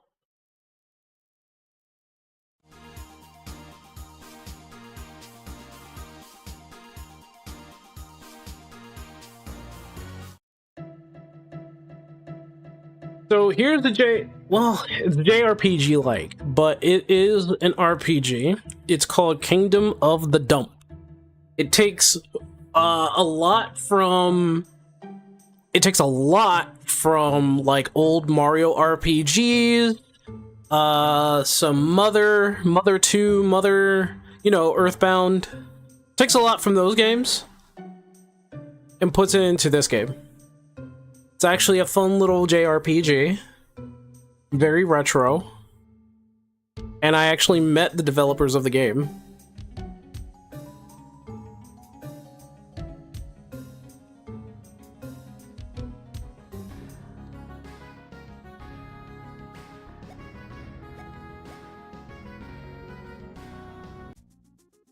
So right now I'm in a big desert. It has mode 7. Kind of fun that it has mode 7.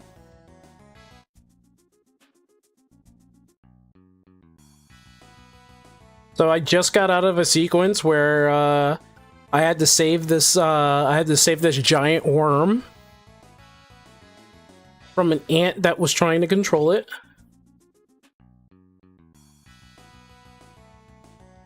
That's my destination right there. But I do want to show you guys.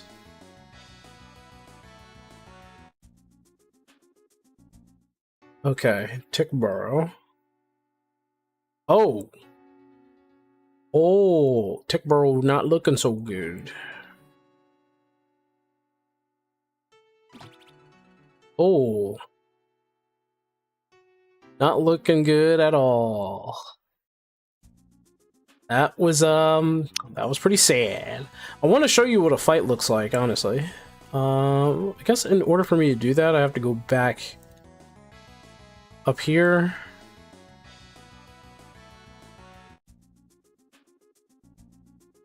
Can't even go back up in there? Hello? Oh, they booted me the hell out.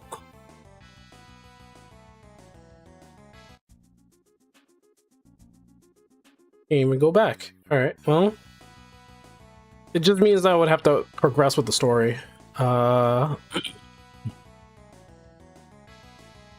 yeah, this is a JRPG, so...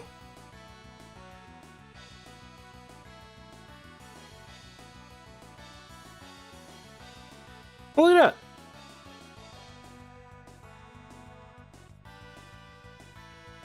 that! Kingdom of the Dump.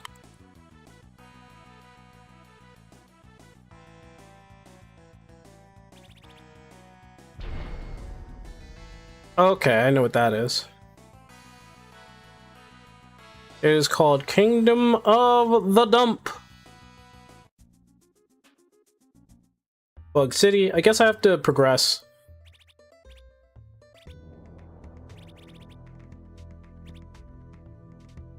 Huh.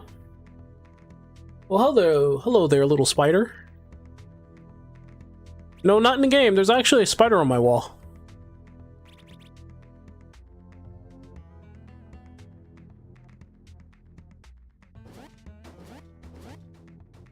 You can jump. Oop, didn't mean to do all that. That was weird. Poisons. That's weird. Found some garage key, I think. I don't know.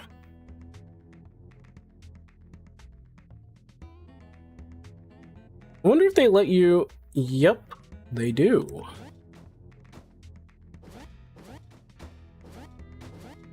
You jump on beds. Some silk.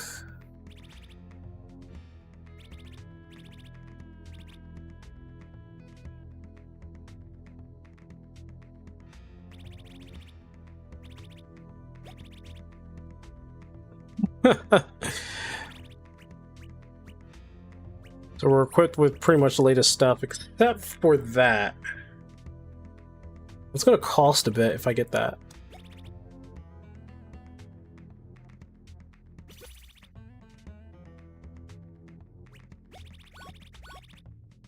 I could sell that. Well, that's what it's supposed to remind you of, really. This is the game that they want you to be reminded, like old retro games are actually fun too.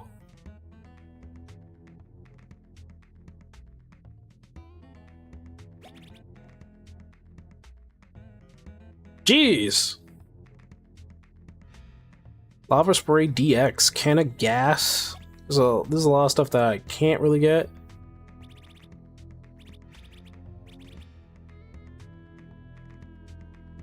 Bronze Beetle. It's probably going to be stuff that I'm going to have to invest myself into after a while.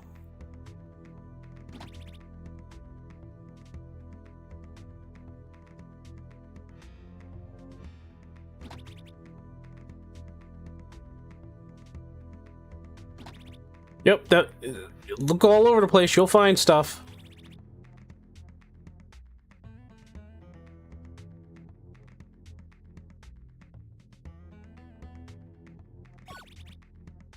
A union member?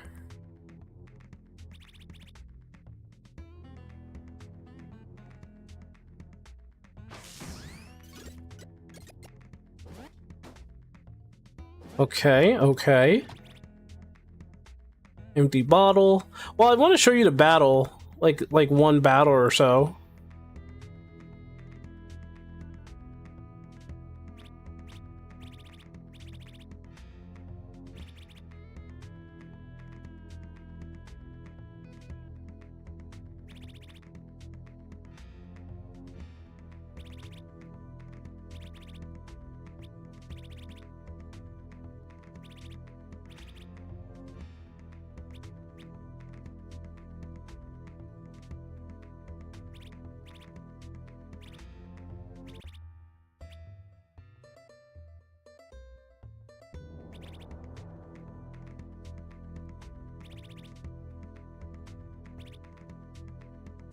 Oh boy. So, I think Cobweb Suite. I'll take that. 1, 2.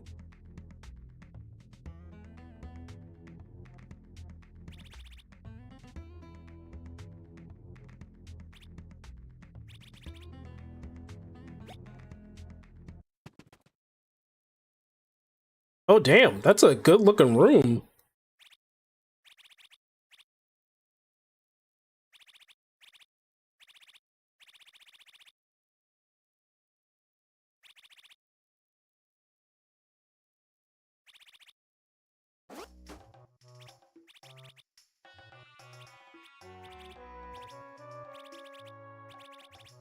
Oh, Wallet's gotta take precautions.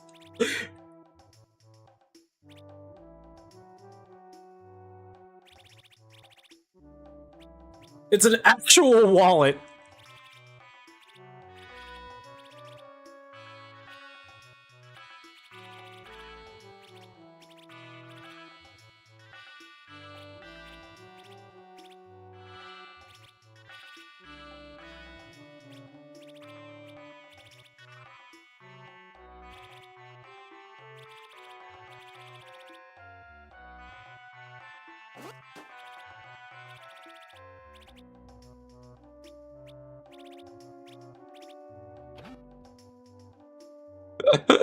He said he's an actual wallet. No, that's kind of funny. He's an actual wallet. Verse 1999, specifically the wallet. Oh, this happened at the beginning of the game.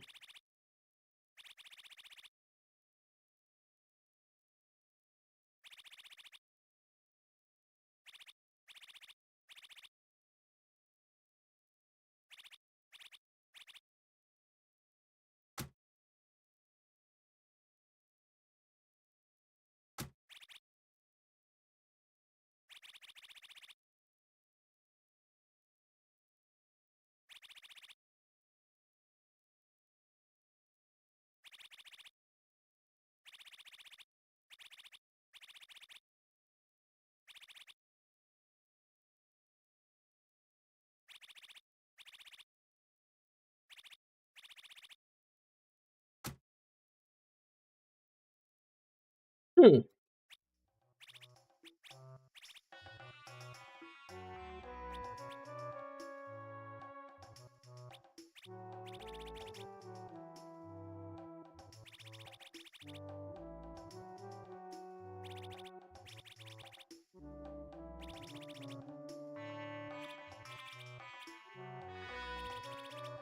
His warlords are running the day. Uh-oh.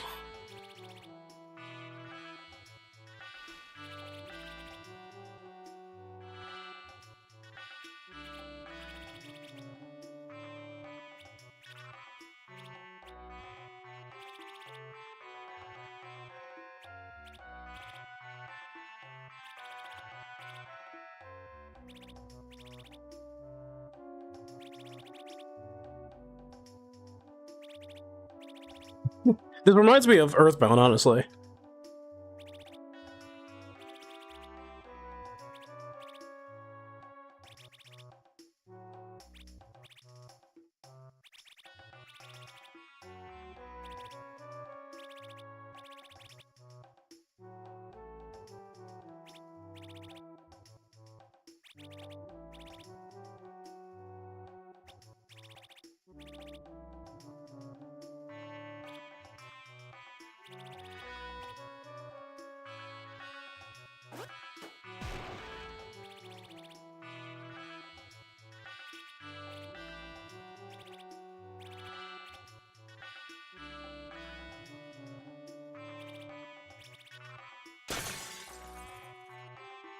Okay. I think we got backstabbed.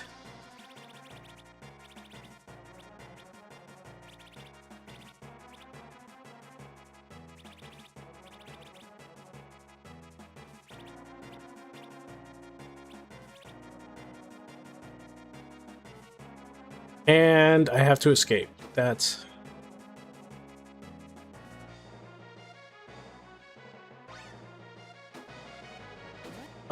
how the fuck was I supposed to get past him? Oh, no, seriously, how the fuck am I supposed to get past him? He's literally in front of me. Am I supposed to do all that?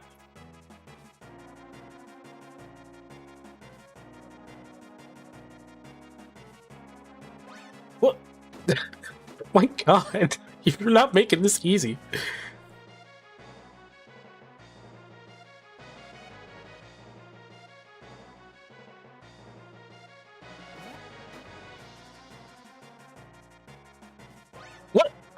Okay.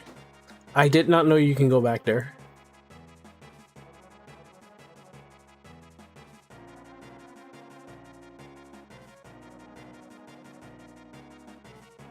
And the game said no. Yeah, the game... Wow. That's wild, dude. I think they, not making it easy for me... Wait, hold on.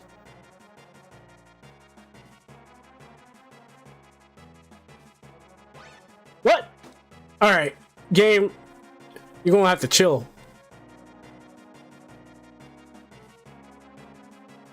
This game is gonna have to chill, dude.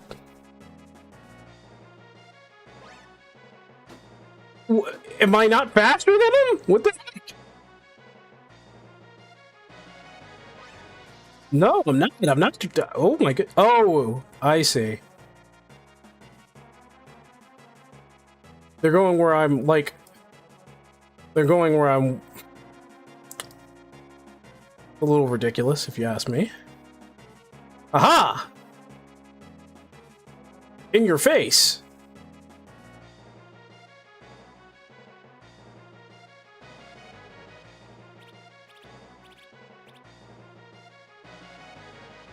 Oh.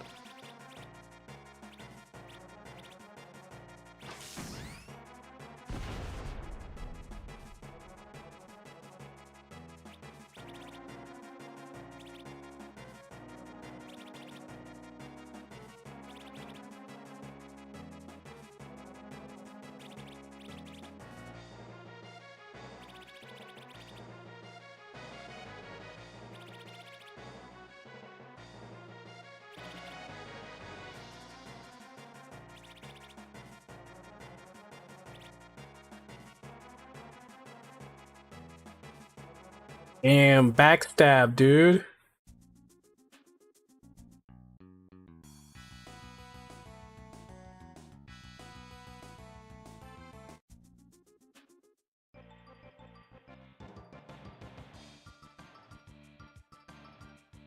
Okay. Well, doesn't look like I can go down there. That won't let me pass.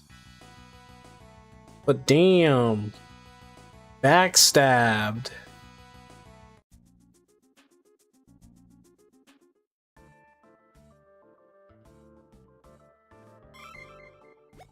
Yes, a toilet is your save point.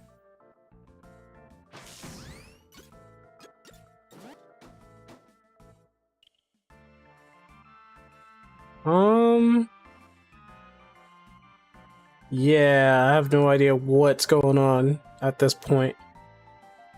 I wanted to show y'all a battle, but like a battle... Okay.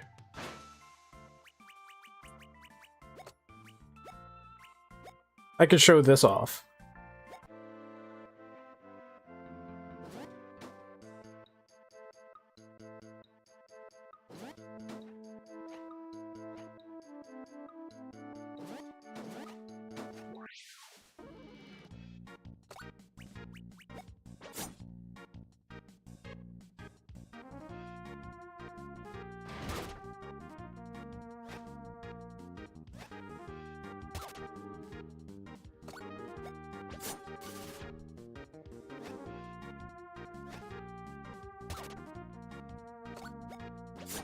Oh! It's context sensitive. There you go. See? If I pressed it at the right time, I don't even take an attack. But that shoe was always notoriously crazy. There we go. That's basically what battles look like. So, with that being said, no random battles in Overworld? No, that's the Earthbound. That's kind of like why I said it's like Earthbound. You encounter the enemies right there.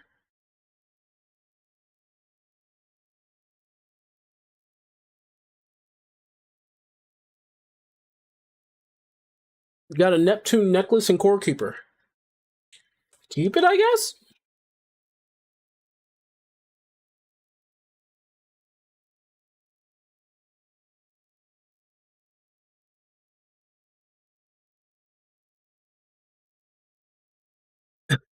You could have 20 battles in a row, or 2 hours of no battles. That's pretty much how it is, yeah.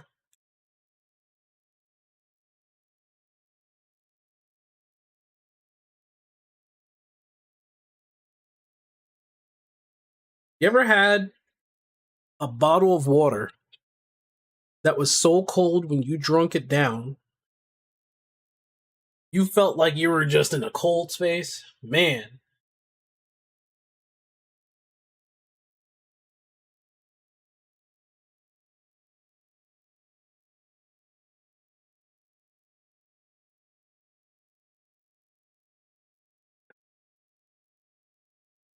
You're not a fan of random encounters? Yeah, I understand that. I can understand that. Yeah, Kingdom of the Dump doesn't have random encounters, as you can see. You literally have to walk into them.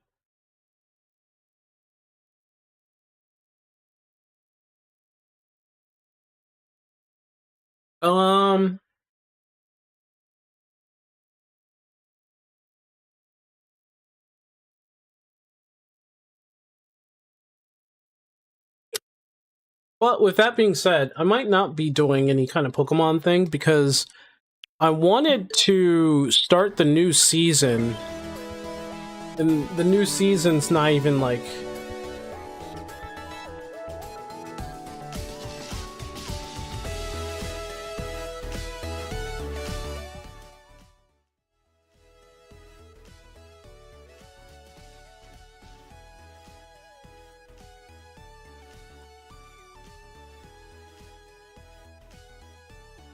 Hold on. Don't understand why this is so loud.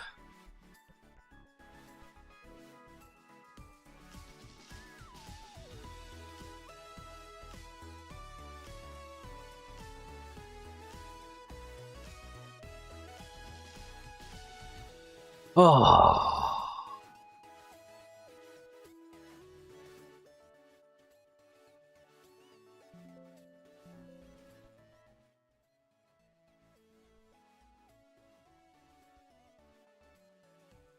There we go.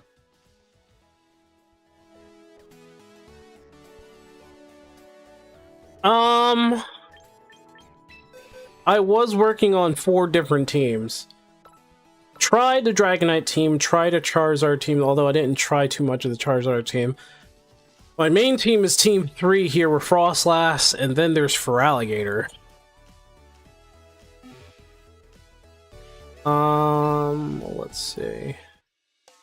The season ends in 2 hours. I was only in Ultra... maybe I can make it to Ultra Ball rank.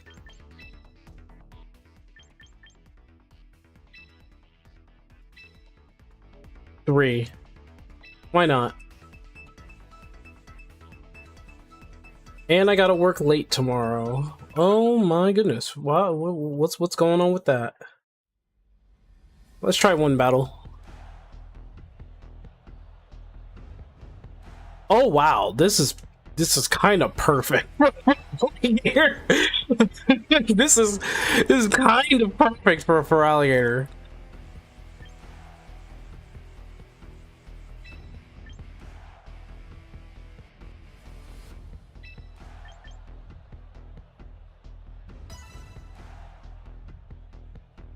They're probably gonna put out Incineroar.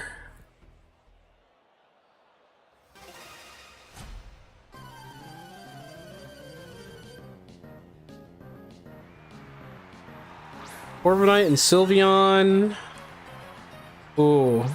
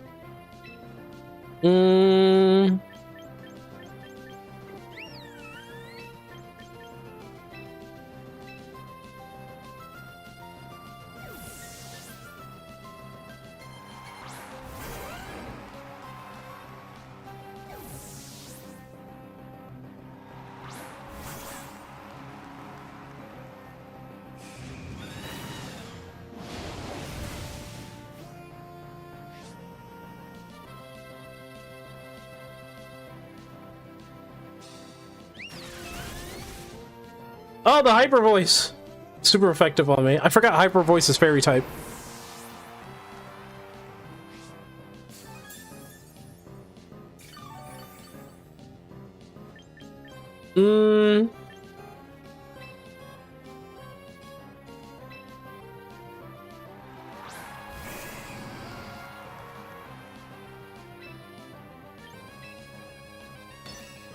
Probably going to be protected. Who could take ice effectively? Okay.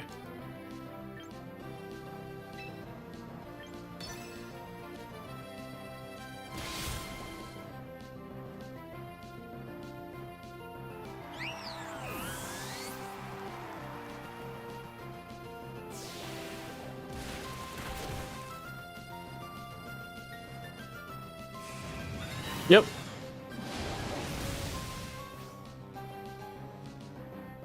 I took care of the Fairy type, though.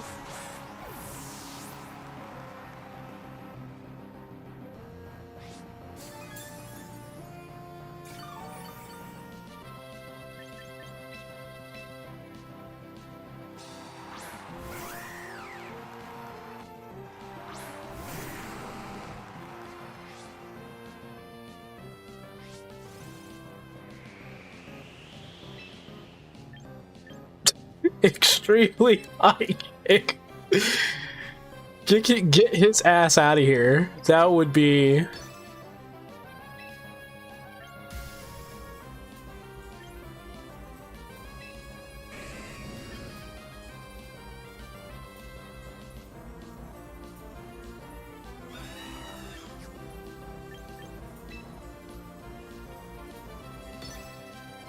Probably gonna do protect on him. I don't know. It's not a very good idea to aim for one Pokemon.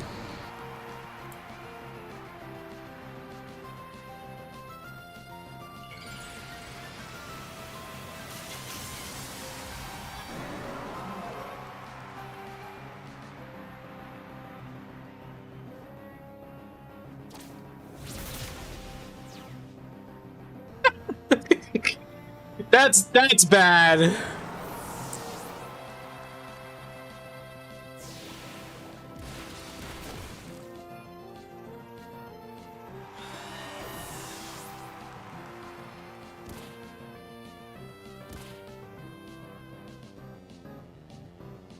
That high jump kick was like, let me just get in there. Excadrill.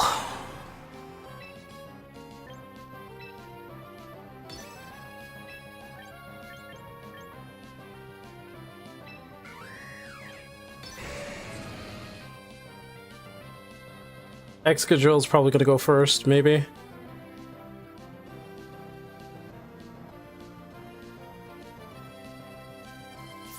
No! Oh, he only did Iron Head. I have a citrus, baby.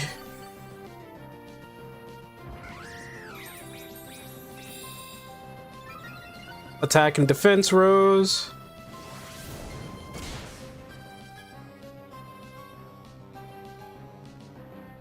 The recoil! Ugh. I wonder who's gonna go after.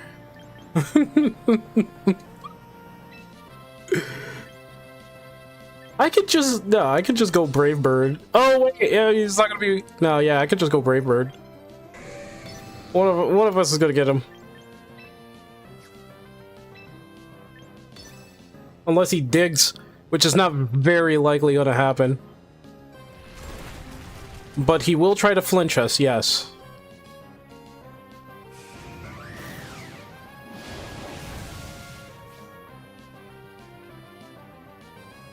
And it was a crit for no reason. Thanks, game.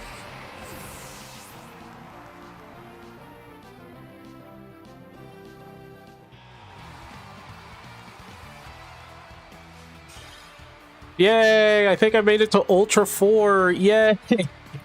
What was it? Ultra 3.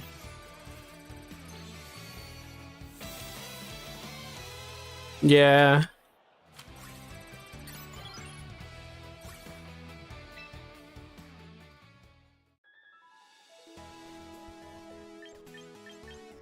Alright, I'm gonna probably take off.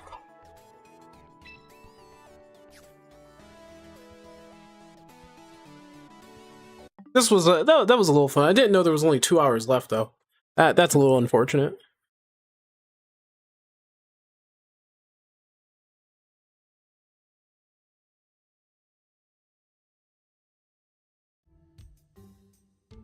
All right, but I am going to follow the schedule. No stream tomorrow. There is going to be nothing. Nothing is going to happen tomorrow. I'm probably going to be working on a video and or other things. I have a life to live. I have a life to live. All right, guys. It's been fun. It's been real. You guys have yourselves a good and excellent night. Hope to see you guys on Thursday. Thursday is... Looking at the schedule,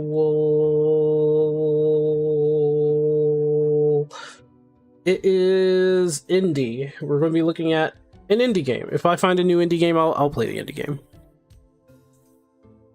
But yeah, Thursday is indie game Thursday. Then we're hanging out on Friday, so it could be anything that happens on Friday. More Final Fantasy on Saturday. We're going to finish up the tomes and stuff on that. And then Maps is on Sunday as always. All right. All right. I'll see y'all later.